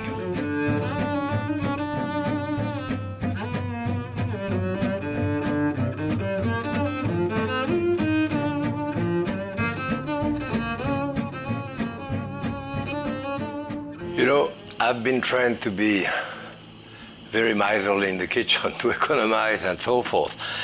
we strain this way. And when I do peas, like in spring like this, then I try to use the pad occasionally to do a soup with it. You can see the inside of the pad here, and if you break it, there is a kind of flesh here, and it's quite sweet. I have 4 cups water here, and it can be water, chicken stock or water, and I put about 2 teaspoons of chicken bouillon or chicken base here.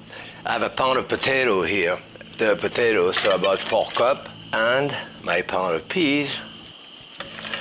This is 1 pound of peas, and that pound of peas usually will give me about half of it will be the peas, about 7-8 ounces, and the rest will be the pad, same size, about the same amount. And I'll put maybe some onion in there. Yeah, think of onion. Maybe 3/4 of a cup to a cup of onion. Okay. The salt, it depends on the, still need a little bit of salt, but it depends on your stock. We bring that to a very strong boil. I cover it and I cook it 30 minutes. Then we'll go on to strain it, finish it up. Okay, now it comes to a strong boil. As you can see, the pad are really green here. After 30 minutes, they'll turn slightly darker color. My pea soup is cooked. As you can see now, the pot have changed color. What I want to do first, I put that directly in the food processor, like this. You know, at least the pad.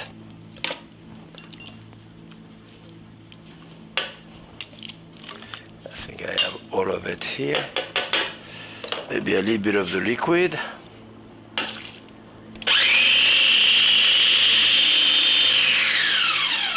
I'll put that through the food mill here. Or if you don't have a food mill, through a strainer. It's a little bit more work. See that the food mill, this way you have your leg here that you do. Make sure that you put that the right way. I mean, to people who put it this way, no, it goes this way. And I used to use that certainly a great deal before the advance of the food processor. You know, we use that all the time. Okay, I put half of it maybe. Come back up the other way a few times this way. Well, you can see here a lot of fiber. So clean up the bottom of the pan. Clean up of this. Okay, so I remove most of the fiber in there. Put the rest of it. Rinse it with a little bit of the stock here.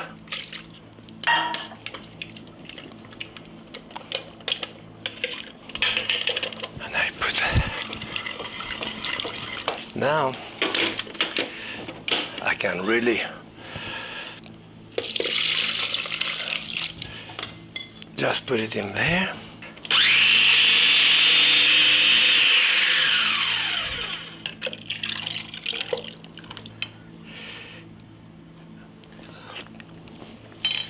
Delicious taste of peas. Remember, I have no oil, I have no butter, I have nothing in it, so I'm going to finish it with about 1/3 of a cup of cream. And as you can see here, I have close to 1.5 quart of soup, and even with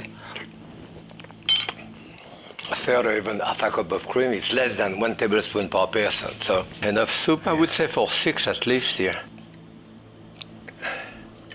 Nice portion of soup like that.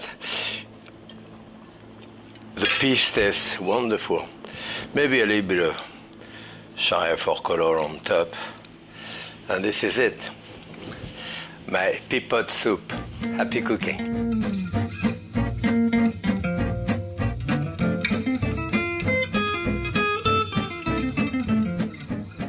I'm going to do a pasta dish today. A pasta dish inspired by my friend Ed.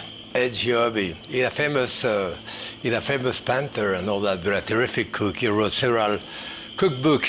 And years ago, I remember in New York when Le Cirque was Le Cirque with Sirio, he's the one who came out with the pasta primavera that he said that his mother used to do, which was really a tomato salad, fresh too, with the pasta mix in it. Then it changed a great deal. So I use ziti, fusilli, bow-tied, penne. This is campanelle. It doesn't really matter. I have half a pound here in salted water. We get to a boil, and it tells you cook it about 10 minutes, but I'll probably cook it slightly longer. I don't like my pasta too al dente, so all of that are going to become the sauce for my pasta. And what you do that like you do a salad. This were frozen corn. This is a Vidalia type of onion, which is a mild onion. Okay, this jalapeno there. I have done that in full summer only with a tomato salad and basil. I have basil in full summer in my garden. I use the basil a great deal. Zucchini. Okay. Yeah, I should have a good cup here. Got a nice clove of garlic here.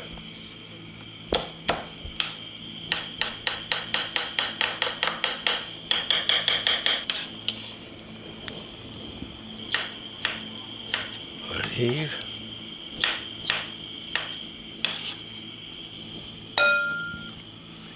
Like 2-3 tablespoons of chive. 1 tomato.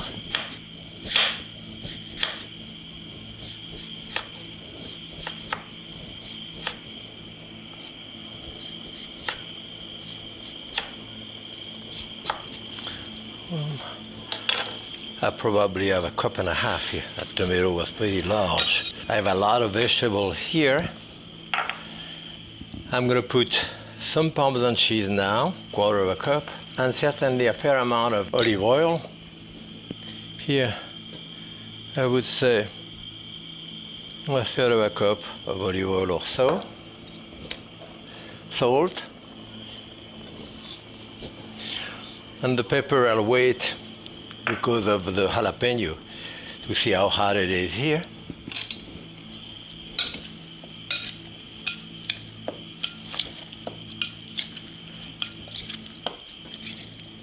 Okay. I mean, you could have that salad just like this. I'm going to put that in the microwave for like 3 minutes, see what happens. Well, I ended up putting my mixture here 5 minutes in the microwave oven. So now it's warm. And that's it. The pasta, of course, is cooked. We drain out the water.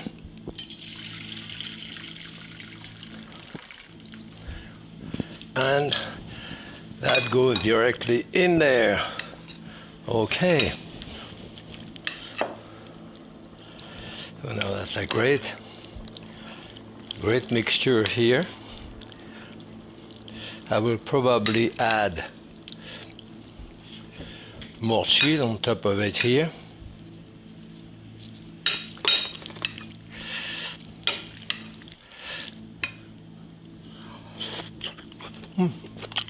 Nice and hot. And the zucchini are just a bit crunchy. Good. And that's it.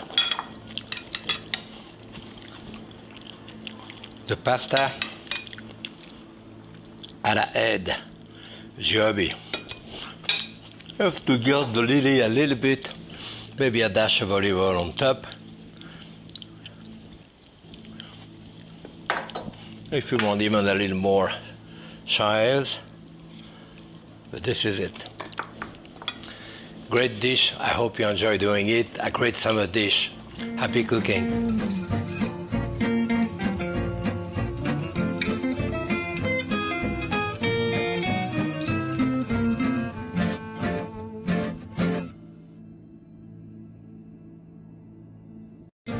As fall approaches, the weather chilled and summer vegetables lose their appeal, but the final days of tomato and eggplant are perfect for making my ratatouille, cooked with a pork roast.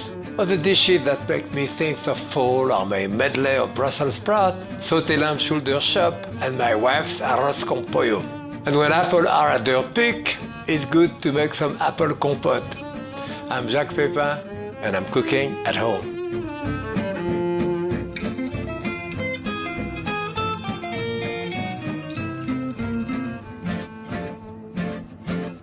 I love a slow roasted or slow baked roast of pork.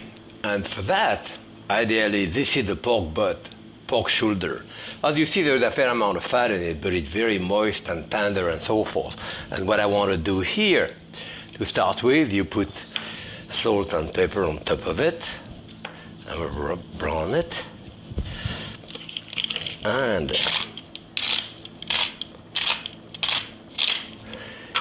what I put here, little wedge of garlic like this. The little wedge of garlic, about 5 or 6 of those. And what you do, they are pointed, as you can see here. You make a hole in there to push them into that hole. To stud them like this.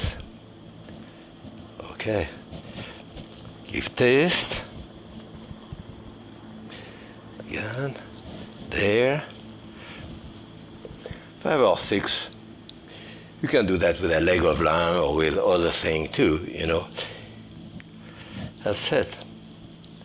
And that, I'm going to put that to brown here. I don't need any fat in there.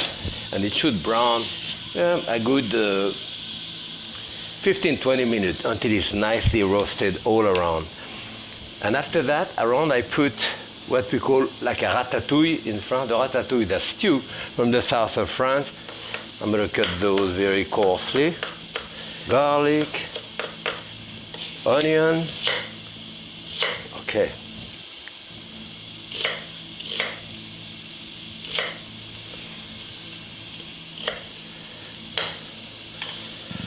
Okay. I have an eggplant close to 12 ounce.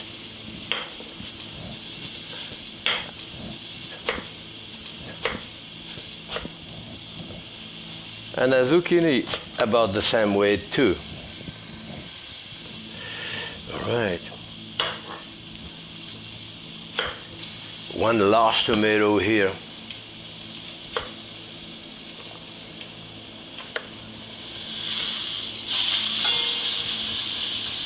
Cover.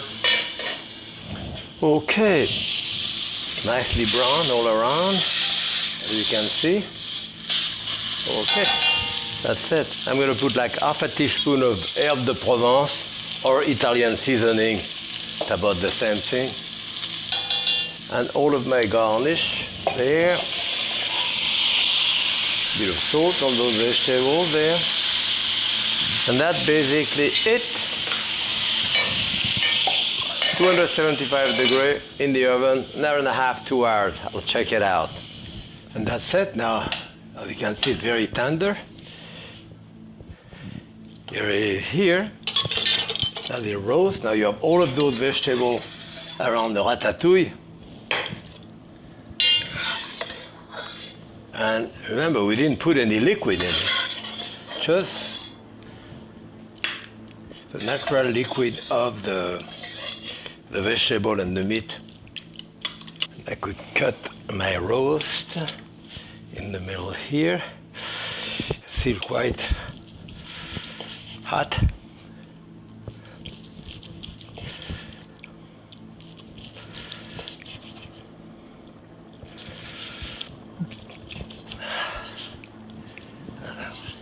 Would put it in my vegetable here. At the end, a sprinkling of herb on top of it. And here it is, the shoulder of pork, braised slowly, with ratatouille around. Happy cooking!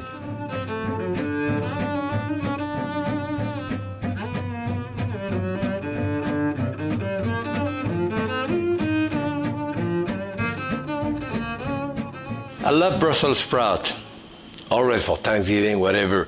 But I like it just sauté like this very briefly, and very often I do that with bacon. And so you start with a couple of tablespoons of good olive oil. I have sausage here. As you can see, 2 sausage, and those are, I like the spicy one, you know. But so you can make little bowl or leave it just in pieces like this, as I'm doing. I'm going to cook that first. I have a pound of Brussels sprouts here, and always the Brussels sprout, I trim the end of it like this. You know, if there is any damaged one, those happen to be beautiful and all that.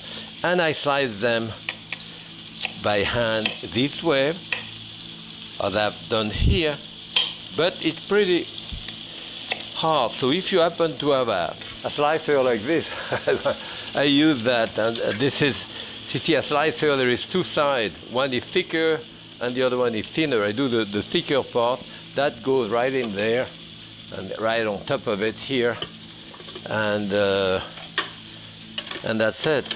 I can put my thing right in there.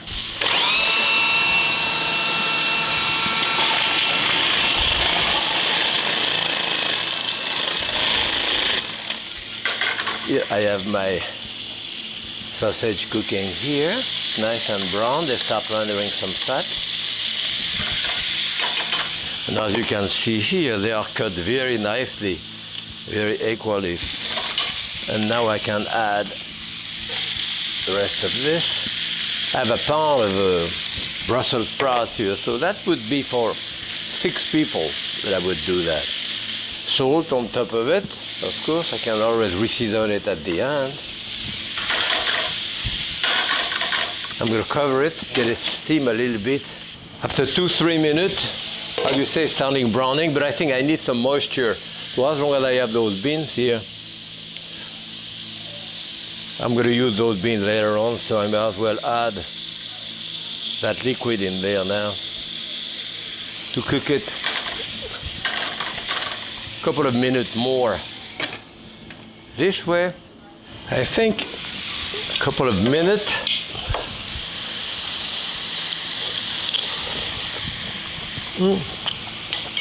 A bit crunchy, but still, I like it this way. So the beans is there too. And this is about it. Just warm it up until you can do that ahead. Warm it at the last moment. Beautiful fricassee or a medley of Brussels sprout, sausage, and beans. Happy cooking.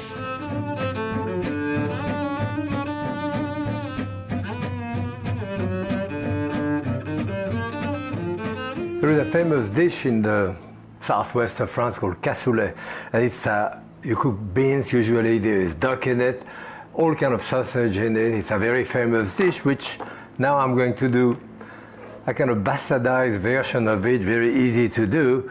And I'll start by putting a little bit of olive oil in there, and I have 3 sausages here that I find in my freezer. This is an Italian type sausage, which is raw meat. So I'm going to cut that into pieces like this. Okay, because this has to cook. I'm going to put that to cook directly in there. Okay. And then I have 2 other sausages here. This is a type of a bratwurst or kielbasa, bit of the same idea. Those are cooked sausage, so they can go later. And this is, as you can see, a hot dog. So that's good too. All right.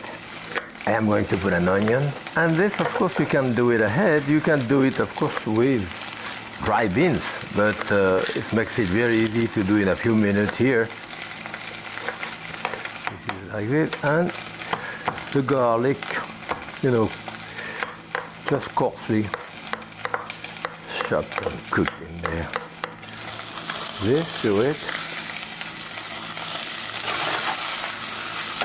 I'm going to saute that for a minute.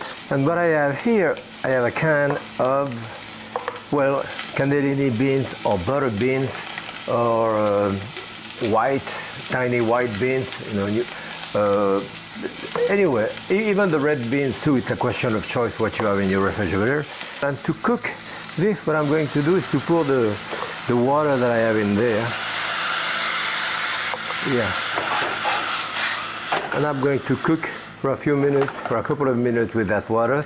Actually, I could even cover that 2-3 minutes. And during that time, I can do my garnish here for the hands. So, as you see, I have a little piece of tomato, probably 1/3 of a cup or so. A bit of garlic, again. Can never be enough garlic for me. So I chop that.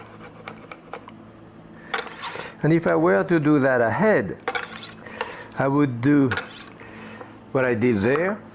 And after, I'm going to add the other sausage in it too, but I would not add what I have here, which is parsley, the tomato and the garlic. I would add that only when I'm serving it, just to bring it to a boil and serve it, but that you could do that a few hours ahead. Yeah, that's fine. I can see this has cooked. Yeah, the onion is about cooked. So, let's put the rest of it in there, the sausage, and of course,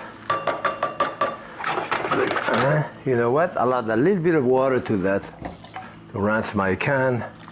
Put water. And that basically has to come to a boil and boil 1-2 minutes to warm up the sausage and the beans. Yeah, this has been boiling for a couple of minutes now. I'll add my garnish. Stir it in there. Looks beautiful. Just has to come back to a boil, and let's see what it tastes like. Well, I need salt. Again, there is no salt in the beans, and pepper. I may even put a dash of Tabasco in there. And this is it. You can do that ahead, of course. And reheated is always good reheated. I wanted to do it for 2. I probably have close to enough for 4. But you would serve it in a bowl like this. In there. Hey, even with a little bit more herbs on top if you want. And this is our makeup cassoulet.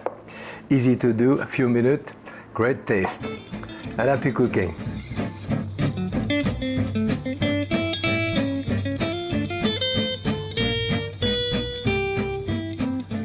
When I cook lamb, very often I look for lamb. Lamb chops are great. Well, the best lamb chop for me is this one. This is a shoulder lamb chop. See the bone of the shoulder here, blade. For me, this is moister and more tender than the loin even, and much less expensive. Sometimes there is more fat than it is here. I try to choose one with the least amount of fat. There is still some fat in the center. It's like the Boston butt that you have, in the pork. The shoulder makes a great roast. And it's the same piece here. So salt, pepper on top of this. Of course, I often grill it, but here we're sauteing it in a skillet. I'm going to put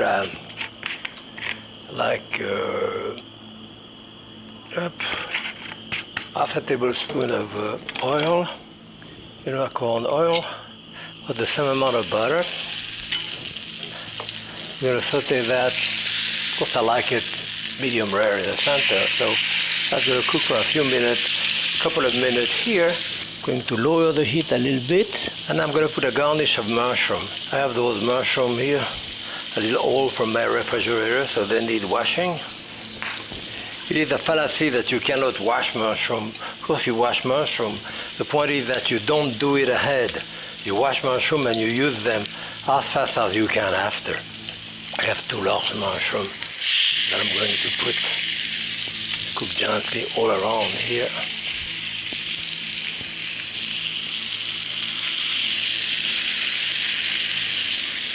So that's going to cook a couple of minutes on this side, a couple of minutes on the other side. So now it's about 3 minutes. Turn my lamb chops here. The mushroom too. So cook it another 2-3 minutes on this side as well. Dash of salt on the mushroom. And maybe I put a little bit of garlic at the end. I have a nice slice of garlic. And maybe I will just do some slice of garlic like this. And I will add them at the end. See, another 3 minutes on each side. I can touch it like that, and I know it's still pretty rare. But good, now it has to rest. I'm putting my garlic in there now. This slice of garlic. Just close. I'm shutting off the heat. So it's just off the heat now. And I leave it here. I'm going to cover it.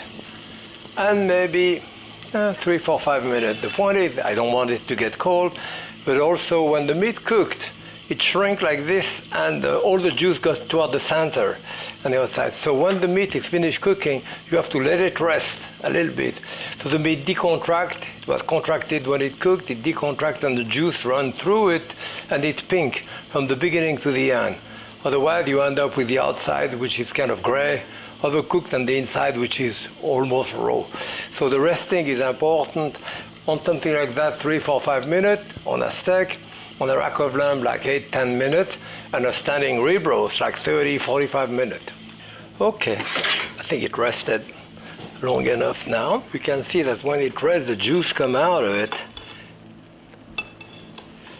Whoop. Now, I have my garnish here. See the juice released. It's released a fair amount of juice. Mushroom here. That's a nice garnish. And you see the natural juice. The little slice of garlic. That's it. Of course, a bit of green on top of it. Always finish. That's it. Should be rested. So, you can see cut right in the center. It's going to be beautifully medium rare, just the way I like it. Of course, if you like it longer, or you cook it longer if you like it more cooked. And this is it. The lamb shoulder with mushroom sauté. Happy cooking.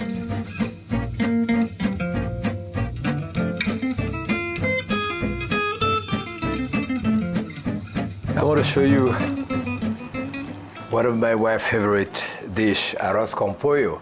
That is the chicken and rice. From Puerto Rico to Cuba to other part of South America, it's done. And it basically a takeoff on the paella that you have in Spain. That is chicken. Sometime in the paella, of course, you have a shellfish. But there, what we're going to do is 4 leg of chicken. I have a piece of chorizo here that we're going to cut into cube like this.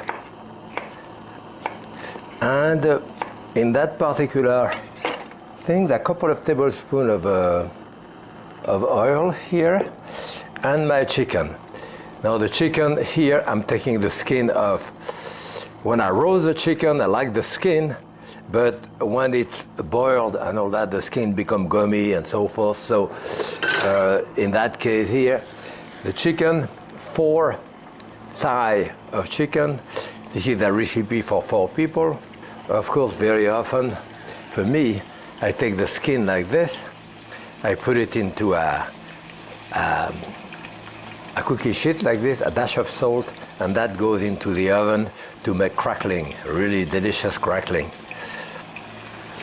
So here, what you want to do is basically brown the chicken and the chorizo for about 6-7 minutes. I'll put the chorizo on top here. So this is the first step. And of course some salt and pepper on top of it. Okay, well the chicken has been browning now, you can see, nicely brown. I have a whole onion here and about probably a good cup, maybe cup and a quarter. I have 3-4 cloves of garlic here. Just peel it, crush it.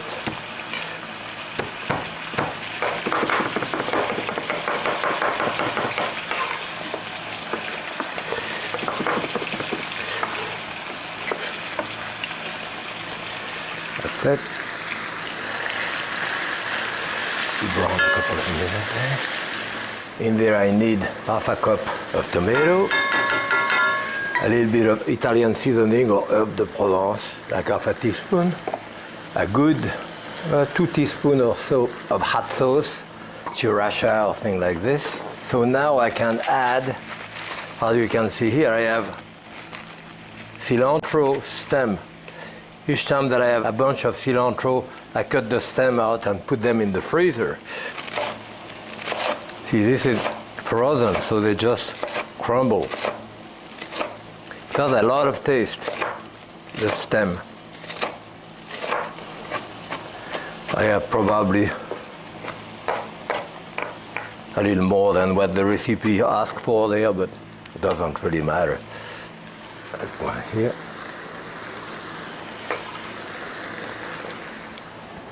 So now that cooked a couple of minutes in there.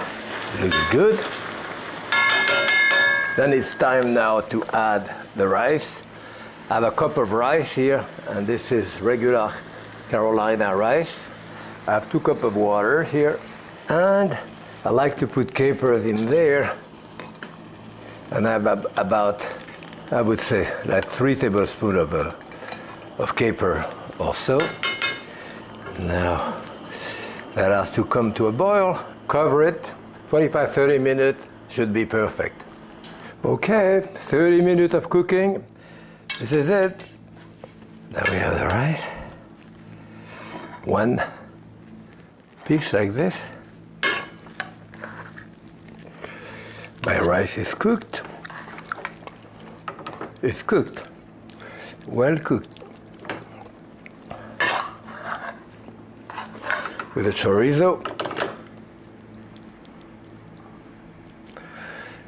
Maybe a few chives on top for color. And here it is. The arroz con pollo for my wife. Happy cooking.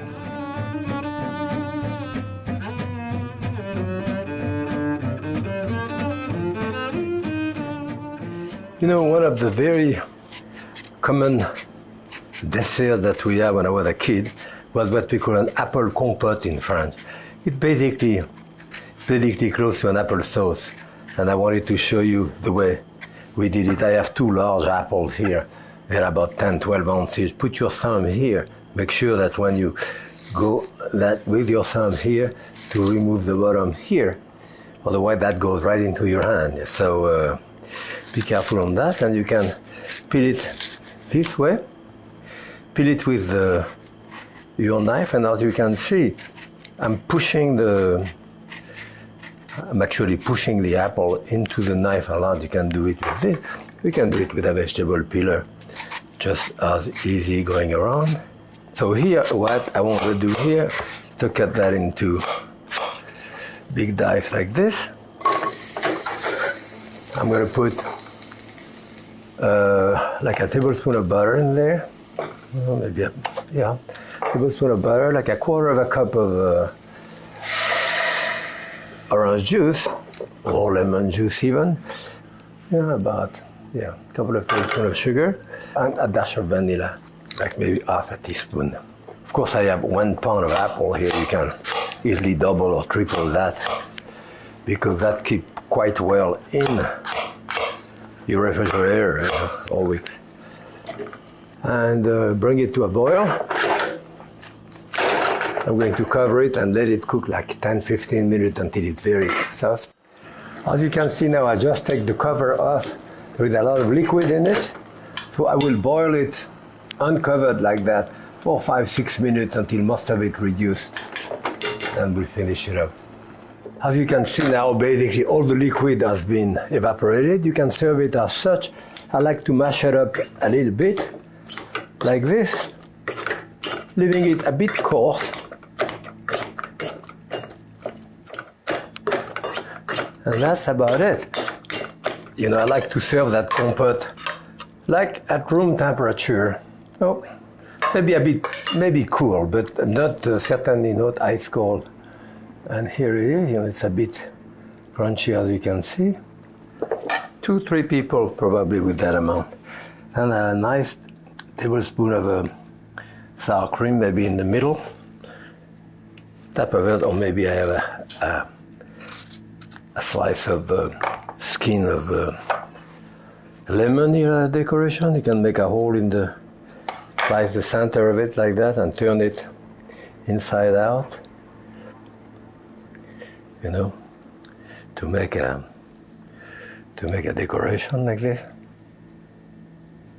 And maybe a little piece of pound cake would go well with it.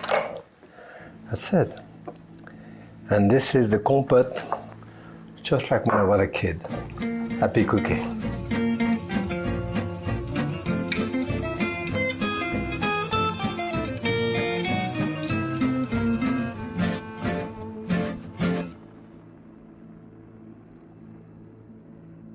We don't always eat dessert in our house, but when we do, it's usually some kind of seasonal fruit.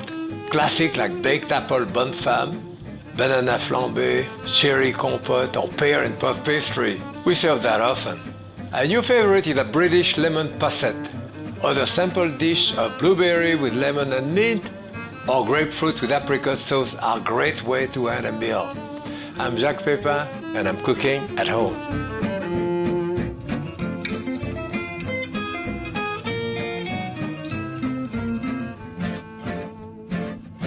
Today I wanted to show you how to make apple bonne femme, we say in French, which means apple good lady style, that is in the old style.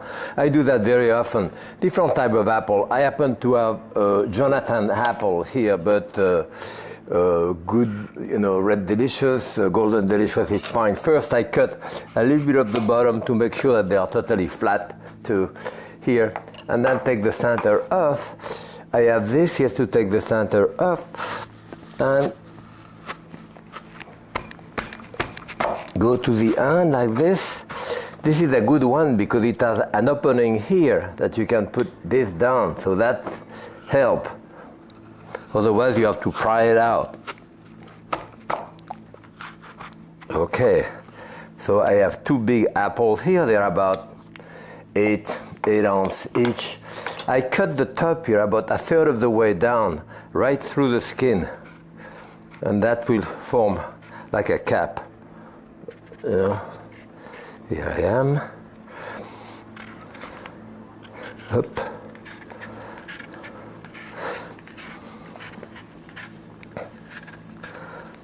Right. And I usually use a piece of leftover bread that I had. I didn't have it here, and I have an English muffin here. So it is the same thing, basically. Leftover as a base for my apple, right there. Okay, with this, I'm going to put about a good 2-3 tablespoons of maple syrup, you know, and then a couple of tablespoons of apricot.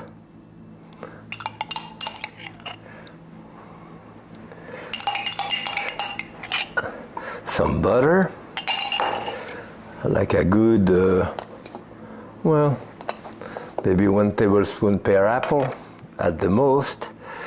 Put a little bit inside and a little bit on the outside. Create a sauce, and there I'm going to put about 1/2 cup of water here. Now that's going to go into the oven at like 375 for close to an hour. You want them well done. That's it. Here is my apple out of the oven. As you know, they blow up a little bit like this. The bread is all soaked. Those apples are tender, you know, like that. And of course you wouldn't want to serve them hot like this. The sugar turned into caramel around with the water, the bread. So this is it, the apple bonne femme. One of my children's memory that my mother used to do. Simple and quite delicious. Happy cooking.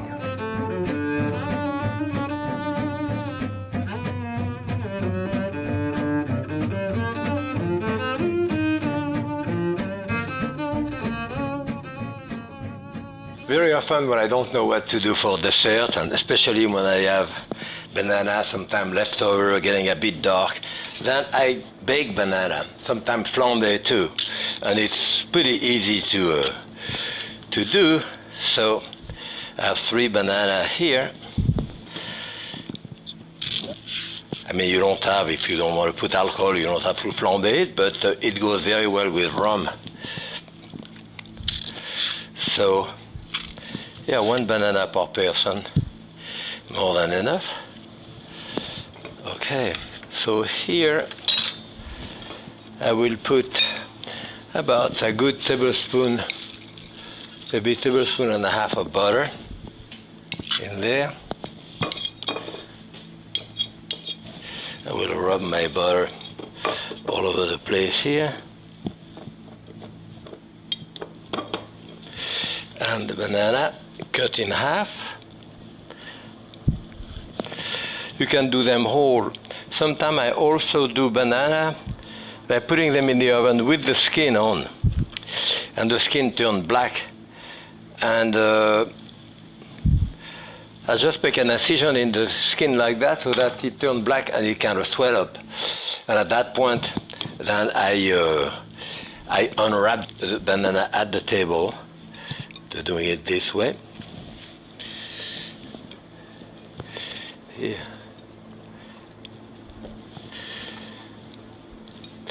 Right there. Okay. I have that piece here. I have a 1/4 cup here of brown sugar, light brown sugar. I could have put some underneath, actually. And a bit of lemon rind. With the lemon rind, I'm going to do it with the mini. As you can see, if you do it this way, you can see what you are doing here. I have about a good teaspoon, maybe 1.5 teaspoons here. Whoop. Put it around. And the juice. We need, I would say, a good 2 tablespoons of juice. I tend to put them through the strainer because I don't want the seed. You can, of course, prepare that ahead also.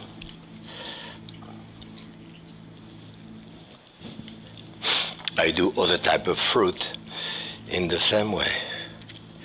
That will take about 20 minutes or so in the oven at like 425. When you have your banana way hot out of the oven, this is the time if you want to flambe it a little bit. I have a nice rum from Barbados here. You know, so here we go. It's hard to see the flame, but it gives it some panache and all that, and certainly a good taste. And this is the flambé banana. Happy cooking.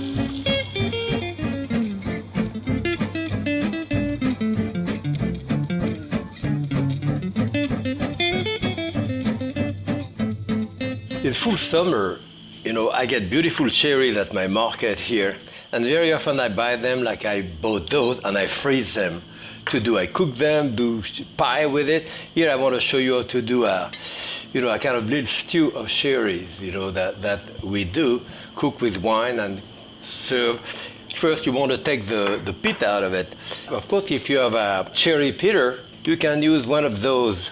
What you have to do is to press with your hand to soften the center and go with the point of a knife here, and up, as you can see, I get the pit sticking out of it. If you're a bit afraid of this, you can use a large paper clip. You open it like that,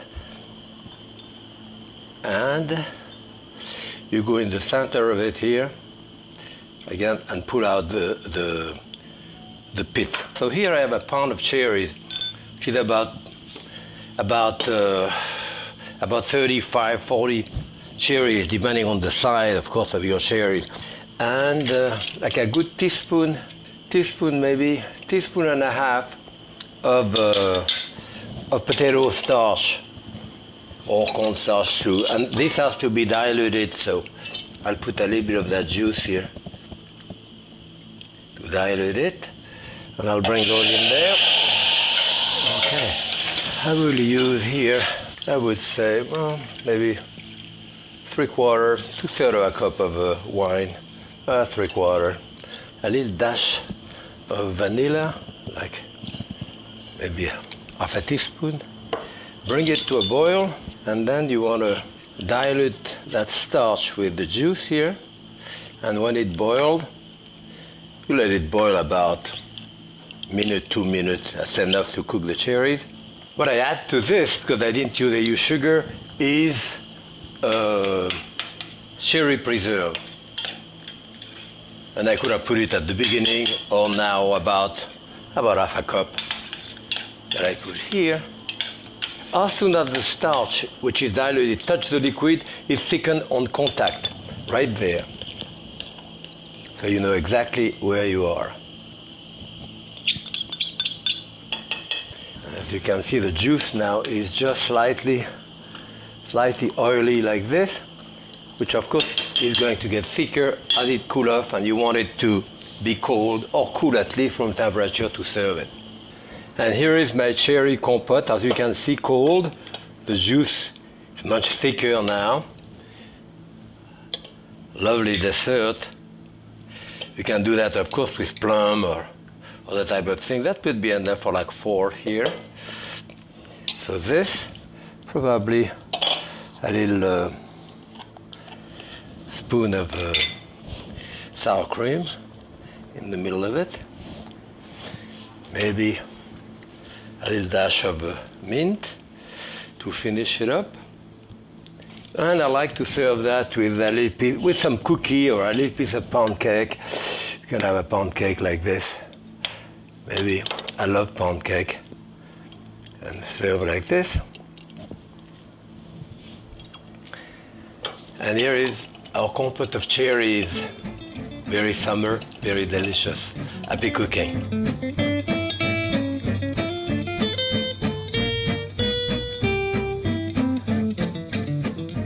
You know, sometimes I make puff paste, which is a pretty complicated process, but very often I buy it at the supermarket. I'm doing a dessert for 2. I have a large pear, which is a little bit damaged here, so I'm going to peel it and use it with a layer of puff paste on top. Puff paste is, of course, a complicated process of doing dough, which is flour and water, and spreading it out and covering it with a lot of butter. And then you fold it and spread it, and fold it and spread it to get multi-layer effect that you have in a Napoleon, vol au vent, those type of things. Again, here, make sure you put your thumb the right way here when you take the center of this. This is a pear which is pretty ripe, you know, but even if it's not as ripe, it will work well with that recipe. So here we are, putting it here and there. I put a little bit of sugar here. I'm going to put a little bit of melted butter on top of this. A dash of apricot, you don't have to, or peach or apricot. Make the sauce around, and maybe a little bit of water. Put around, like 2-3 tablespoons. Then I have that piece of puff paste that, as you can see, it's a little freezer burn here on the side, but it's okay. I'm going to put it around there and around here. It's an easy way of doing it. Then I'll brush it with a bit of butter here. That always helps. So I have about 3 tablespoons of butter altogether here, and then maybe a good 1-2 teaspoons of sugar on top. And that's it. That's going to go into the oven for like 30 minutes about. Well, back to the pear in puff paste. They have been out of the oven about 10 minutes. They stay 400 degrees for like 30-35 minutes in the oven, and they're still warm. And that's it. I like to serve them lukewarm. There is a little bit of syrup coming out of it. Beautiful. And let's see the inside. The pork paste is nice and crispy on top. Whoop, making a mess.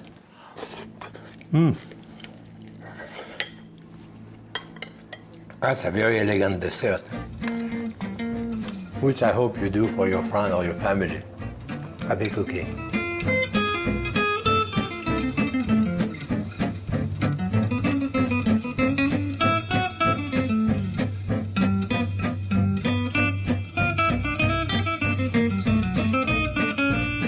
This is one of the simplest recipes I think I ever done. I wish I would have thought of that recipe, but it's not me. My friend Susie Heller, she's done many shows with me. A dear friend came to visit me last week, and she did all the book of Thomas Keller. And when she was working on the French Laundry cookbook, she worked with Claire Clark, which was the pastry chef, the executive pastry chef there, a British woman. And it was her idea of a posset, P-O-S-S-E-T, which I think originally in England was a drink. And now it's a kind of soft custard, very delicate and delicious. So here how it's done, how I do it at least. I have a cup of cream here, a cup of cream and a quarter of a cup of sugar. It's 4 tablespoons. Okay, so I mix it together. And what I want to do next is to bring that hot. So I put it 1 minute in the microwave. And the second part of the recipe is really a lemon. So the lemon here, I will do the rind. I need a good teaspoon and a half probably of lemon rind. About like this. That's more than enough here. Those mini grate are really good to do. And then the juice. When I do the juice, I don't cut the lemon in the center. I cut it on the side like that to expose this, and it's easier to press your juice. And here, out of my lemon here, I'm going to have a good 3 tablespoons, and this is what I want. 3 tablespoons of lemon juice and a teaspoon and a half of lemon rind. I put it in a sieve so I don't get the seed.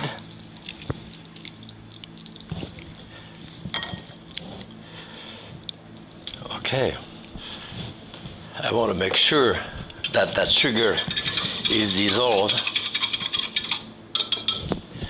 and this is hot. That's good.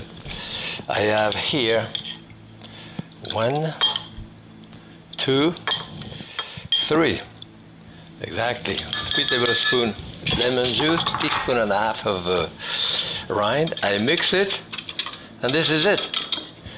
This is going to cool off a good 3 hours. I'll put it in those, and I would think that cup will serve 3 people easy. It's quite rich, as you know. So here it is. Now cover it, refrigeration. So this one, as you can see, I'm going to garnish it with blueberry and mint. I love mint with that, so I'll take maybe the center of the mint as a garnish. And this one I will cut into what we call a chiffonade, that is a shredded. You do that for basil. That goes so well with it. So here it is. This way. A little piece of pound cake. Too. And you can see my custard there. It's just, I don't know, absolutely delicious. Thank you, Claire. Thank you very much. And happy cooking.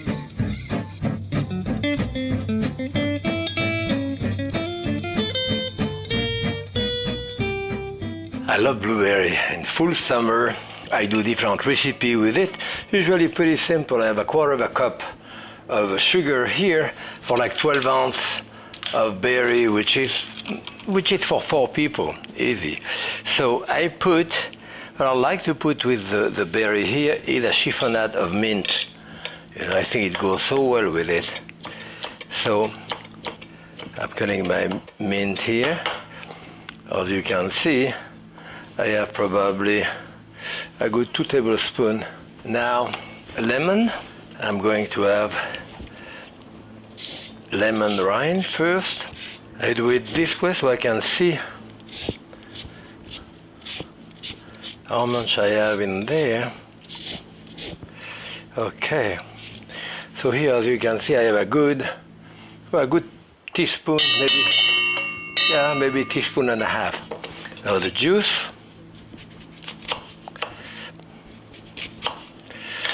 I'd like to press the juice in something else to get rid of the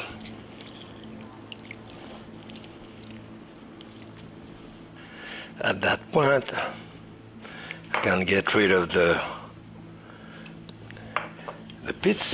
And then here about a good tablespoon of juice. Yep, that's it.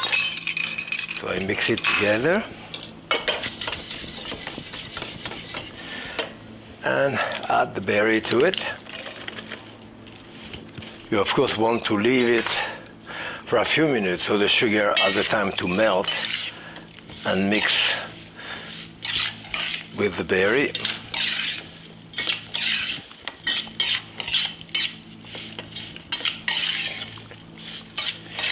But within 1 or 2 minutes, yes, the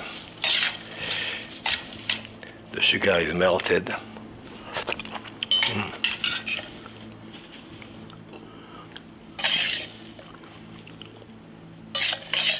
I would have a nice portion like this. With probably a tablespoon of crème fraîche or sour cream in the middle. Maybe a little sprinkling of mint again. And if I have around pound cake or anything like that, or even a cookie or a pound cake, I may add a couple of pieces like this to serve with it. It's a simple summer dessert, delicious. Happy cooking.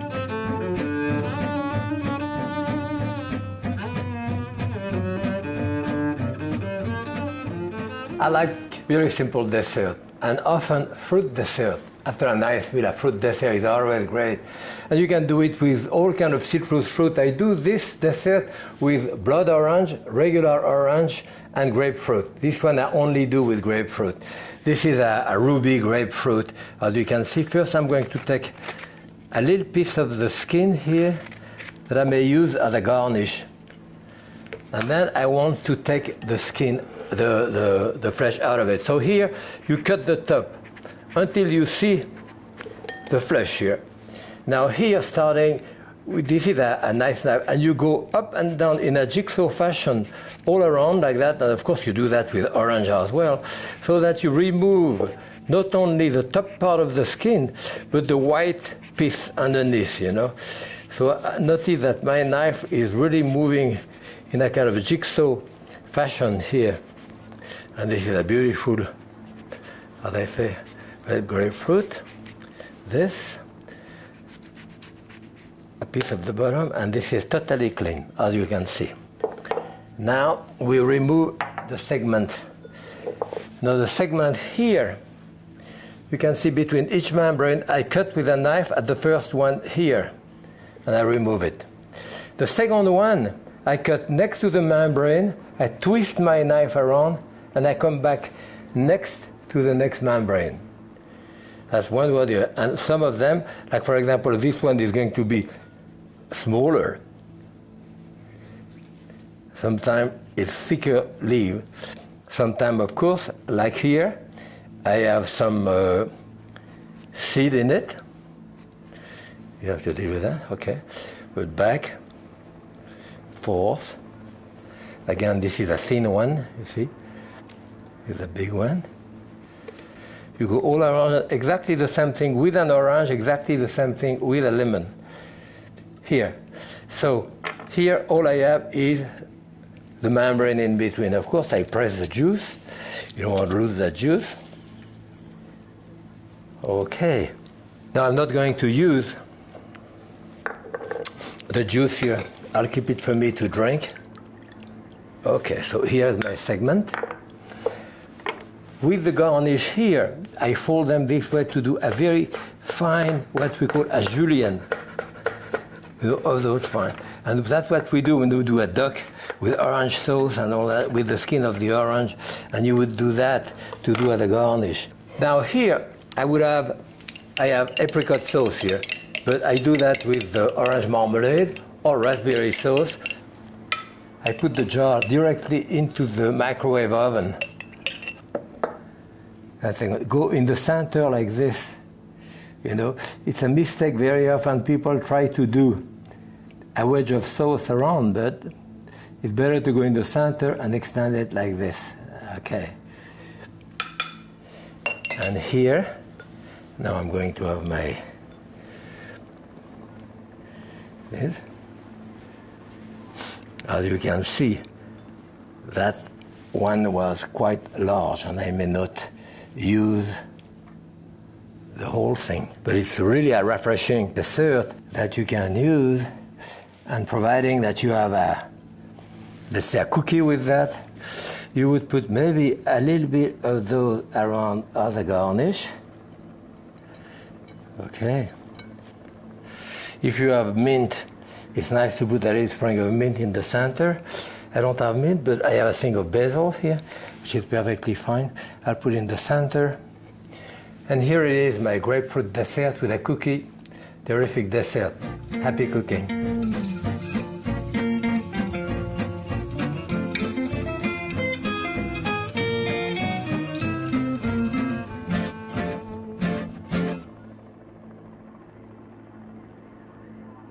You know, we always celebrate birthday, anniversaries, and graduation with a special meal. Time to join together around the table and indulge in our favorite foods and wine. Seafood is usually featured in one form or another: caviar, clam, or oyster. And when available, truffles are the ultimate extravagance. Quail or a main course of veal might be followed by a light fruit dessert. I'm Jacques Pepin, and I'm cooking at home.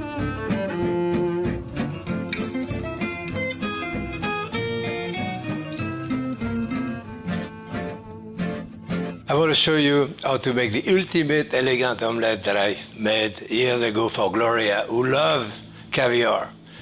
And caviar, as you know, is sturgeon eggs. If you say caviar, it has to be sturgeon eggs. Otherwise, it has to be salmon caviar or trout caviar or whitefish caviar. But if you just say caviar, it's sturgeon eggs, and it's the beluga, the large one, or the sevruga, the smallest one, or etc. in between. Even other that we have in the Tennessee River, like hackleback, paddlefish, those are all different types of caviar. So we're doing an omelette here, which is eggs, with fish eggs, which is caviar. So we're going to stuff it with red caviar and put on top of it, cover it with a payushnaya here. Payushnaya is actually pressed caviar. At the end of the season, when the eggs are overripe or underripe, all of those different types of sturgeon are put together, resalt and pressed. And that's what's called payushnaya or pressed caviar. And as you see, it's like modeling clay. It's different. You don't see the eggs. It's very concentrated in taste because it takes almost 2 pounds of caviar to make 1 pound of those. So I'm doing a shell here to put on top of her egg. Caviar. So with a spoon like this, you can see I can spread it out. I spread it out into a very thin. I do that sometimes. I spread it out and put it on top of, a salmon or another fish type of tartare. You do the tartare, you put that on top. See that? This is 1 egg omelette, a small omelette. So that should pretty much, I think, cover it. See that? So that's a very thin layer of caviar. So here I have a tablespoon of butter, 1 egg. Okay, press your egg on something flat, open it. This is a large egg, as you can see. Dash of salt, dash of pepper, and you beat your eggs. You just don't want to go this way because it's like a wet mop with the egg white going around. You want to go from one side to the other to really break the egg white so you don't have long string of it. Now I'm doing that in the French classic omelette way. That is with very small curd, tiny curd, and not too hot, medium heat to start with. So here, doing my omelette.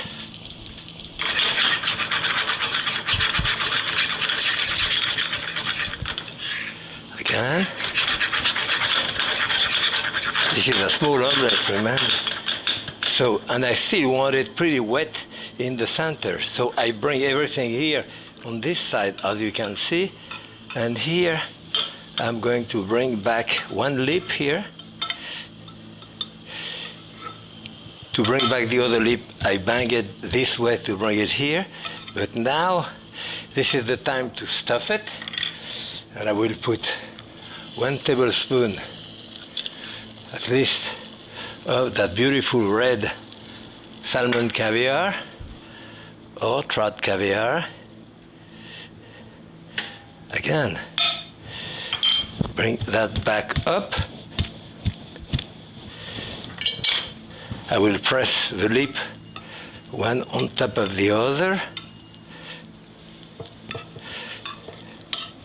and then invert it on my plate. So there you change hand, you bang it so that you are at the edge here, and to unmold it into a beautiful thin little 1 egg omelette, which now we are going to cover with the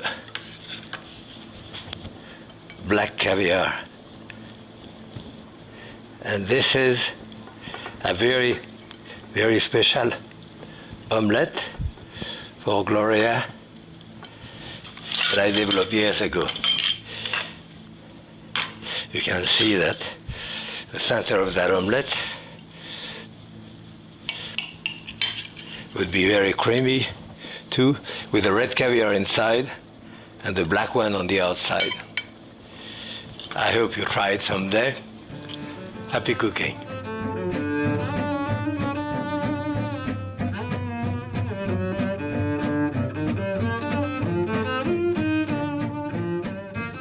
So here is my oyster and my clam. And now, the sauce that we do most of the time, we use the most, is the very classic horseradish sauce.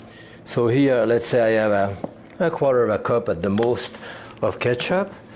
I put a little bit of the hot sauce, maybe a teaspoon at the most. What you want to do here is put a little bit of lemon juice. If you don't have it, very often I use, this is a very mild vinegar.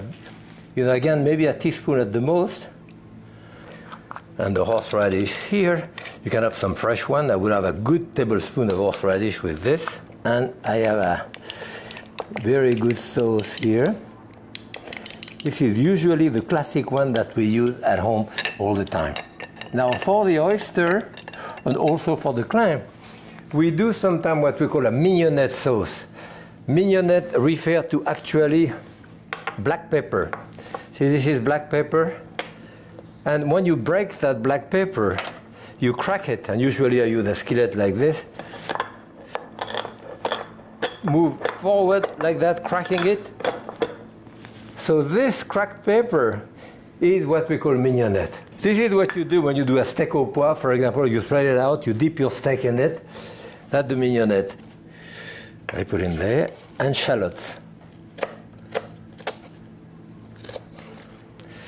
That I'm going to cut finely. Maybe a good tablespoon of shallots here.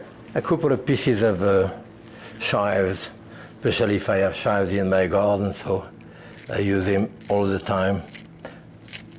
You have usually a little dash of salt on top of it, and you fill it up with the best possible red wine vinegar that you have. Okay, so this is your mignonette sauce. Each one of that you're going to do up in that to put on top of your oyster. And very often at the table, you're served with a spoon like this. There is a spoon and an indentation like this, so that you can go with the abducting muscle is, but as you see, I cut it.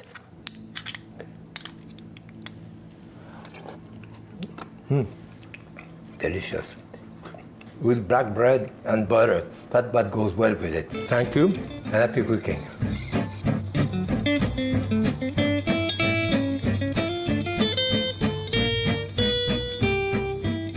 I want to talk to you today about a very expensive mushroom.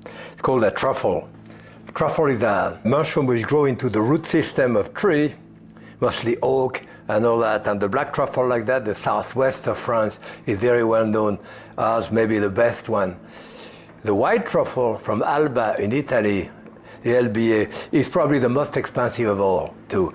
And the big season is around Thanksgiving, and this one, the big season, is around January, February, so one follows the other.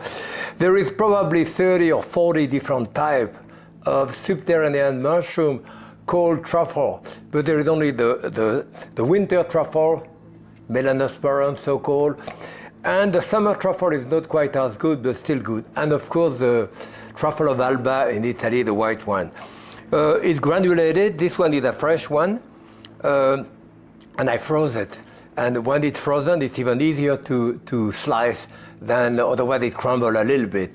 It used to be that we used only the skin like this, and the skin, when I was an apprentice, truffle were not that expensive. That's what was chopped and used into sauces and all that. The whole truffle was kept to be served whole, sometime in a puff paste and all that. But you buy it in can as well, and the canned truffle, you have to make sure that you buy the truffle of first cooking, because they cook it once, and of course it loses weight, so they cannot guarantee the weight, so they open it again, take the truffle, and recook it again to guarantee the weight, but they are not as good. So here, I want to show you maybe, in my opinion, one of the best way of serving it. I cut it with a vegetable peeler here. That's about the best way of doing it, and this is the way I had it when I was in France hunting for truffle. You hunt for truffle with dog, a little dog, or with pig, of course. It's known with pig. So they serve it to us. It was very generous. You know, the farmer goes around and you go under a tree which has the brûlé, that is, nothing grows around the trunk. And you know there may be truffle there because it's all wild. And then the dog smell it, or the pig smell it, and you start making a little hole and all that. You also have truffle oil. This is truffle oil from the white truffle, and it's quite expensive also, and you use sparingly. But the way it was served there, we were served with a little bit of olive oil, up like this, and some fleur de sel. That is the real high-quality salt, which is the flour of salt. Quality, then those truffles were served this way, right on top of this. So it's very, of course, very generous. So in the kitchen, the truffle goes extremely well with eggs, scrambled eggs, things like that, or with potato. Great with potato. You like that? That would be a very, very generous portion of truffle, a little more salt on top of it, and maybe a dash more of olive oil on top. That's how we will serve, and with that, bread and butter. So, a piece of bread, like this with butter on top. So this is a very expensive, and I don't, but this was a gift from a very dear friend of mine, very generous. He gave me that, so I wanted to show you what black truffle. Again, so Tuberum melanosporum, black truffle, expensive mushroom, delicious, very special. Happy cooking!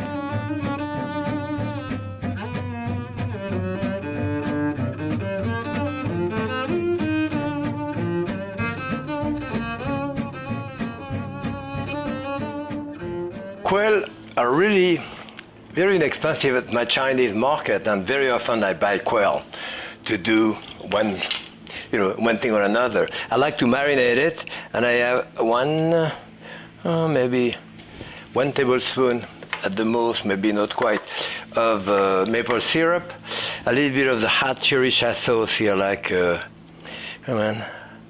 half a teaspoon, maybe a quarter of a teaspoon of garlic powder, and probably a good tablespoon more of soy sauce here. That's it. This is for 1 portion, 2 little quail here. I would do that ahead, of course, but for the quail, sometimes I roast them whole, but very often for that, all I do is to cut them, cut the back like this, so you can open them. Yeah, break the wishbone here. Yeah, and then I marinate them in this, on each side. It's good if you do it ahead, give it more taste and all that, but just showing them to you, so they can be marinated like that for a few hours, even overnight, doesn't really matter. You can grill them after, or put them in a skillet, as I'm going to do. So in the skillet, put like a teaspoon or so of peanut oil in that case, and this is a non-stick skillet. And here, what I will do, I will cut them skin side down this way, only skin side down, without turning them, with a little bit of that mixture here. Okay, now they start browning nicely. Cover, lower the heat, 15 minutes. Okay, that's at low temperature, and as you can see here, legs are cooked. It's cooked just by steaming the top, and like that. So we serve them per person like this. They are beautifully glazed, as you see, and they are tiny birds, so you need 2 of those per person, and maybe a little bit of the marinade on top. This is it. I have chives in the garden here, and now here is the chives flowers. Be nice here. That would be great with a garnish of endive, potato, anything like that would go well, but you have to eat that with friend, because you have to eat that with your hand to suck the meat of the bone. Happy cooking.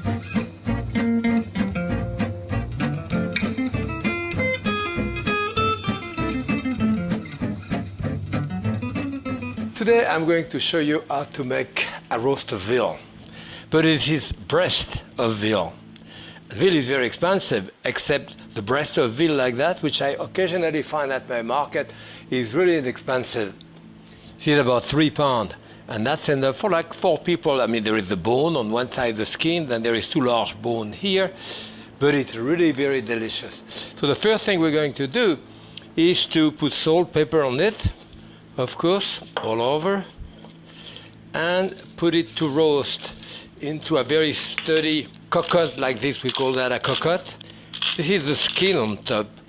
There isn't that much fat here, but there is some fat inside, some fat underneath, so I'm going to put that to roast in there. I would say a good 20-25 minutes, so that it's really brown all over. This is about 25-30 minutes now, so let's see. Really brown beautifully all around. Render a little bit of fat. You could leave the fat in, but maybe I'll take it out. Let's put it this way.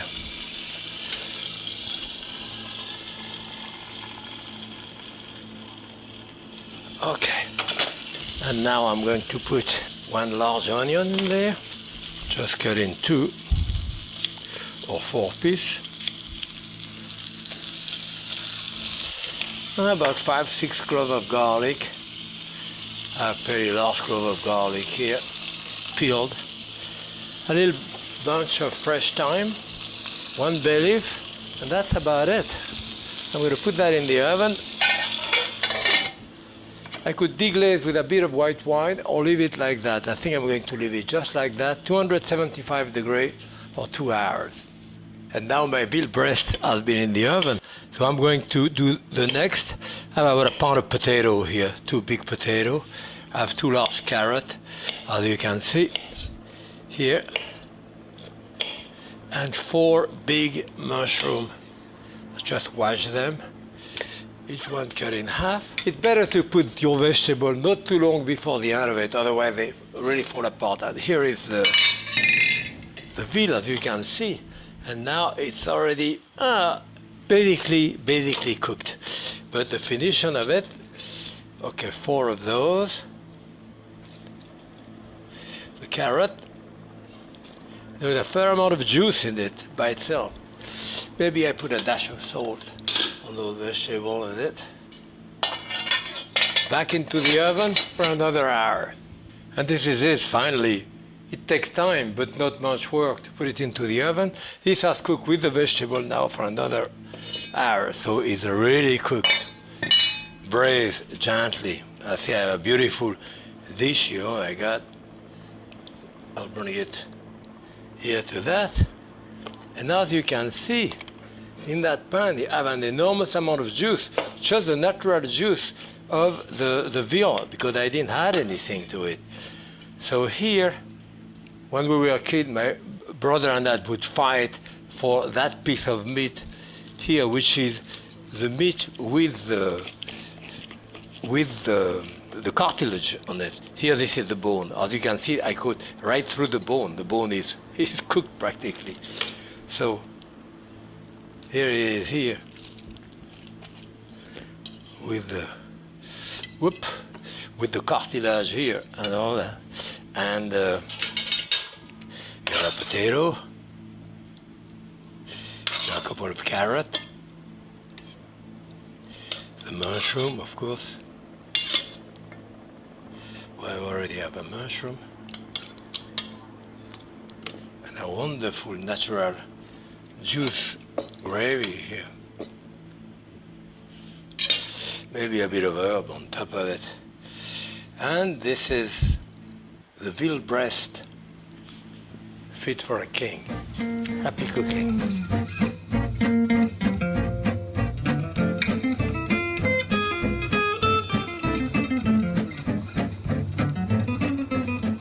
I like to do very simple fruit dessert most of the time.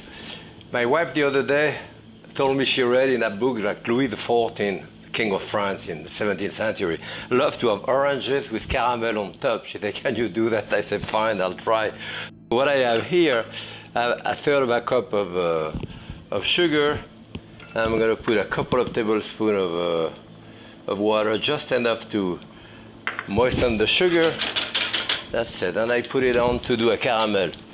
You should buy, if you can, some seedless oranges. So the idea first, cut the top to expose the oranges, and then you come around and notice that I move my knife in a kind of jigsaw fashion here to go around and try to remove. Actually, sometimes the oranges are very thick. I mean, the skin sometimes less.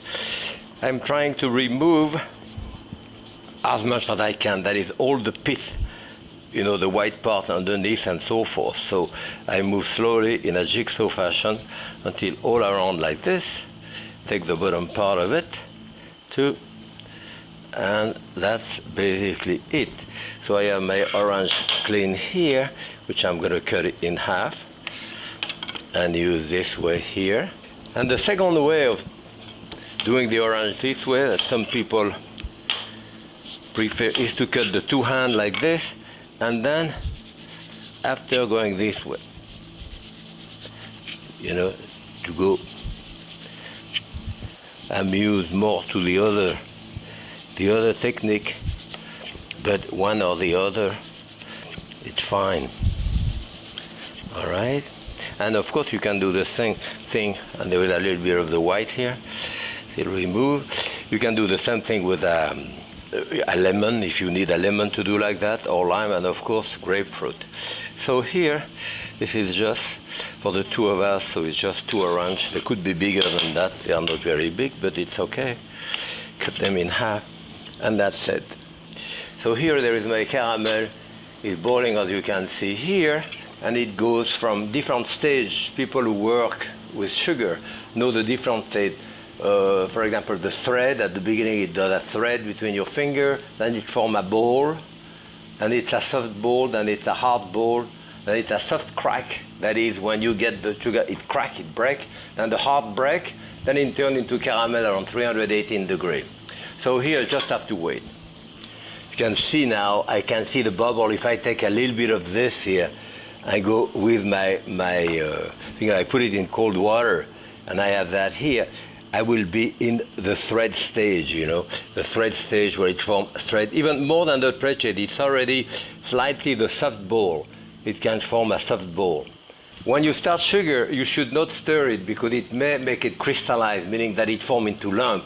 But if you do caramel, you don't have to worry about that because even if it crystallizes, by the time it gets to that temperature now, the crystal will melt and turn into caramel. So you cannot really miss a caramel. If you leave it long enough, it will turn into caramel. So a caramel is basically designed by that color. This is a caramel color, you see, around.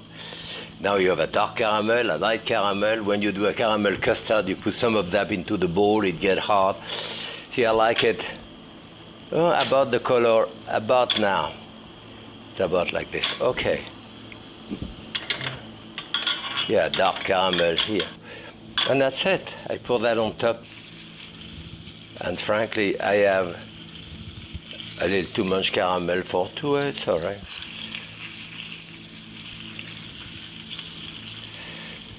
Yes. And don't touch it. The best way to clean up your pan, you put it in the sink, put cold water on top. Don't try to remove that. If you leave it for an hour, everything melts and it's clean. Now, I would say that you should do that like 15 minutes ahead, well, maybe even half an hour. The caramel now is going to get hard. Then with the juice of the orange, then it starts melting a little bit. So you want to eat it when it's still crunchy and all that too. And I can decorate it with, I have some mint in my garden here, and the mint goes very well to eat with it. Taste of the mint and caramel goes well. The caramel in the style of Louis XIV. And this is it.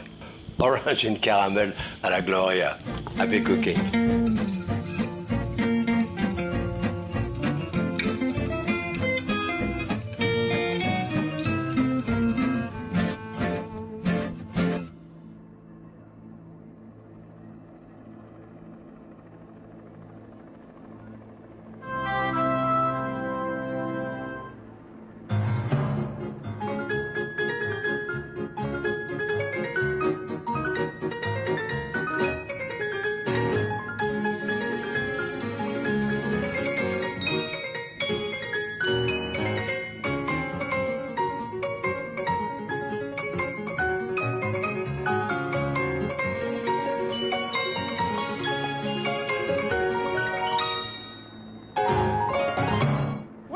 The French chef.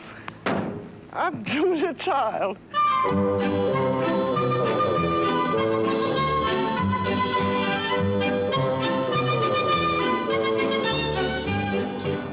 Hello, I'm Julia Child. Welcome to my house. What fun we're going to have, and what a treat it's been for me to share my kitchen with you all these years. I've been rooting around in my icebox, and look what I found. Pig's guts and sheep's guts. Ouch. When you go back and look at historically when she started in the early 60s, an exotic meal for America at that time was hamburger helper. I think a lot of us get into a terrible meat rut. It's always steaks, chops, saddle of lamb, beef Wellington, or hamburgers. Well, here's a little change of pace with sweetbreads and brains. She wanted people to love food, to have pleasure in eating. And fortunately, she has this great sense of humor. When you flip anything, you just have to have the courage of your convictions, particularly if it's sort of a loose mass like this. No, that didn't go very well. See, when I flipped it, I didn't have the courage to do it the way I should have.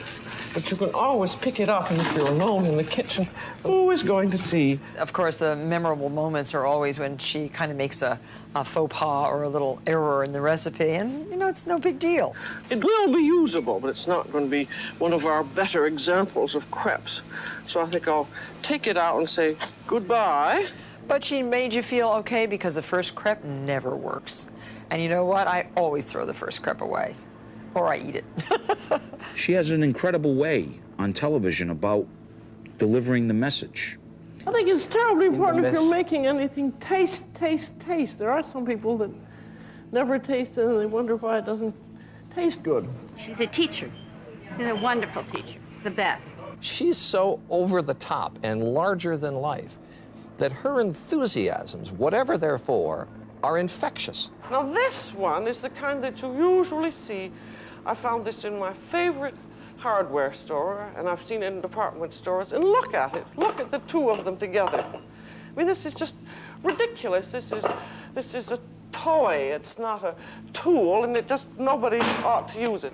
Julia doesn't mince words, as everybody that knows her understands. You don't need recipes, because what you have the principles of the cooking, and if anyone is so stupid they can't do something like this without a recipe, they're never going to be able to cook at all.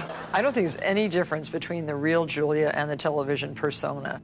When she's in the restaurant, the way she handles all the fans that come up to her, and we always tried to protect her, like with kid gloves, to keep them away from her. And you know, she actually doesn't want that. She really likes the contact with people. And she has a passion for food, but she also has a real love of people. You know, I've been there. Julia, thank you so much for coming to this book signing. The lady's like traveled, 900 miles. She didn't eat breakfast. She's been on 3 morning shows. And then she'll turn around and look at the lady and smile and say, I'm honored to be here. Thank you for having me. Julia is a role model for so many people, has been my role model indeed. I don't think I'd be standing here in this television studio if it hadn't been for Julia Child. One of my college roommates moved to Cambridge after we graduated from Princeton, and he was a teaching assistant getting his PhD, living with his wife in a 4th floor walk-up in Cambridge. Tiny little apartment, and with great trepidation, they decided to give their first dinner party ever. And she worked, had to work long hours, wasn't going to get home till about 40 minutes before the guests were going to arrive, and wanted to make a béarnaise sauce for some sort of meat, and didn't know if she could make the béarnaise sauce the night before, or if it would separate if she put it in the refrigerator, if you could heat it again. And she said, well, how am I going to find this out? What cookbook would have that? And my college roommate said, call Julia Child. Well, you can't do that, she said. He said, I'll bet you can. They looked in the phone book. There she was, called her up. Well, darling, what are you having for dinner? Tell me about your menu. And my friend's wife spent 25 minutes on the phone with her, going through the entire menu. Julia changed this, altered this, said, you have to make this now. You make that tomorrow night. And said, and I hope you have a wonderful time. Hung up after 25 minutes on the phone, planned the whole dinner party, never talked to her again. But that's Julia.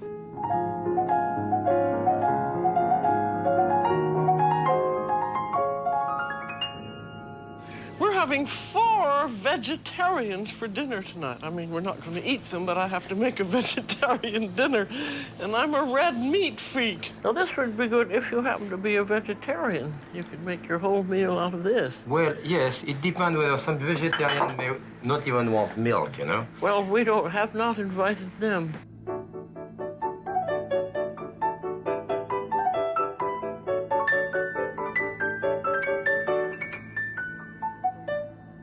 I think people are very funny about garlic. I call it the garlic mystique.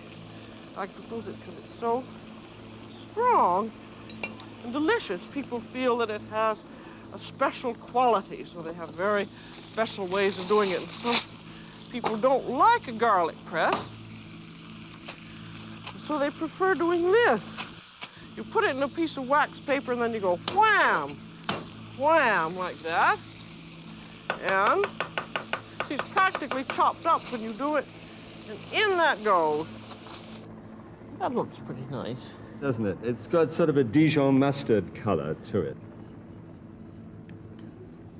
Mm. Whoa!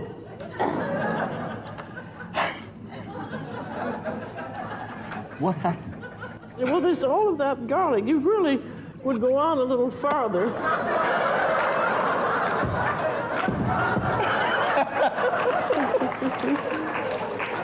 Darling! For an Englishman, I think I've just been violated. I didn't know it was that easy.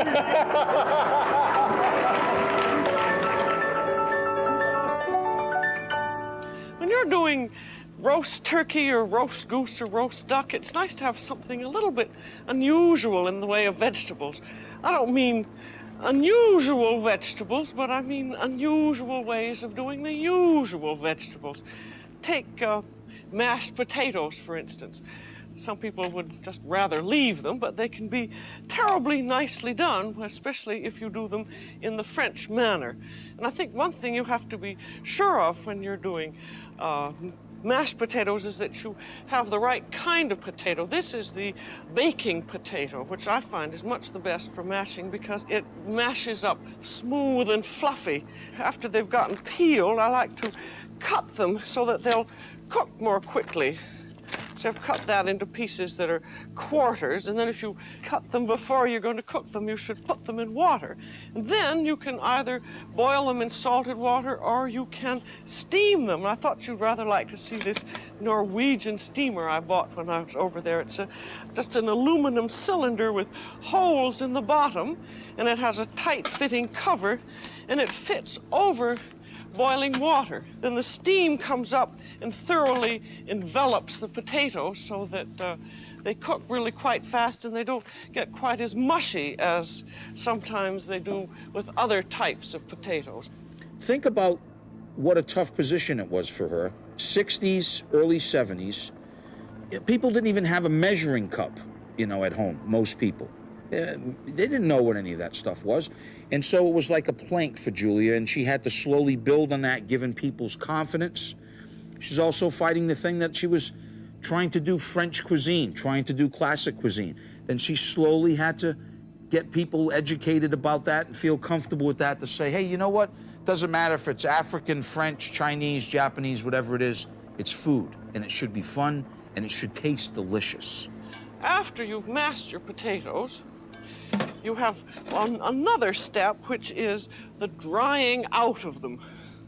And for that, you set your pan overheated, and then you stir them around until you see that the bottom of the pan is beginning to film with the potatoes.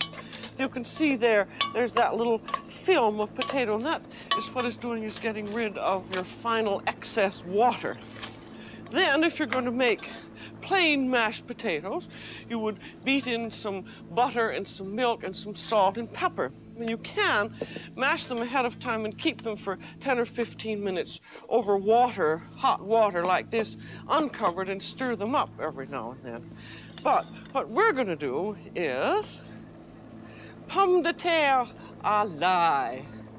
And this is the lye to garlic heads. Now, this is going to seem absolutely insane, but it's a perfectly lovely dish, which is mashed potatoes with a garlic sauce in them. And so, for 6 people, we're going to use 2 whole heads of garlic. You think that's probably cuckoo to do, but if you use any less, you'll regret it, I'll tell you. Now, here's your whole head of garlic, and you just have to break it apart, and then they're going to be peeled. This is lovely, fresh garlic that I got at our Italian market. And they're nice, big cloves. And then to peel them easily, because they have to be peeled, you'll drop these heads into simmering water and simmer them for 2 minutes. And then after that, the skin just comes off very easily indeed. You see, there you are. And then these are going to cook in 4 tablespoons of butter. And then we're going to use the rest of that butter to to make our sauce. And so in go our 28 cloves of peeled garlic. You mix them all over with the butter and then cover the pan, and then you want to cook them very, very, very slowly on lowest heat for 20 minutes, and keep looking at them every once in a while because you want to be sure that they haven't browned or overcooked. And then when they're done, we're going to make a roux, the way you begin all sauces. One heaping tablespoon is the same as 2 level tablespoons. Then you cook your butter and your flour together so that you don't have a pasty, floury taste. And then after that's cooked for 2 minutes, you then take it off heat and you put in 1 cup of hot milk. And you just pour that all in. Then stir it up with a little wire whip and then bring it to the boil. Now that's thickened up, you see. So we sieve the garlic sauce into our mashed potatoes. You see, the garlic is so soft now that it goes right through the sieve, and you'll be amazed after it's been cooked that way. You see, first it was blanched, and then you had it cooked slowly in butter, and then it was cooked in its sauce. All that really heavy bite has gone out of it. And there remains sort of an absolutely delicious something that you don't know quite what it is. And I want to be sure that they have plenty of salt and pepper in them. So I'm going to put in about a good teaspoon of salt, because when these potatoes were steamed, so they weren't cooked in salted water, and then some good whaps of pepper, and then beat that all up.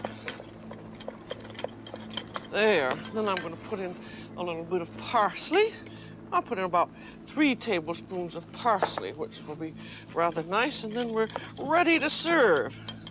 And I think this is the best vegetable accompaniment a turkey could possibly have.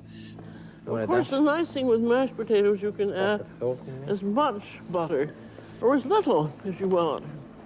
And if you're afraid of butter, which many people are nowadays, you just put in cream.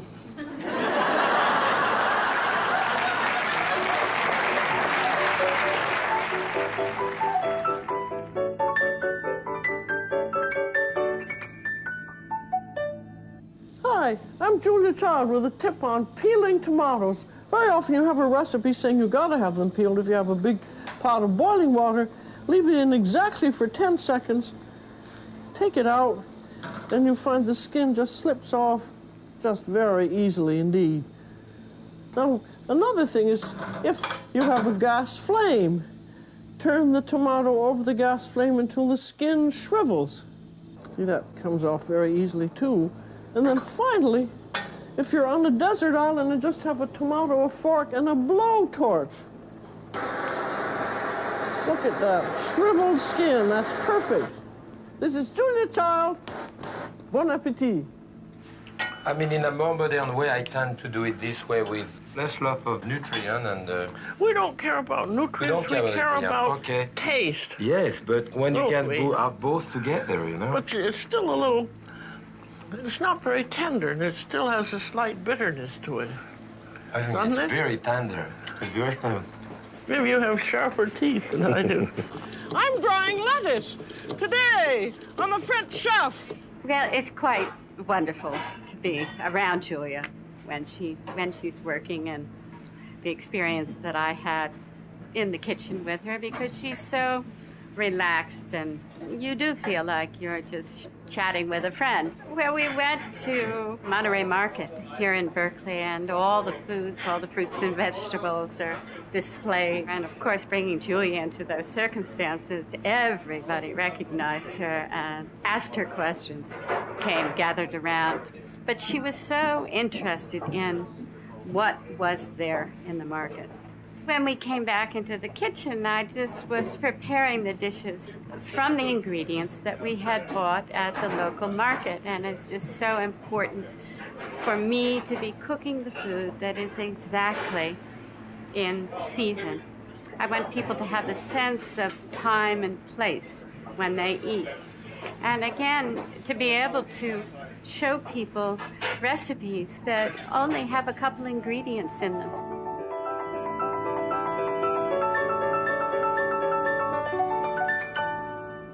we bought this fennel today. Now what are you going to do with it? Oh, well, this is a wonderful winter vegetable. It's really my favorite. And we're going to make a fennel salad by slicing the fennel very, very thinly. And I think that slicing it that way gives a whole different texture to a salad, Well, and it makes you... nibbling, and it makes a different taste, right. I think. Now, one question is, this is so young and tender, but most in the market we get great big ones with. Well, I think it doesn't really matter so much with fennel. I think you can use it at all different stages. It's just that when it gets very, very big, there's a kind of a core in the center, and you might want to take that out. That little part right there, you can just cut it out with the point of the knife, like that, and slice from there when it's very big. That's a good idea. But when it's little like that, you just kind of want to take off the ends, and you can always use this lovely greenery to stuff into a piece of fish or chop up and sprinkle on the top. Pretty. And I just slice the fennel like that, very, very thinly. On this a very inexpensive Japanese mandolin. It changes these winter vegetables. We do it with turnips and slice them like that and have them party, or radishes are very nice to slice. And I'm just going to lay that around and put a little salt and a little pepper on each layer. This is kind of one of those layered salads where you're doing fennel on the bottom and then mushrooms and then the cheese on the top. So put a little drizzle of oil on each layer. And then the mushrooms, I think the really important thing about the mushrooms is that they're very, very fresh and they're tight, completely tight. And did you make up this salad yourself? I think this is one that's really very Japanese. It's good. It's light and it's very, very simple. I mean, this really is just means, again, that you have to find the ingredients that are exactly in season. I can smell the perfume of those mushrooms. It's very, very pleasant. And again, this is one that you want to eat very, very quickly. Just make it, serve it. So, and lovely fragrance. And then on this layer, I'm going to put a little bit of salt again, pepper, and a drizzle of the Now here, when it's raw, you have to have very good oil, don't you? I think olive oil can be used to flavor things very sparingly, the very good oils. And then, of course, there's a lesser grade oil that's pure and clean that you can use as an all-purpose oil, and just use this for the special salad. Put on the top. Okay, we just need to squeeze a little lemon. Maybe you want to squeeze a little over the salad while I'm doing the cheese. And this is Parmesan cheese. Real Parmesan. Real Parmesan cheese. And I think when you're using doing a salad that's so simple that all the ingredients need to be very tasty. And you don't use very much of the cheese on it. That makes cooking really easier because you can be simpler but use wonderful ingredients. It's also very quick. Very quick. And that's it. Now, are we going to taste it and see if it's any good? We hope. But again, this salad you can add a little bit more. Well, the cheese gives it a wonderful fullness of taste. I think that's an awfully good idea. That's why the Italians do so much of it, isn't it? Well, it adds the sort of salt to it too, and puts a balance to the fresh fennel and mushrooms. I shall certainly have that for dinner tonight. I think Julia's approach to products is something that's deep-rooted in quality. Wherever you can get quality, you take advantage of that, whether it's at the farmer's market or at the grocery store. Trends have always been something that I don't think Julia really understood. Gordon Hammersley is going to show us the real secrets in making the perfect green salad. I remember I had a beautiful one at your restaurant, and I thought everyone would enjoy seeing just what you do. Okay, well, I'd like to do that. Obviously, the thing that you start with, first and foremost, is great salad greens. We're soaking them here. We have 2 different kinds of red leaf lettuce, some flat leaf parsley, and I thought we'd use some watercress today. Oh, good. Basically, all you do is very gently wash the lettuces in cold water and then transfer them into our salad spinner here. Hi, this is Julia Child with a tip on laundering your lettuce. It's always full of sand when you get it, and there's nothing worse than a sandy salad. We're going to use this new high-tech laundry machine. That's a basin that has some holes in it, and here's a basket that holds the lettuce, and you take the bottom out of the lettuce and just put it in there, the lettuce. That's all you do. Put the top on, and then put the whole thing in the sink and let the water run. And as it runs, you pull on the cord and the basket spins. Look at all the water and the sand coming out of there. Then when you're sure that it's clean, spin it dry. Now here's a tip on keeping it. Refrigerate it in your crisper between layers of paper towels, and it will stay crisp until you're ready for it. This is Julia Child with the crispest lettuce in town. Now we're going to add our oil. Very, very good oil. Good oil. Very important. I never use that vegetable oil. No, definitely not for salads, that's for sure. And I think those bottle dressings are really horrid. They use machine oil or something. Yeah, I don't know what they use. Hi, this is Julia Child with a tip on making the very best salad dressing. Very simple to do. It's called a vinaigrette. I'm going to start out with a little bit of garlic, fresh garlic from my garlic press, just a little tiny bit. And then about a quarter teaspoon of salt. And I'm going to use some Dijon-type mustard. That's about half a teaspoonful. And then a little bit of very good wine vinegar. The proportions aren't terribly important because you taste as you go along. And then also a bit of lemon juice, and I'm going to squeeze it through my impeccably clean purple towel. That's just a little bit in there, and I can add more later. And then very, very good oil. I always use virgin olive oil, but that depends on what you like. And just start it in by little driblets. This is going to make about half a cup. There you are, the perfect costume to dress your next salad. So we'll pour a little bit of dressing over the top. The other thing is we don't want to put our dressing on before we really want to eat it. Right? It wilts the lettuce, doesn't it? Right. Making sure that you kind of toss and fold it over, and making sure that the lettuce leaves get fully coated. So this is pretty well coated here. Well, we can taste it. Make sure that the dressing is adhering to the lettuce and it tastes good. That's really good. Yeah. I hate it when somehow you're served a salad, they just pour the dressing over the top. Oh, I know. None of it gets into it. Right. That's very good. Right. Thank you. Thanks. Sure. And some people say that the dressing should be made with a wooden spoon. Deborah, what do you think of this? I think it makes less noise. This is swordfish. It's going to be braised in the wine and greenery used by the monks of the Grande Chartreuse Monastery. I'm all ready to make fish in monk's clothing.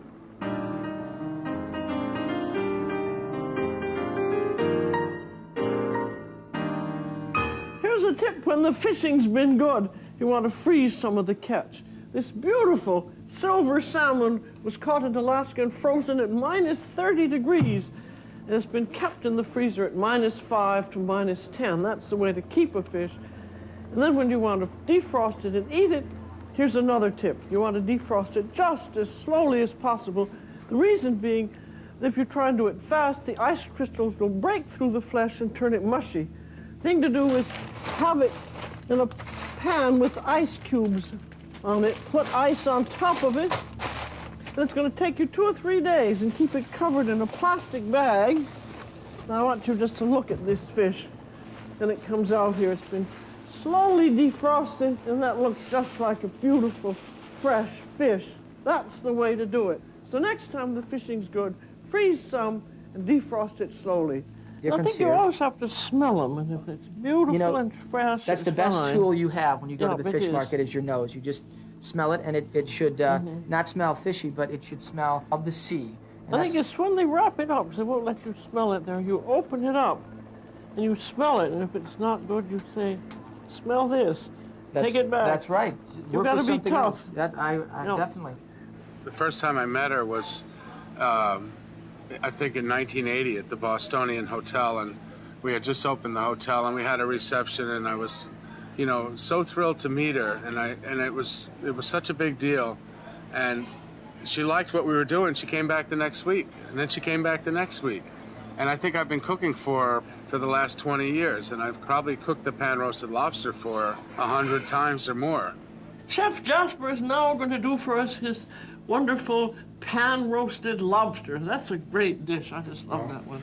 I'm dying to know how you do it. I'm going to start with the important part of the dish, the lobster. Lobster. My pan-roasted lobster starts with something that is kind of harsh on TV, which is cutting up a live lobster and killing it with a knife, which is actually a kind way to kill a lobster and hurts less than boiling or steaming. But beside the point, it's not something that people readily want to do on television, and it was an issue.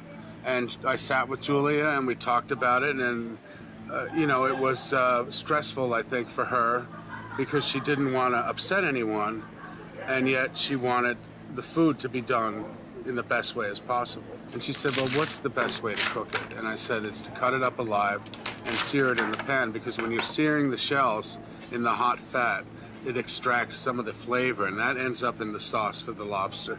Once she kind of understood the magic of that dish, there was no way she was going to bastardize it, even for television.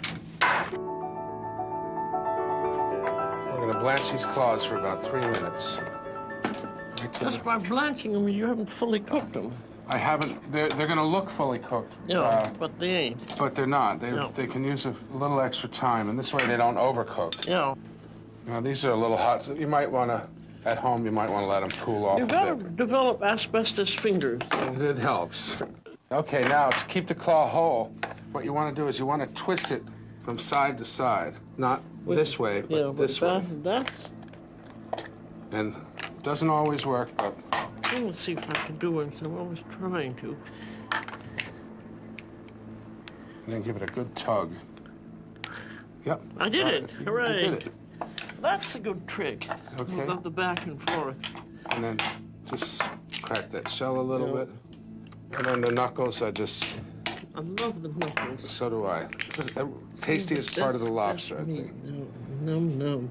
Okay, so now it's time to roast the lobster. We start by getting the pan as hot as you can get it. And I'm adding a little peanut oil, and then I want to put the lobsters in. Shell down. Yeah. And these absorb a lot of heat, so. Yeah. It's always interesting, all that muscle reaction. It looks as though they were still alive. It's just contracting from the heat. Yeah. And then I want to move the shells around just enough to kind of get it seared evenly. Mm-hmm. And I'm more concerned about the body part than I am the tails. The tails are going to cook on time. That body has such wonderful meat in it. And by getting this done evenly, it's going to make the whole lobster cook more evenly. The wonderful part about this lobster is anything that falls from this point on, anything that ends up in that pan, any juice, any little thing that falls in, it's all going to be in the sauce. So that's about what I'm looking for. At this point, I'm going to walk it over. If you have a broiler, put your broiler all the way, or otherwise put it in the hottest oven that you can find. How long does it stay in there? It stays in for about 2 minutes, or maybe even 3. And the idea is this is the roasting part of the recipe. And I use the broiler because it makes it for a very, very hot oven. Simulates that, and it really is roasting. Okay, so now we're going to take a look at these babies. And you can see that I've got that little char, and there's an undeniable aroma that just fills up the whole kitchen. And I know those are at the right point where I want to put them back onto the stove. So I'm going to come across, I'm going to put it onto the stove. And remember now that handle's hot from being in there. You definitely smell lobster. I'm going to add shallots, and I'm going to try to put them up to the bottom of the pan. Yeah. I'm going to take a little cognac and sprinkle it on there. Oh, that's nice fun. Okay. Do you think the burning makes much difference, or is it just fun? Well, the burning, it's fun, yeah. The burning burns off the alcohol. Yeah. I think it gives it a softer flavor.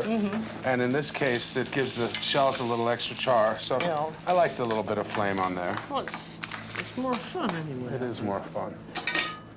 And as soon as the cognac burns off, just add a little bit of white wine. So at this point, I'm just going to let these finish cooking. And basically what I'm trying to finish is the bodies. I'll take a look at the tail. If the tail looks cooked, which it does, I'll flip it back over onto the shell. But I'll leave the bodies face down. Because they take a little longer. Because they take a little longer. And this nice claw basically meat. the tails will, and the claws are kind of reheating now. Yeah. We'll just let that reduce. Well, this is really a pretty quick recipe. It's a very quick, it's start to finish, no more than 6 minutes for a 2-pound lobster. There's a little summer squash and zucchini that we just julienne and sauteed. So now, what I do now is I try to reconstruct the lobster just a little bit. Yeah. I'm gonna put the body in front, kind of side by side. Mm-hmm. I have to remember how it was constructed. Now at this point, I'm gonna add the chopped chervil and the chives.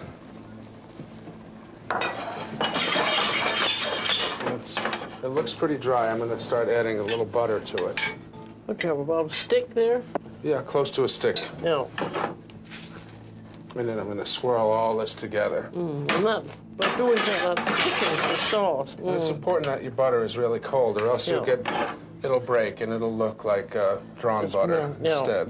Now I'm gonna take these claws and put them back kind of on top. The sauce could be anywhere from this color to kind of a pink. Just spoon that all over this lobster. It comes down to lobster with butter, which is the great tradition. Well, it's not a dish you're going to eat every day. No, this is not for every day. This is a special dish. If you're going to do it, do the whole hog. I think it's very kind of you to show us this great recipe of yours. Well, it's great to be in your kitchen, Julie. Thank you. One important part of the lobster we didn't cover is the tamale in the roe. This happens to be a female lobster. This is the tamale. That's that green stuff. It's black when the lobster's raw. And then you have the roe, which is this beautiful pink down here. All of this is edible and delicious, and what I like to do is I take sometimes the roe and sometimes not and push it through a sieve and then mix it with mayonnaise, and it's particularly good served with cold lobster. Here it is. I've put it all in the inside here, and I've left the pink roe out so that you can see it. It's just delicious.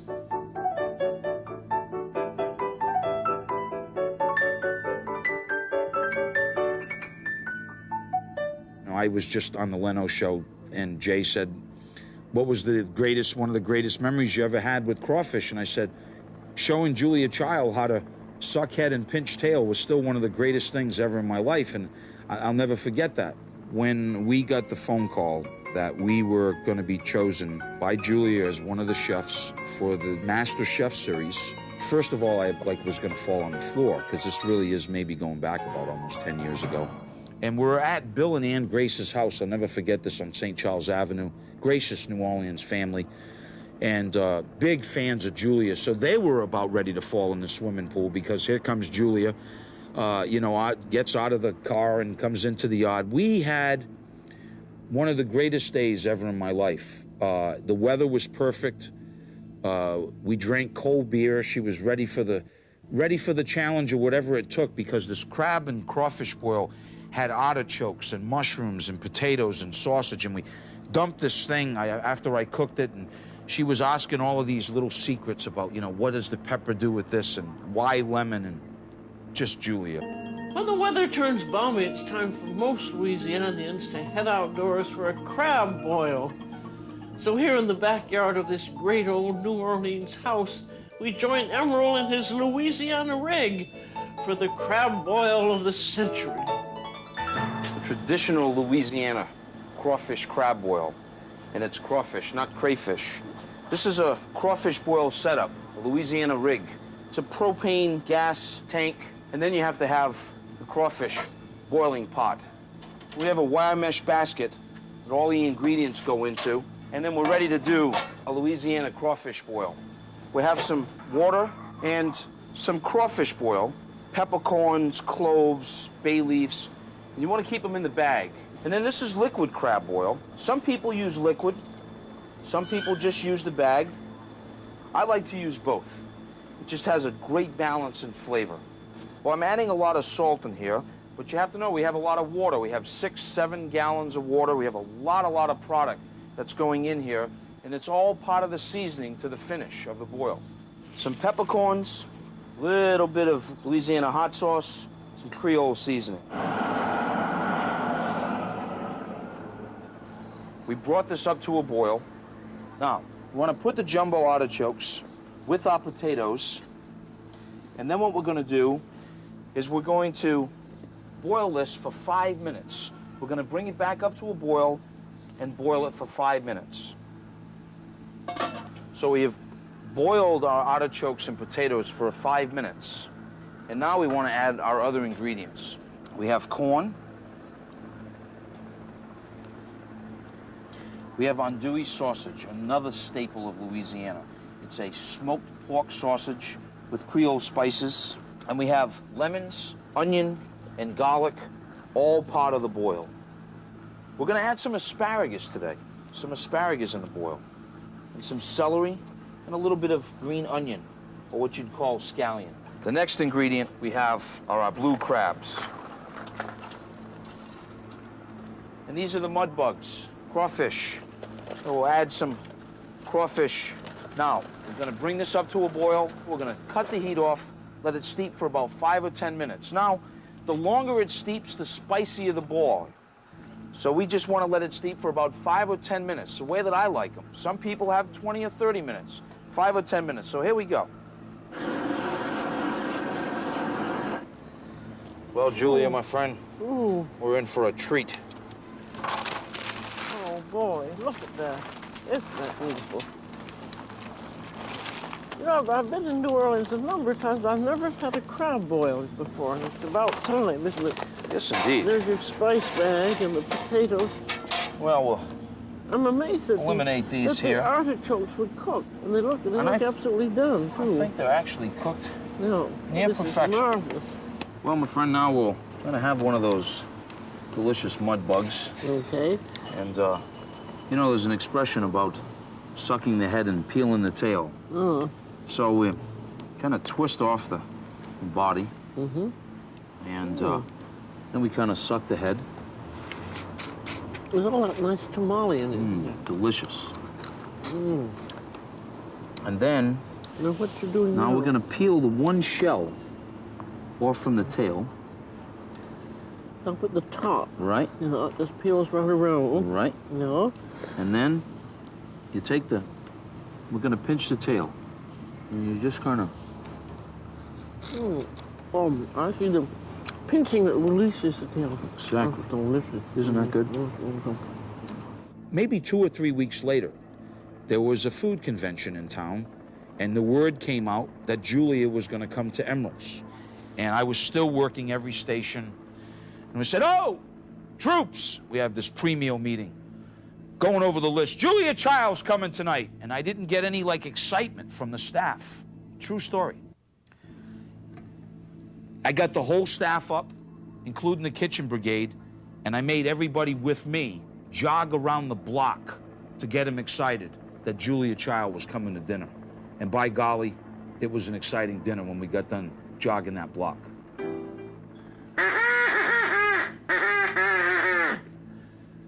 Today we're doing duck.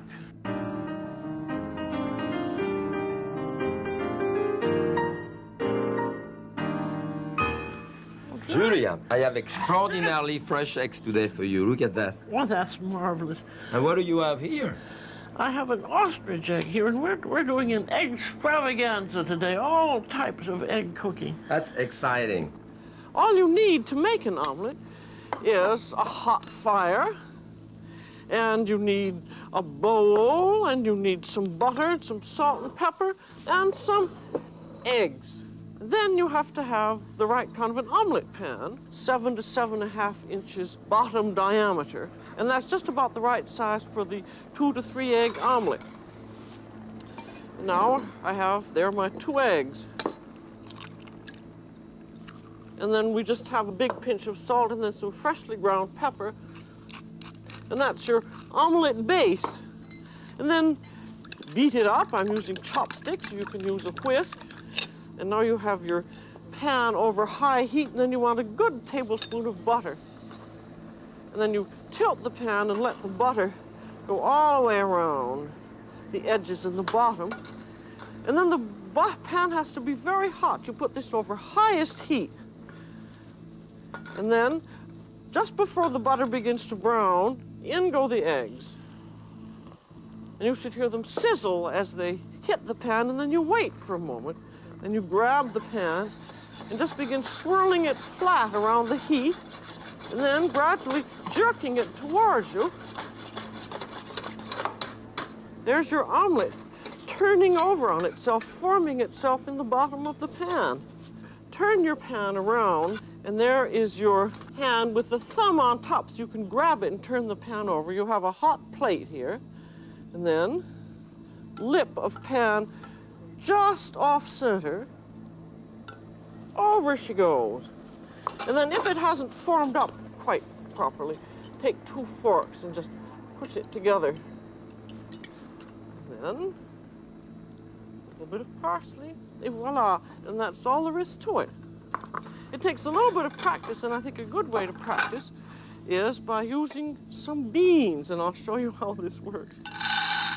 It's just rather silly, but it does work. Here, your first movement is just a flat sort of moving around so that you get the eggs to coagulate. And then you begin jerking it towards yourself like this. You'll see what's happening to the beans. They're turning over. And then there's your omelet. I shan't unmold that omelet. But I think that's a good way to get the technique of this. Voila. Now, here's how you set up for an omelet party. These are fillings, and everybody can have whatever filling he wants. We have the piperade and the mushrooms, and then also there's cream crab or lobsters, spinach. You could have as many fillings as you wanted. And then you have a heat source of some kind, one of these gas table cookers. And then you have your eggs all made. And now we have a lady over here who said she wanted a cheese omelet, and a gentleman who said he wanted a spinach omelet. So there that is. You just sprinkle Swiss cheese in, and there you go with your old technique. Here's a cute little chicken plate. There's the l'omelette au fromage, little parsley on to dress it up, and that lady is served. And here's this gentleman who wanted a spinach omelet. There's the spinach right in the middle. That's creamed spinach, nicely flavored up. I think I'll let that one cook a little bit too long, but I don't think he's going to know the difference because it's going to be so good. And there we are again. And as always, a little parsley will cover up anything that seems to have spilled. Oh, here comes my mother-in-law. I guess I'll give her a liver omelet. That'll fix her up, I guess. I don't know why people are so mean about mother-in-law. Actually, I don't have one. I don't have one. But I'll make her an omelette au foie de volaille. Somebody's figurative mother-in-law.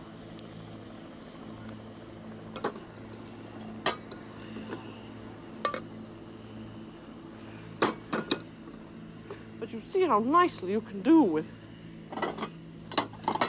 loads and loads of omelets.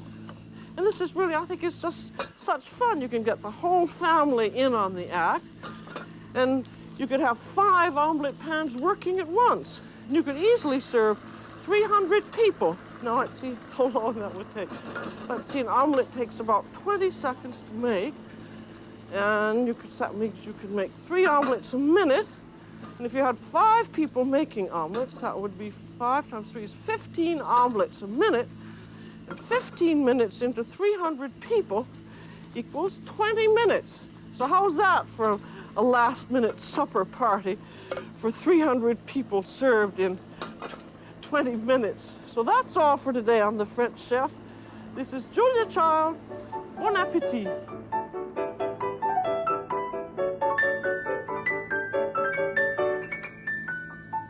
Julia Child presents the Chicken Sisters.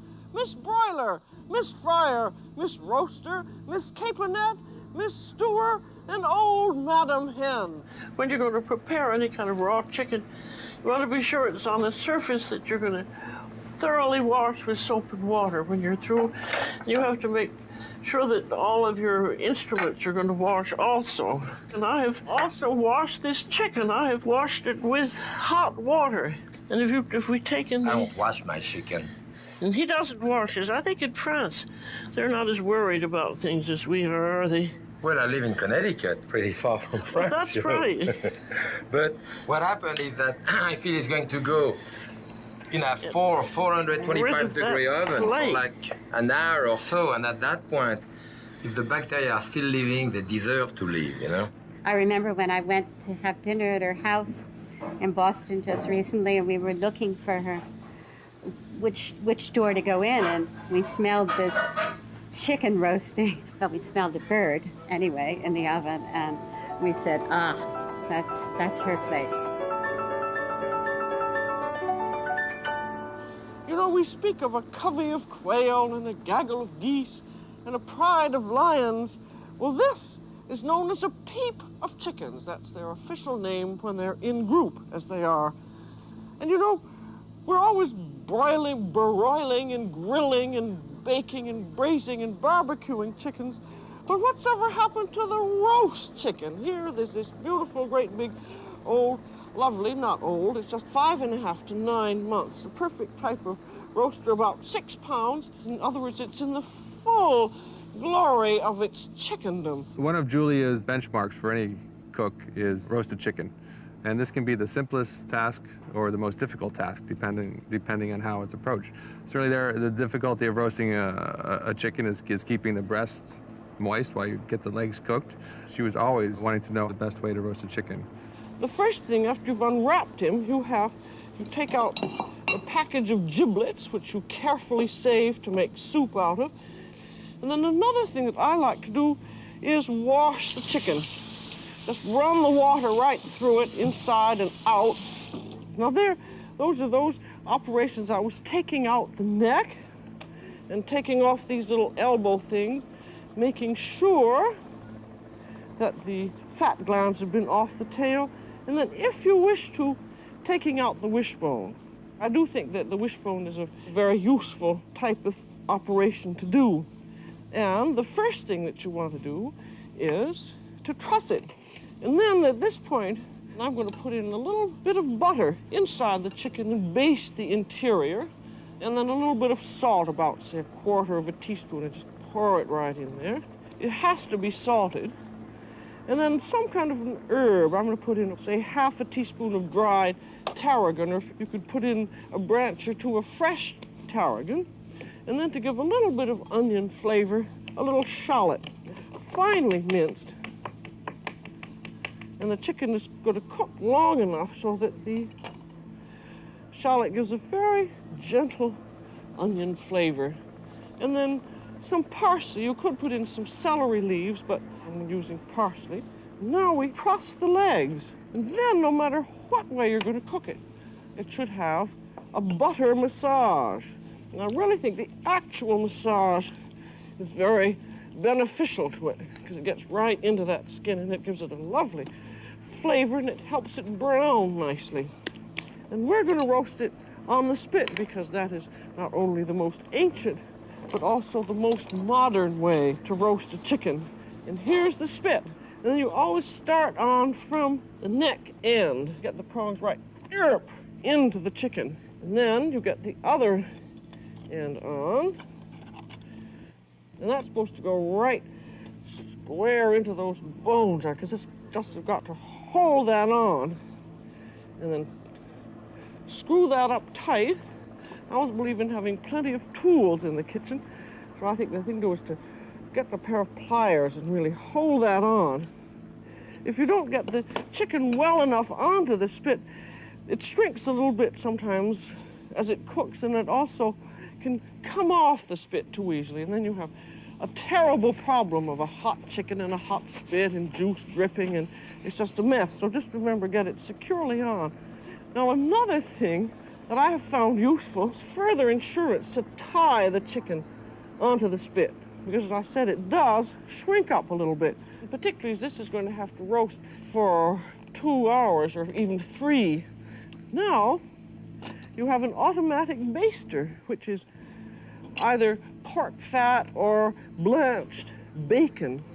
And it's awfully hard to get pork fat in pork fat sheets in this country, so I have suggested blanched bacon, which means thick sliced bacon that's been simmered in 2 quarts of water for 10 minutes to get out all the salty and smoky taste, because if you didn't blanch it, the chicken would taste of bacon rather than of chicken. And now you've got to tie the bacon on. Now this you want to tie on so that it will stay on, and also so that it won't drip into the machine. And then tie this down here, and now the bacon is in place. And that is now ready to go on to the rotisserie. This will take about 2.5 hours. And at the last, to get the breast brown, because it is covered with bacon, you take the bacon off and baste it. I think one of the marvelous things about the spit roasted chicken is that it somehow seems to be juicier. I think just the fact that it is turning around and around and around all the time makes the juices turn around on it. Now, how do you tell when the chicken is done? And this is when the legs feel tender when pressed, when they move in their sockets, but also when you lift up the spit and you have juices dripping down through here, and the last juices are clear. That is an absolute indication that it's done. You certainly don't want to overcook the chicken because it dries out. That makes for perfect roast chicken, and I think it's not difficult if you just pay attention to it and make sure that you get a good chicken, and make sure that you haven't over or undercooked it, and then carve it with style. And I think we shall say, bon appetit. You know, the other day when I was mucking about in the supermarket looking for something to eat, I was sort of in a bad mood, and nothing I looked at appealed to me at all. I looked at all the chickens and the ducks and the fish and the steaks and the lamb, and I just didn't want to cook any bit of it. I found myself staring at a fresh beef tongue, and I said to it, "You ugly old thing, I'd like to fix you up." Then I thought to myself, well, why not? It'll be a change anyway. So I trotted home with my tongue under my arm, and I braised it.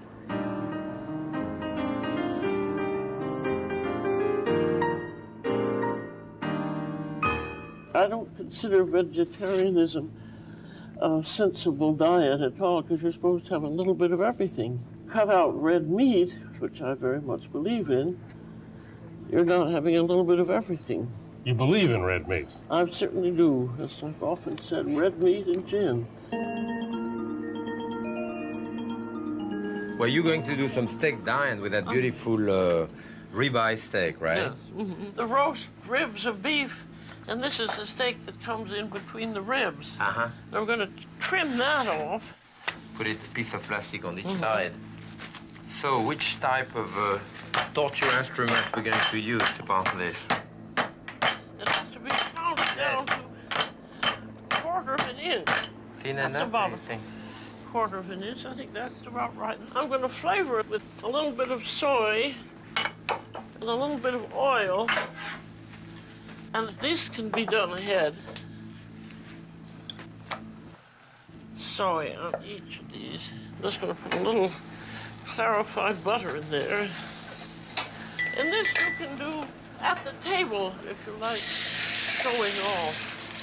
And it needs just about 2 minutes on each side. This is hardly going to color. Now these are done enough for now. So this is the first stage. Take them off. Then I'm going to make the sauce. All right. Need some shallots. You want some shallots? Yeah. Good. What else you need? I'll put a little bit more butter in there, and then we want to mix the mustard with some of the stock there, that Dijon type mustard. Mix it up, and then we can add more if needed. All right. You would have all of these things on a beautiful silver salver right next to you. You know, it used to be very popular. I mean, the steak diane, you know, and I haven't seen restaurants for so many years. I think we could put a little more stock in, Jack. Yeah. A bit more stock. the steaks get dipped into this. Smells good. It's supposed to be nice and rare. Well, it is rare. Now these are really ready to serve. They're ready to serve. We have a nice plate over there. I'll just serve one of them. So with a little parsley on there. You have a nice garnish of potato here. And put a little more sauce on it. That sauce looks delicious, doesn't it? Well, that's all there is to that. You can add what you want. This is not a recipe written in stone. And I like to put the ketchup here. We leave on a little more lettuce. I didn't put a tomato in mine. I press it. Just put a tomato in there. This is the top. Press it One like thing this. is that when you get it so high, it's hard really to chew it. Looks beautiful. Look at that. Isn't that nice? And now the best part of it is the eating. Eat it, yes. Okay. Oh. Really That's good, huh? good. That's great. Mm.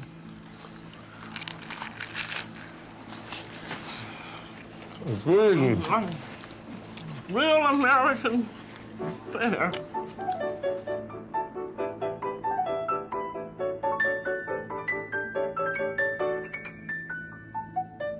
Well, I think it's very important to show people where things come from, how things grow, how things are caught. That venison steak, guess what, comes from a deer. And we have to understand that to enjoy it ultimately, or to taste the difference from deer meat to beef that's farm raised. Julia made that possible too. It was very important to her to let people know where things originated. Everyone loves ham and eggs, bacon and eggs, pork chops, and roast pork. So why not have them all rolled into one? And next time you're giving a party, serve a roast suckling pig, like the one we're doing today on the French Chef. When you want a roast suckling pig for a feast, be sure that you specify that this be a milk-fed suckling pig, because once a pig has tasted anything but mother's milk, it just loses that lovely, tender flesh quality. You want to keep the mouth open so that you can put an apple in, so I just use a ball of aluminum foil and then just stick that in the mouth, and that keeps the mouth open while the pig is roasting.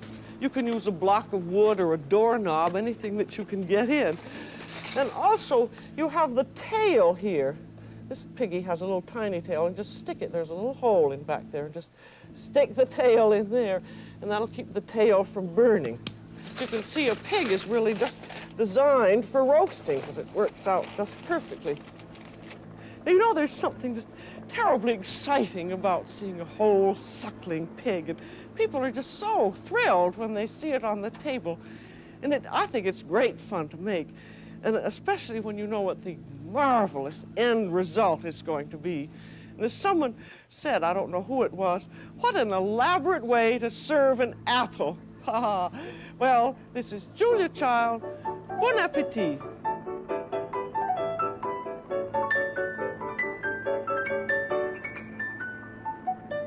Well, it is indeed empowering. I mean, she let us know that French cooking could be demystified, that French cooking could actually be accomplished in a home kitchen with a regular 4-burner stove and a 1 oven, a regular refrigerator. We didn't have to have all the elaborate accoutrement of the great French kitchens. We could really do it at home. That was what was valuable. We also learned to experiment and to be brave when we went into a restaurant. Instead of just ordering the filet de boeuf, which everybody sort of knew, you could then go on and order all the other unusual dishes and not be afraid. And I think that erasing the fear then made us even more acceptable of Japanese food, of Thai food, of fine Italian cooking. That's great. It's great. She really opened the doors to worldwide cuisine.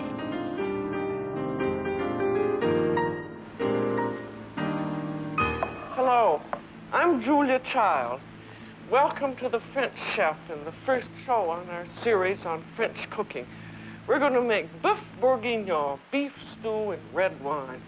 And it's a wonderful show to begin our series on because it shows you so many useful things about French cooking. And now here's our beef. And you cut up the meat into pieces about like that. Now we want to get our pan hot. Then we're going to saute this in olive oil. It can't be smoking and burning, but it just has to be hot enough so that it's going to brown the meat. And you can tell it's too hot if the oil begins to darken in color. This will take about 4 or 5 minutes to brown. And I'm not going to crowd the pan either. That's another extremely important thing, because if the pan gets crowded, then the meat steams. I'm going to put a little bit more oil in. You can't really give proportions to this,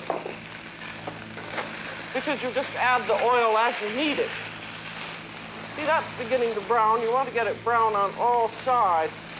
Now, if you're doing chicken, you do it exactly the same way. If you're doing lamb stew is awfully good and it's not expensive. You do it exactly the same way.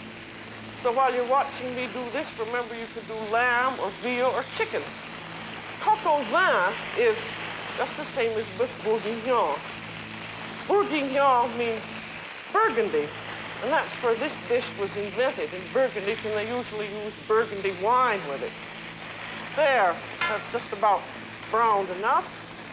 Now we'll put this, as it's brown, into the casserole. Now we have in here this nice sort of brown bit here that's left over from the browning. And this is part of your treasure of cooking. It's called a glaze, and we're going to deglaze it with our red wine. We're going to use about 3 cups, or about 2/3 the bottle.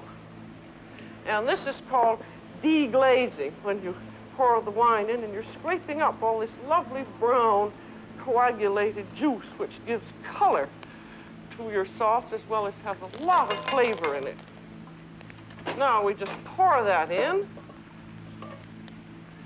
and then we're going to add some beef stock to it.